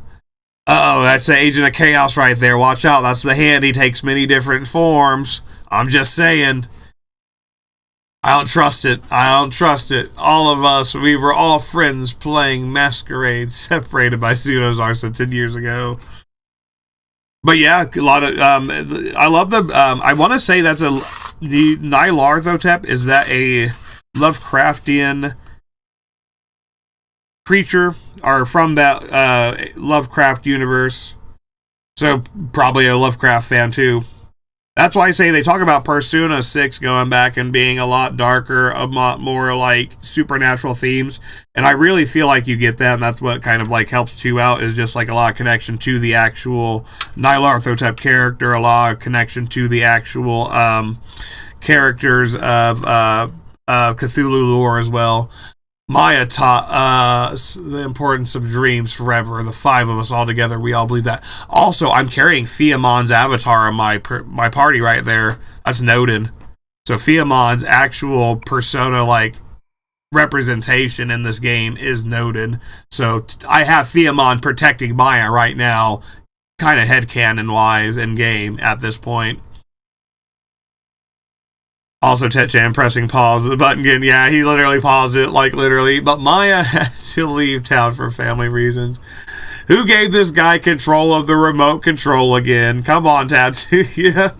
We couldn't bear that, so we locked Maya in the shrine. I'm supposed to be, this is my stream, Tatsuya. I'm supposed to be the one with the remote control here, hitting the pause button. And then Pseudo set it aflame. Oh, yes, the Butterfly Man. He'll be there with the Mothman. Of course, Mothman has to be there, because Mothman's actually the greatest persona ever. We thought Maya had died, so we were scared. Each of us suppressed the memory. June remembered that and became a Joker, controlled by him. He tried to end the world in exchange for the ideal evolution. So a lot of crazy story. Like I said, a lot of lore happening on this stream today. Whole lot of lore. Yeah, Persona. Yeah, I got you. Yeah, I hope we see Nyarlathotep and Philemon. Because, like, how can you not have a Persona story without Philemon and Nyarlathotep, who are like these two opposite forces, the yin and yang, always, you know, kind of clashing, always in the background, kind of guiding our characters. In Persona 3, you know, Persona 5, even when the main characters get to that point where they're to the brink, you think they're at the end of the line, and Philemon helps them out. He unlocks the power of their personas, and, you know, fighting off against the forces of Nyarlathotep, who's also controlling a lot of the evil and chaos. You know, may not be directly in the story, but if you know your early Persona lore, Persona 2 and Persona 3, a lot of that is exactly what was happening. It's like we already fought Izanami here, got Izanami on the last stream. Maya already whooped Izanami's ass before you even saw her. Maya whooped Izanami so bad she became a gas station attendant for years until you came along. She acted up again, and you had to put her in her place. That's exactly what was going on, you know? It was all connected. And here we're going to get some more connection right here. Ulala, his story, it's just like what we were going through, don't you think? So we're going to get a lot of that going on right here. who is that him that controlled Jun? Katsuya is asking the actual real question, and this is really his detective coming out. Who is the Jun character? Great question right there by Katsuya. Just who is him? His appearance was that of Jun's father. I talked about this in a recent stream here, talking about how Jun's father and Jun play so much of a central role in these actual games. I had another viewer who was just like, man, I think Jun should have been the main character, you know, and he could have definitely been the main character for how central he is and his family is to the actual Persona 2 story. I mean, they are basically keystones to everything. They are catalysts. But inside was completely different. Crawling chaos. There it is. We see him called out by name for the first time. The crawling chaos. Another name for him, Nyarlathotep. And Nyarlathotep's actually in Devil Survivor as well as a summonable persona in that game. And he's actually very strong. Unfortunately, we will not be able to summon him in this game. Yeah, I felt as if more recent Persona games were leaned towards decides than these yin and yang between two opposites. Yeah. And Persona 6 is supposed to be what we know so far from like the actual trailer itself, right? It's going to be a lot darker. We're going to have new characters. We're going to have the bold standalone story. And a lot of people are keying in on those supernatural events right there. So I want to real quick kind of key in on this because can you have a supernatural story like Persona 2 or that level without going more into the Theamon, Nyarlathotep lore, going in more into the Cthulhu and Lovecraftian lore that a lot of the early Persona games are also built on? Or are you going to go more into the Persona 3 direction? Here's going to be the really big thing right here. He is the being that stands opposite to Theamon the shadow. Theamon the light, Nyarlathotep's the shadow. He lurks deep within man's heart, toying with destiny.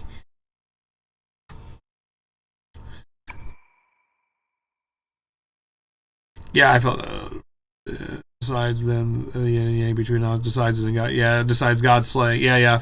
And it's kind of like the formula. There's a formula the last couple of games have definitely stuck to, and I hope 6 breaks away from that formula. Metaphor was kind of a breath of fresh air in a way, and I'm wondering if it will kind of go in more of a metaphor direction than kind of some of the other stuff like a 4 and 5 have, but we'll see more after Persona 4 Revival comes out. We do know about, like I said, it's going to have the daily life simulation, the new characters, a fresh setting though from the previous games.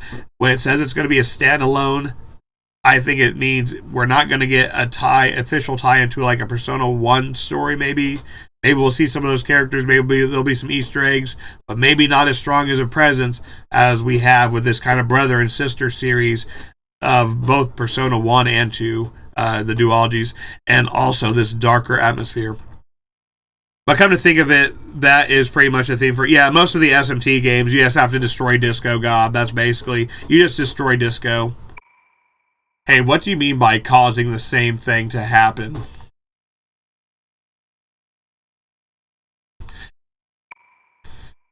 You'll find out.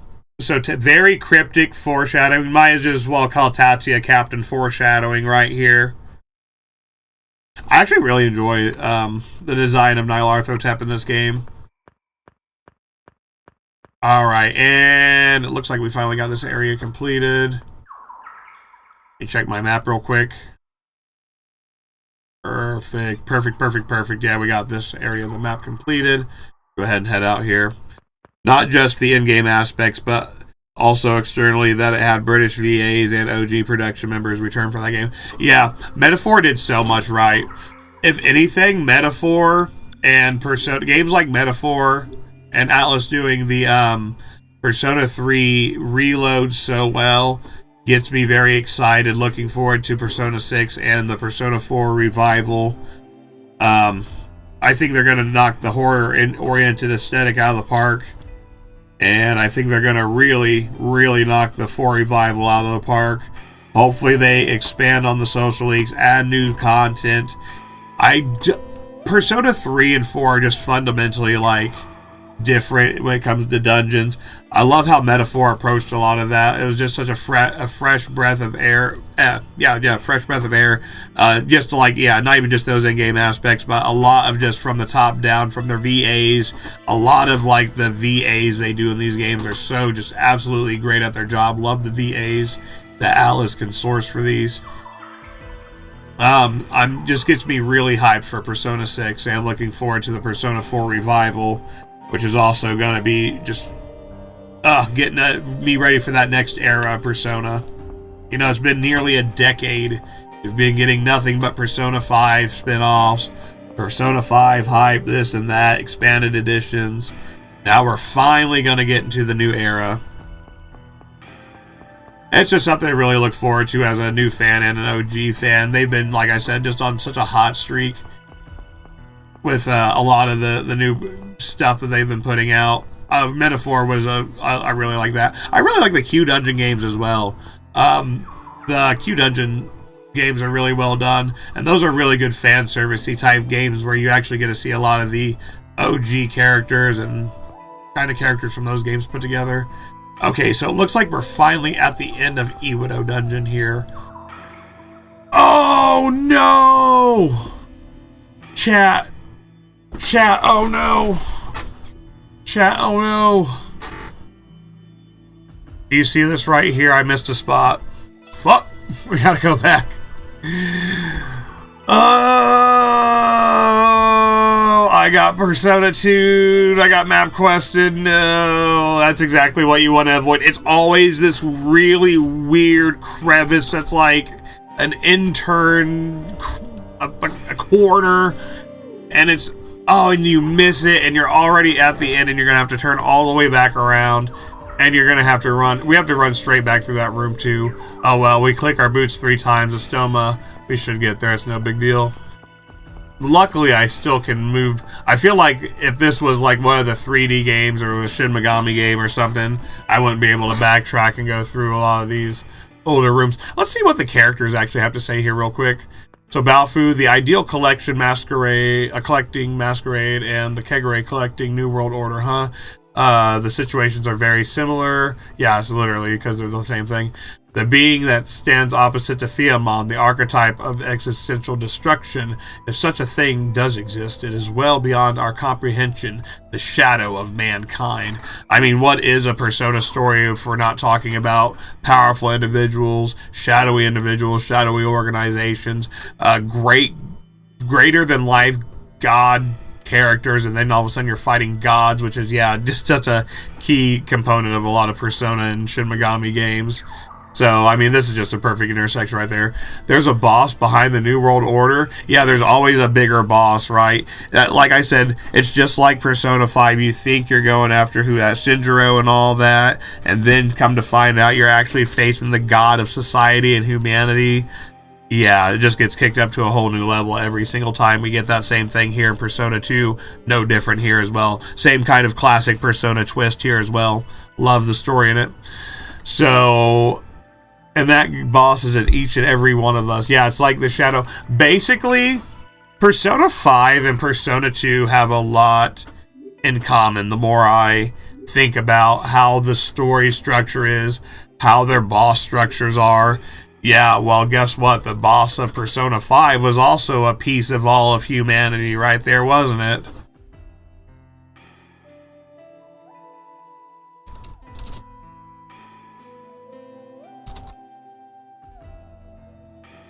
Alright, I'm just going to save it right here.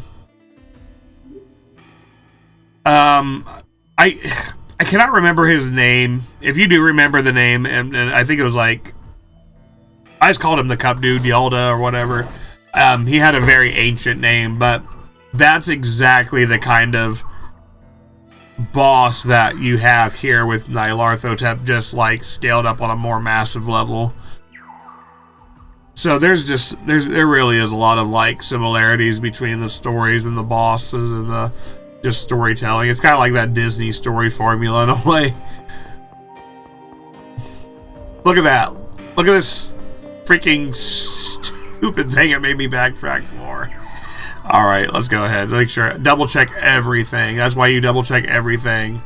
Like, I pulled my map up about 80,000 times if you're keeping count. But literally, I do it for that exact reason right there. Because it is super easy to miss a small corner like that. If I would have went down to the last floor right there and absolutely mapped all that out, I would have been like, why am I not getting my completion here? What's going on? You're all under arrest. And that would have been it. And we can take care of these guys pretty easy. Really cool too that Bacchus is going to be the actual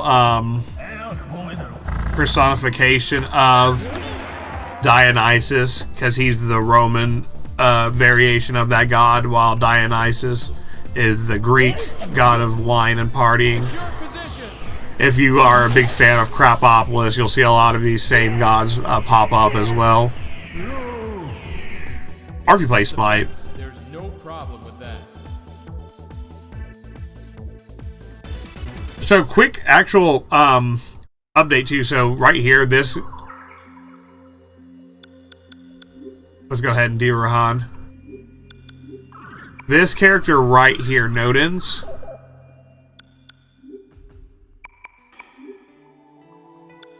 this character right here is the personification of avatar of Fiamon right here.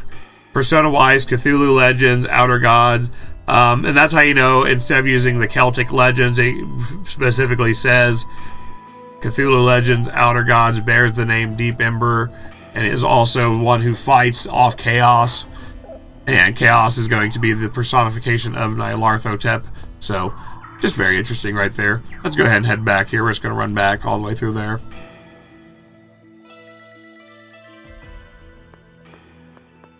I feel like I got to put on Philemon right here because we got to have him just like for this dungeon. So I got Nodens equipped right here. We got Philemon with us, like he's like kind of the guiding hand, guiding Maya through the light, bringing her through all these memories, connecting her with her past self from the other side. Let's go ahead and head one more time. Looks like I got everything now. I can head back down to the final part of this dungeon. There's going to be 4. Looks like I got everything. Double, triple, quadruple checking. Let's go.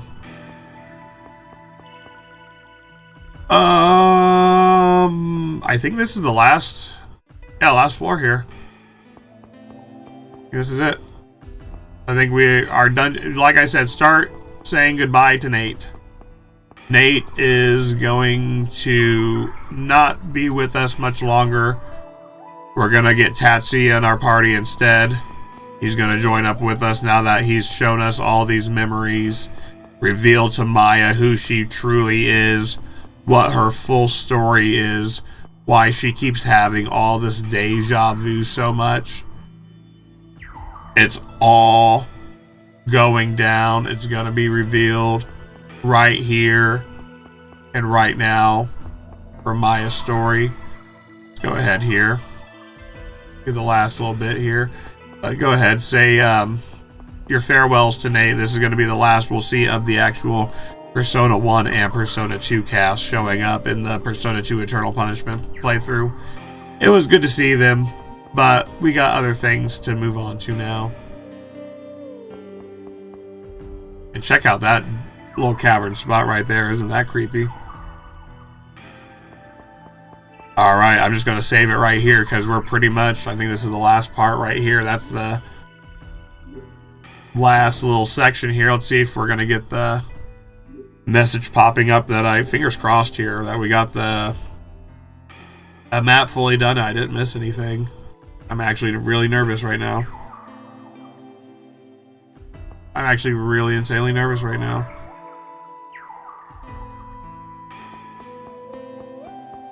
Alright, here it is. Moment of truth, guys. What do we miss? What I miss?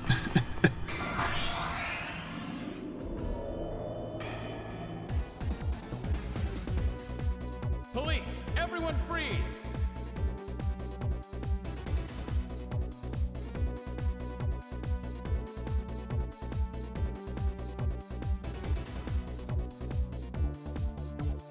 Alright, let's go ahead here.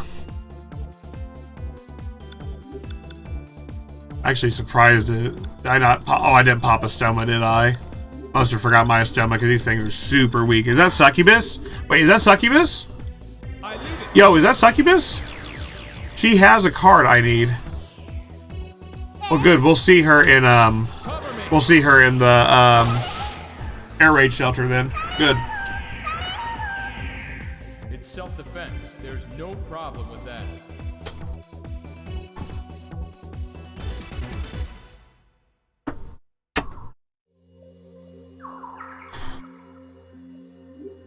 Alright, gotta go ahead and save it here. We are just about to round out our Mount Iwado adventure here.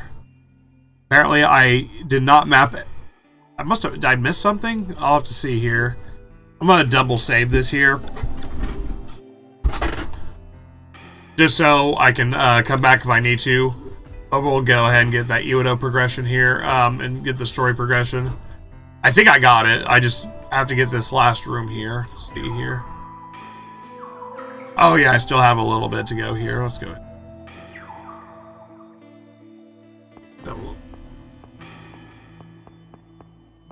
We got it! Let's go! Booyah! The map of Iwado has been completed. We got it. Big time.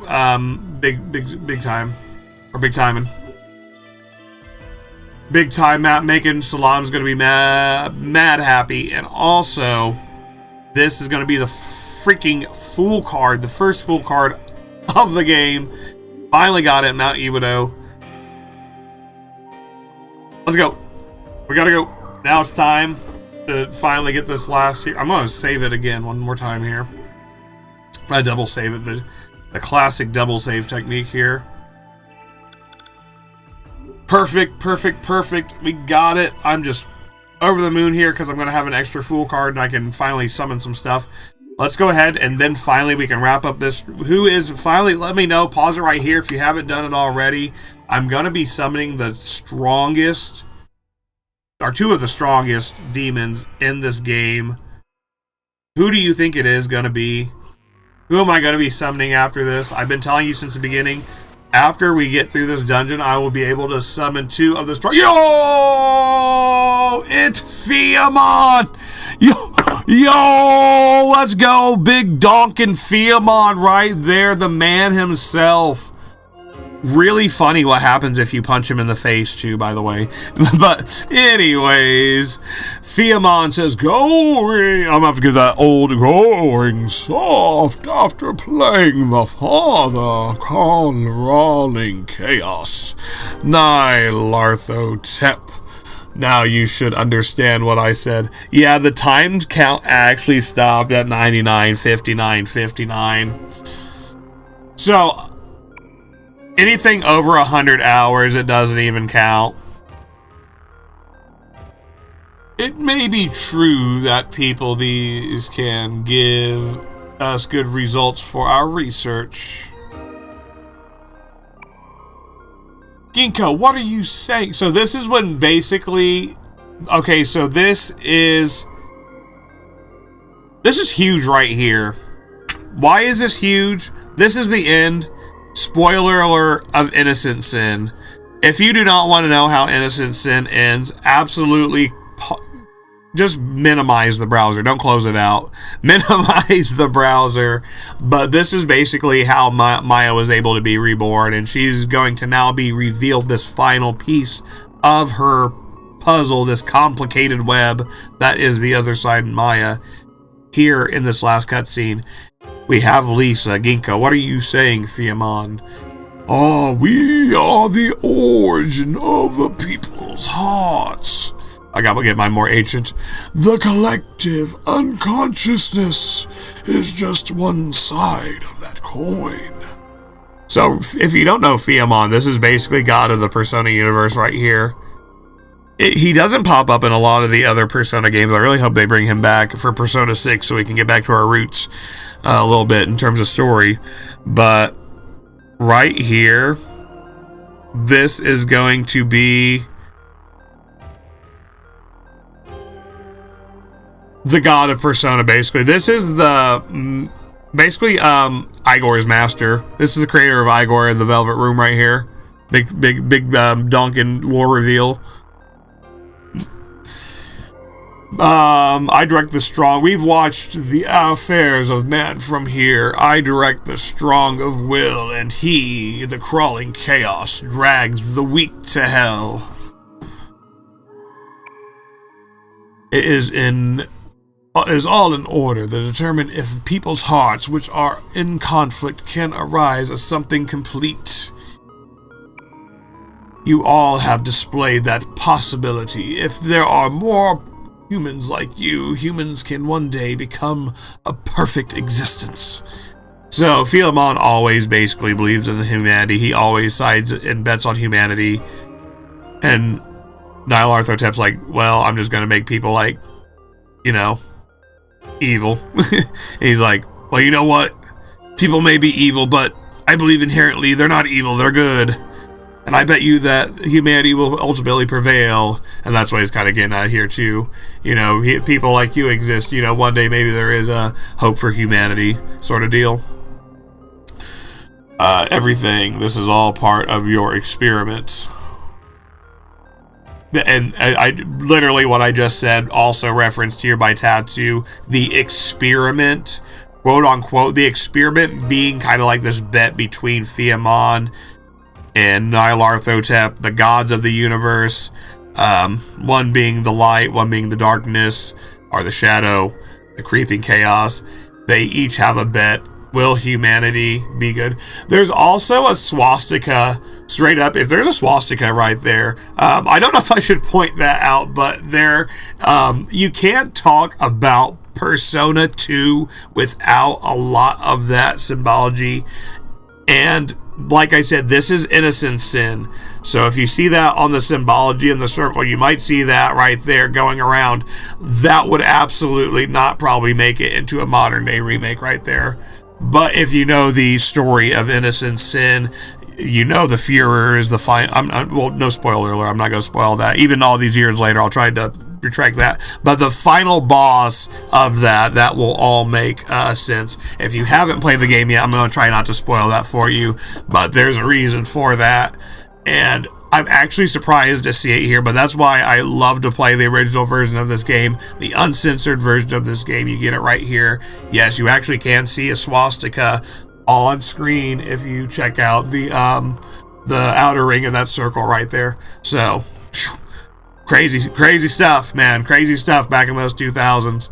So this is going to be, like I said, the end of Innocent Sin story. Going to make sense why that's there too if you are a Innocent Sin veteran and remember this exact ending right here.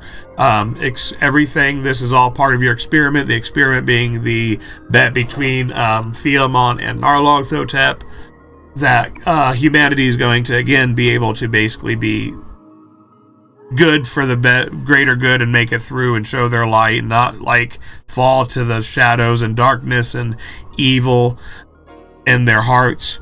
Again, very similar to also that Persona 5 story talking about the evil and shadows in everybody's hearts and society, because that's pretty much basically the final boss. Here we get the good-looking gentleman one more time, but this time he has a name, and that is the Crawling Chaos himself, ladies and gentlemen. It is Nyarlathotep. Give it up for Nyarlathotep. Woo, woo, woo, woo. You should show more respect to me. This one can only observe, however. I am different. Uh-oh. Uh-oh. Oh! Yo! Yo! Stop it. Pause it. Tatsuya, hit the pause button, bro. Where you got the remote, bro. Hit the pause button. Hit the rewind. Let's see that again. Maya just got stabbed. Yo. That is crazy. Oh no, Maya. We have to relive it all again. So Maya's now imagine being Maya and getting your death revealed to you. Like literally, again, Rick and Morty type shit right here. Like another Rick showing a Rick how he like got fucked up, and he's not that other Rick. But literally, so Maya's basically being revealed her death right here, which is part of that Oracle of Maya as well. That grand philosophy there. Man, it's all coming to a head right here. Like I said, a lot of lore in this one. I'm really excited. Damn it, Ginkgo, use your powers.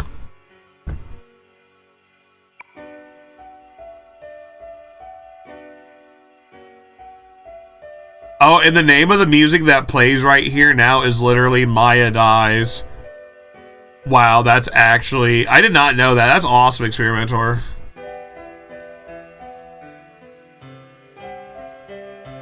It sounds like Nameless is playing the piano on this. And I don't know if it's someone at King Records, who would, the people who put out the soundtrack for this, the same person who was playing Nameless parts for the piano, but it definitely sounds like Nameless is playing the piano on this Maya Dies song. You can hear that same like way he plays the piano in the Velvet Room theme, and every time you're there in the Velvet Room. Alright, so we get this really sad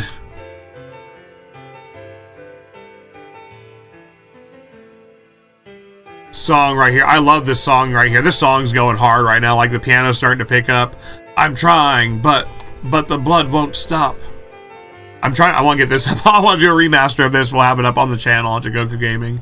So definitely want to get... If you want to check out any of our other remasters, you can check us out. We got our Persona 2 OST soundtrack going there on the Jigoku Gaming channel. Check out that. We just got the Gigo Macho remaster. Everything remastered. High quality. Check it out. This will definitely be another one that will be making an appearance. Maya Dies. Why won't my spell work, Theamon?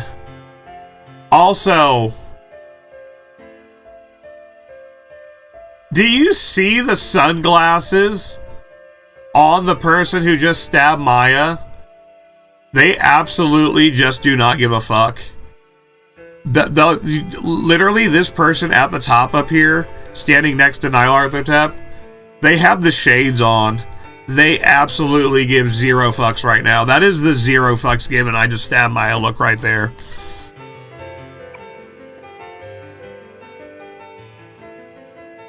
Nyarlathotep, you spread the legend of the sacred spear for this. So right there, the sacred spear. Another rumor at work right here. Rumors are just such a central part of the Persona 2 story. The power that comes from rumors. You know, if enough people believe it, it becomes true, turned up to 11. Don't let that, like, you know, to walk under a ladder, you're gonna get bad luck. Turned up to 11. The gameplay, it just shapes reality. We're gonna have the sacred spear that takes out Maya. Now she's out.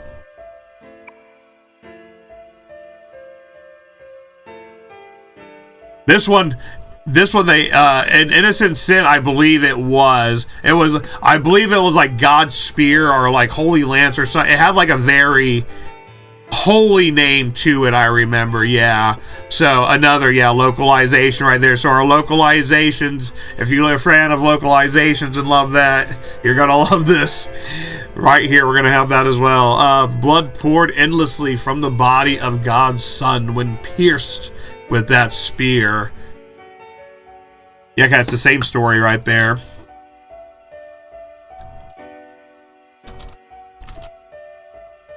Yeah, it's the Order of the Holy Lance. Oh, no, it was the Holy Lance, yeah, because the Order was the Holy Lance. The Order was the people of the Holy Lance, so it was the Holy Lance. Or the Spear of Destiny. I think that was it as well. I was going to say, I know there's another name for it. The Holy Lance, because they have the Order of the Holy Lance, which was like the, you know, the relic protectors and all that. Then they had the Spear of whatever the other name was. So yeah, basically all that.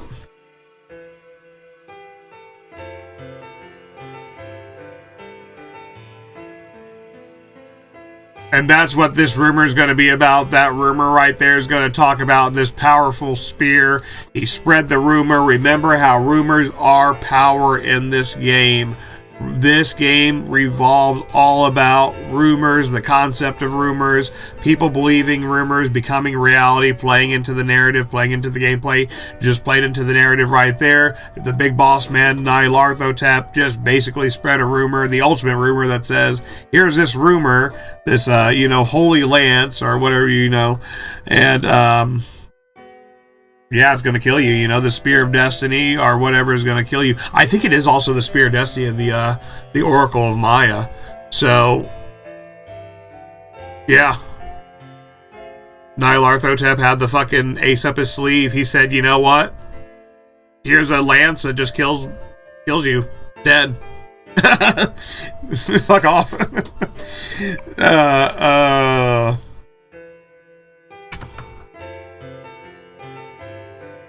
Yeah. When you fight the Führer, or if you're playing the remaster, you're fighting Cool Führer with his sunglasses as well. Where do you think this person here got their sunglasses? He was handing them out, even in the original game.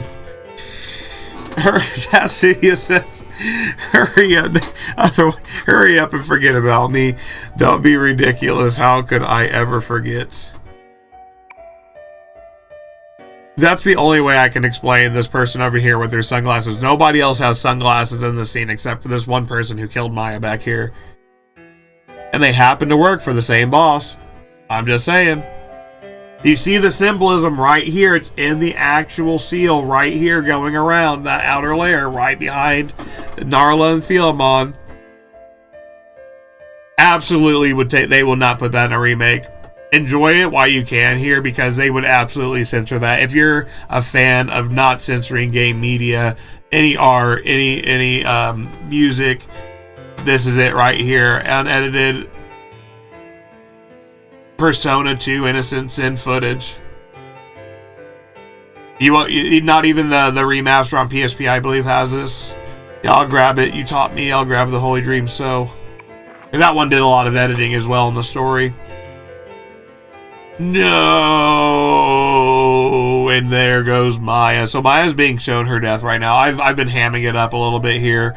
Let's go ahead and get through this here. So Maya got basically this vision of her death now. Haha, should people be able to realize their dreams forsaking one of the same name, lost in illusion? This is this woman's dream.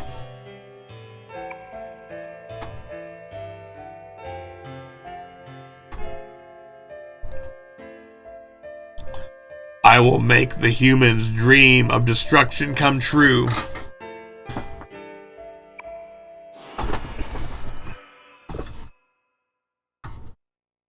And there we go. Back to the spring. Tatsuya says, with a heavy heart, because he's been pretty much protecting Maya from this cold, hard, dark truth the entire game up until now. He says, do you remember now? Yeah, I would too, Maya. That's a lot right there, honestly.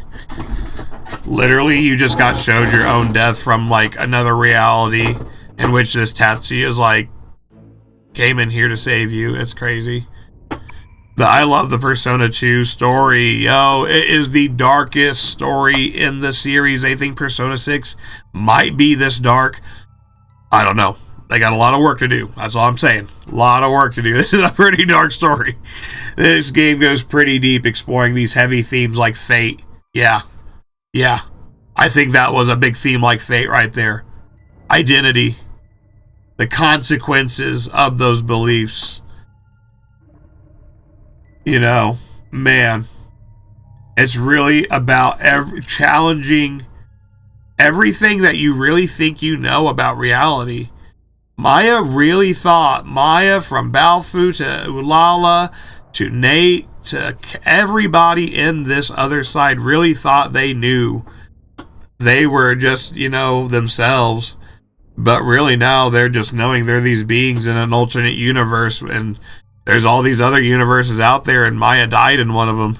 And Tatsuya literally crossed over. Yeah, and now showing the Grand Cross video, yeah.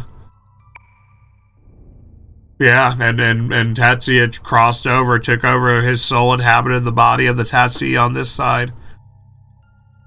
I mean, just really talk about challenging everything you think you know about yourself, about reality, and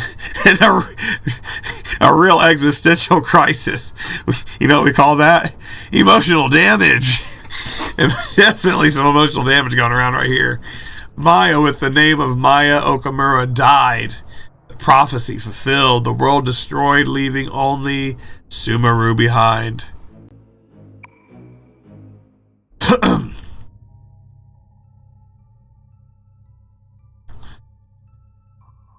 In the world of collective unconsciousness, where we fought him, strong belief become reality.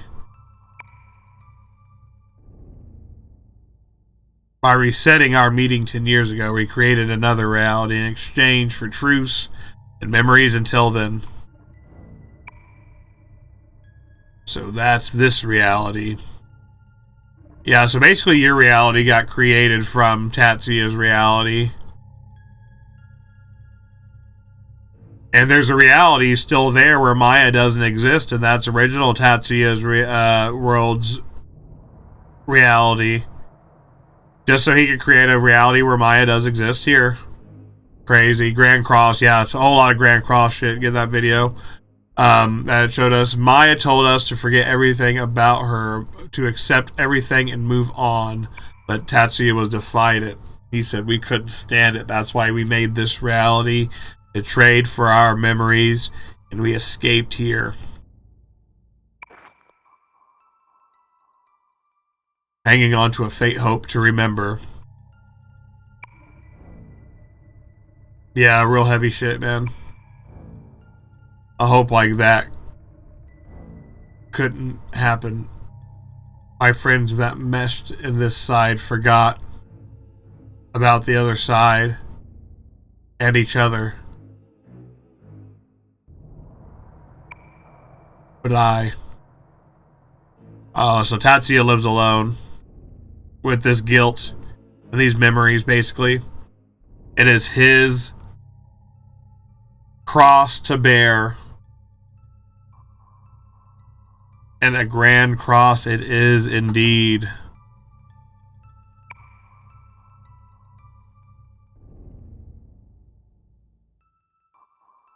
So that's why Amano and that Jun kid don't remember about the other side.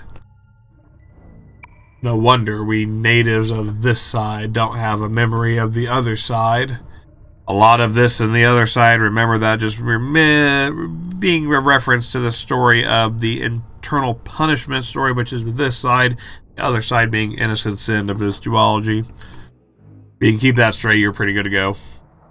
A lot of this and other going to be in this text here. But that could change. He said that I was the paradox. This reality exists on the concept of the resetting the memories of us five.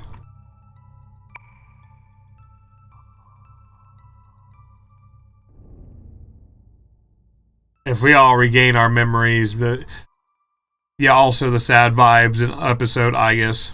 Yeah, big time. Yeah, big time there. If we all regain our memories, the distortion between the two worlds will grow and this world will cease to exist.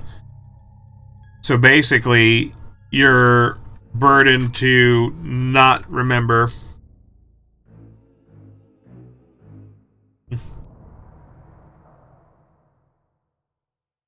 Yeah, Reload did a good job of making new music that fits the mood of the game. Yeah, Reload did an amazing job on all fronts. That fits my just gold standard for how a remake should be done. And I'm so glad that they just really gave it that extra layer of love.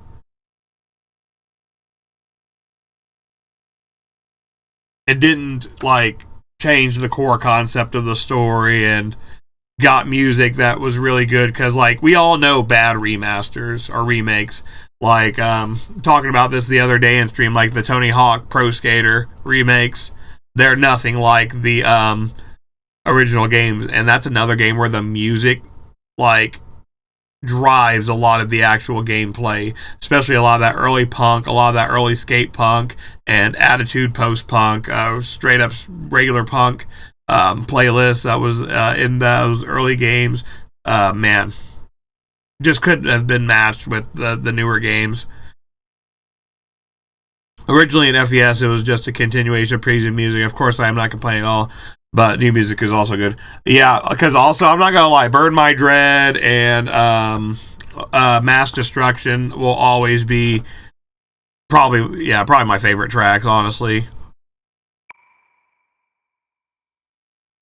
Persona 4 had a good soundtrack too. If I had to do a toss-up, I'd say probably Persona 3 soundtrack might slightly beat out the Persona 4 track, but Heaven on Persona 4 is just chef's kiss.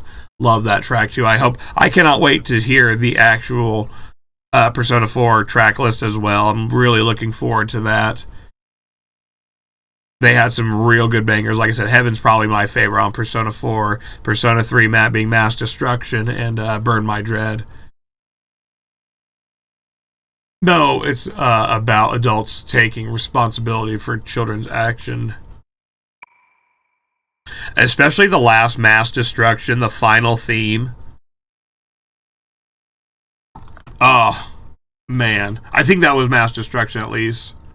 No. Burn My Dread. It was Burn My Dread, the final battle right there. That version of it was, absolutely amazing.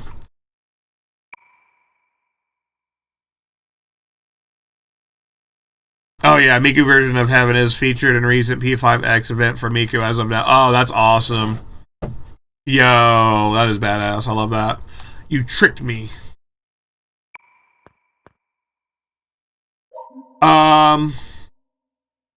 So we're gonna get another choice right here, it looks like here.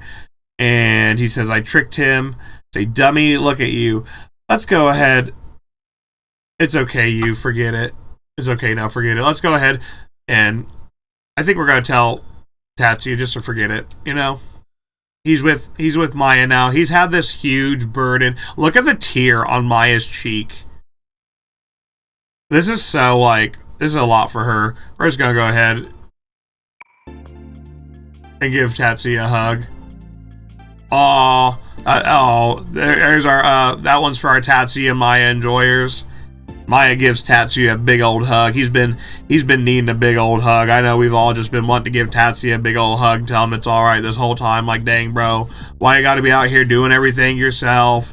Like, jumping off, like, going off by yourself, self-destructive, like, don't even care about your own life, trying to protect Maya out here. And now, he's bringing it on home. Bring it on home, Tatsuya. It's time to come on home now. Maya, I don't have the right to. Oh, come on, Tatsuya. We're going to give you a big old hug. Come on, Tatsuya. Am I allowed to stay here? Oh, my. I just have a tear in my eye right now. It's such good storytelling, man. That's just so emotional. So we're going to get this sweet, very touching moment right here.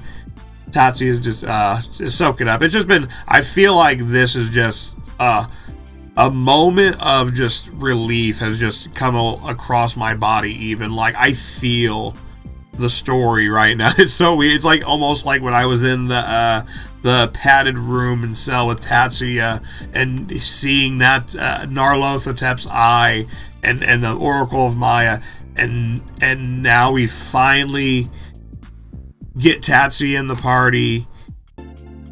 Man, after all this story, chasing him down, him coming in to protect us. That's Teddy there too. Yeah, we got David Wittenberg. He's over here too. We got David Wittenberg. He's over there, Katsuya, his older brother, and I believe David Wittenberg is also. Is he Tatsuya as well? Tatsuya and Katsuya?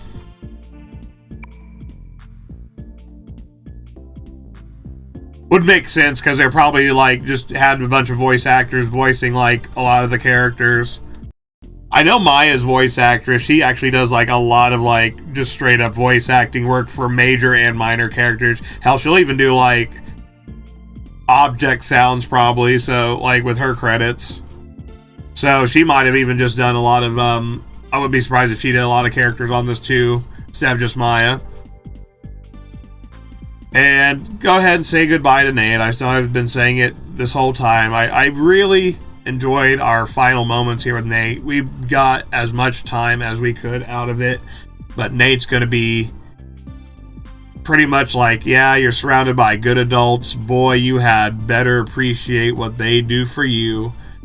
And they actually got the color of Nate's ascot right in this cutscene here and on the film, because if you remember last time in the flashback it was green, which I'm guessing, because don't yellow and blue make the color green if I remember my color chart right? I'm guessing the yellow filter they put over for that cutscene to make it look like that flashback kind of appearance was actually over a model of him with the blue.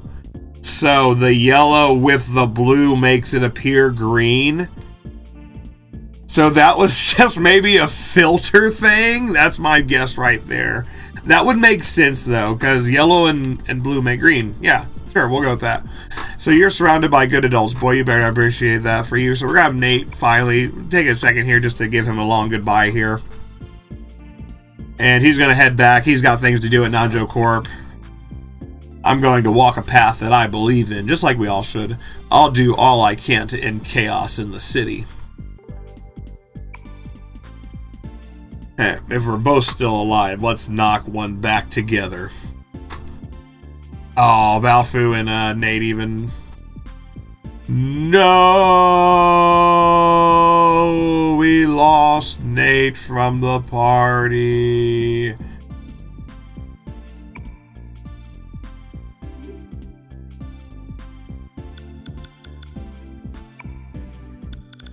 Oh, I have to get rid of one? Okay, if I have to get rid of one, I'll get rid of my custom, honestly.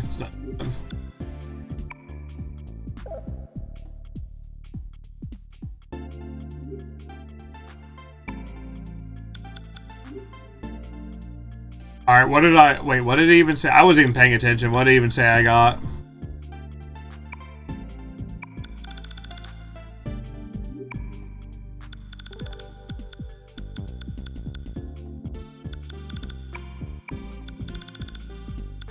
Oh, I got his persona. I think this gives me the upgraded version of his persona as well, so I'm going to go ahead and switch him out with Ibisu real quick.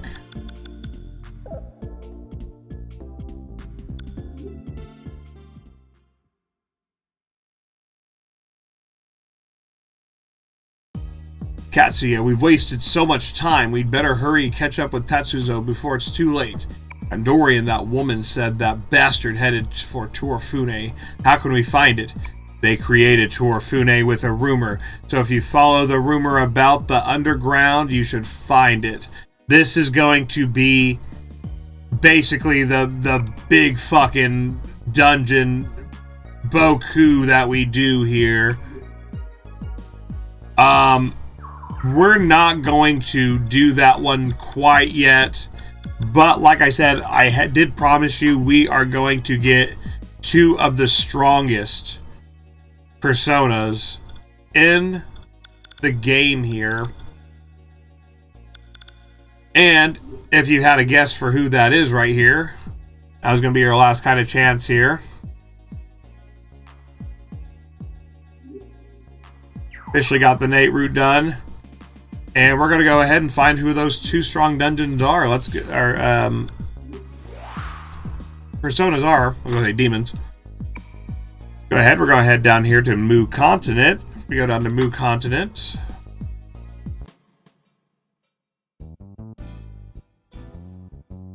We should have some new items. Go ahead and check their prize list. There it is right there, ladies and gentlemen, boys and girls, children of all ages. I have two new personas, and those two strongest personas are going to be none other than Lucifer and Satan. So let's go ahead here. All the efforts of the grinding we did earlier in the stream, if you were watching earlier, this is the part you're going to want to skip to right here. We are going to get the materials for the 2 of the strongest personas in the game. You cannot even get both of these personas together unless you do a New Game Plus. That's going to be the Ellie route and the Nate route one. Now that we've finished Nate's route, we have the Accuser's Diary and the Morning Star, giving us access to Lucifer and Satan of the Devil and Judgment persona, as well as a whole bunch of other prizes like the eye patch, which will give us Brahma, who's another very, very good demon. We're also going to get the Lotus Petal for Lakshmi. She's going to look very different than she does in games like SMT5. She's actually going to have her leg fixed, so it's not up all the time. We're also going to have the chest piece, which is going to give us one of the protectors of Japan, Bishamon 10. The necklace of heads, that's going to give us Kali. A lot of huge stuff. I love that this game promotes New Game Plus. I love New Game Plus. Again, I have to throw my Silent Hill F fans under the bus here. Guys, go ahead and play Silent Hill F. That game is made for multiple playthroughs. You get the best ending from literally playing it through multiple times. Games are supposed to be made to have multiple playthroughs, and that's what makes this game so great. I love that it actually rewards you and you get better items and stronger items. Now with these 2 items right here, Lucifer and Satan, I'm going to have access to the strongest fusion spell in the game that is absolutely going to annihilate everything on screen, including, I believe, the final boss, once I have them. So every single one of these personas is something I would grab at one point. Unfortunately, they all cost about 35,000 per points here, something like that. I'm doing actually 53,000. I was just doing a quick math right there, but probably be closer to, about 53,000 right there. So just a quick list of probably ones I would look out for. Bishamon 10. Bishamon 10 is actually really solid. Lakshmi and Brahma also really solid. We're going to have tons of other materials. Now I have a Hihi Irokane. That's going to be a legendary crafting material. We have all these now that have popped up with the Precision Egg. All these other prizes. Man. I can't wait to get to the new game. I can't wait to get to the EX dungeon. I'm ready now. Yeah, those are useful. There's a whole part locked behind in New Game Plus, which is like Super Dungeon. It's going to be much more difficult. Yeah, I'm looking forward to that. That's basically what my playthrough right here is going for, Experimenter. I'm going to get that. And then, yeah, you have the EX dungeon, which is like the 3rd playthrough dungeon, and it's a whole separate dungeon from the actual game itself. And yeah, just like you said, it's gonna be a lot more difficult. I'm really excited and looking forward to it. But in the meantime, Maya's just been battling through all these demons here. She's just been going through it. I think it's time for a bit of a rest for our heroine here. One of my favorite heroines in the Persona series. Just absolutely so strong-willed, compassionate, tough, witty. And man, what an emotional journey she just went on right there, getting her memories pretty much back in a way. And you said it's rare people actually going for that EX dungeon as well. Yeah, I'm really looking forward to it. I really love when a game has like those multiple playthrough or kind of multiple I won't say multiple endings, because it's not really multiple endings, but yeah, those multiple playthroughs, those little things that make it worth going through and enjoying everything that the developers put in right here. I enjoy so much about Persona 2 is they put so much love into this game. They put so many little details that got cut out. You don't see them anymore in these other games like Persona 3, Persona 4, and beyond. The casino being one of them that I'm standing in right here, and its big connection to even a lot of the in-game strongest demons, just like a casino kind of does in a lot of JRPGs. I feel like that's a very traditional JRPG mechanic. You have a casino, it has very strong items. We see that in Dragon Quest. We see that in a lot of other Final Fantasy traditional JRPGs. So just really nice. And it was even before PSP remake happened. Yeah. And like I said, this game right here has so many, for the time, it's such a gem.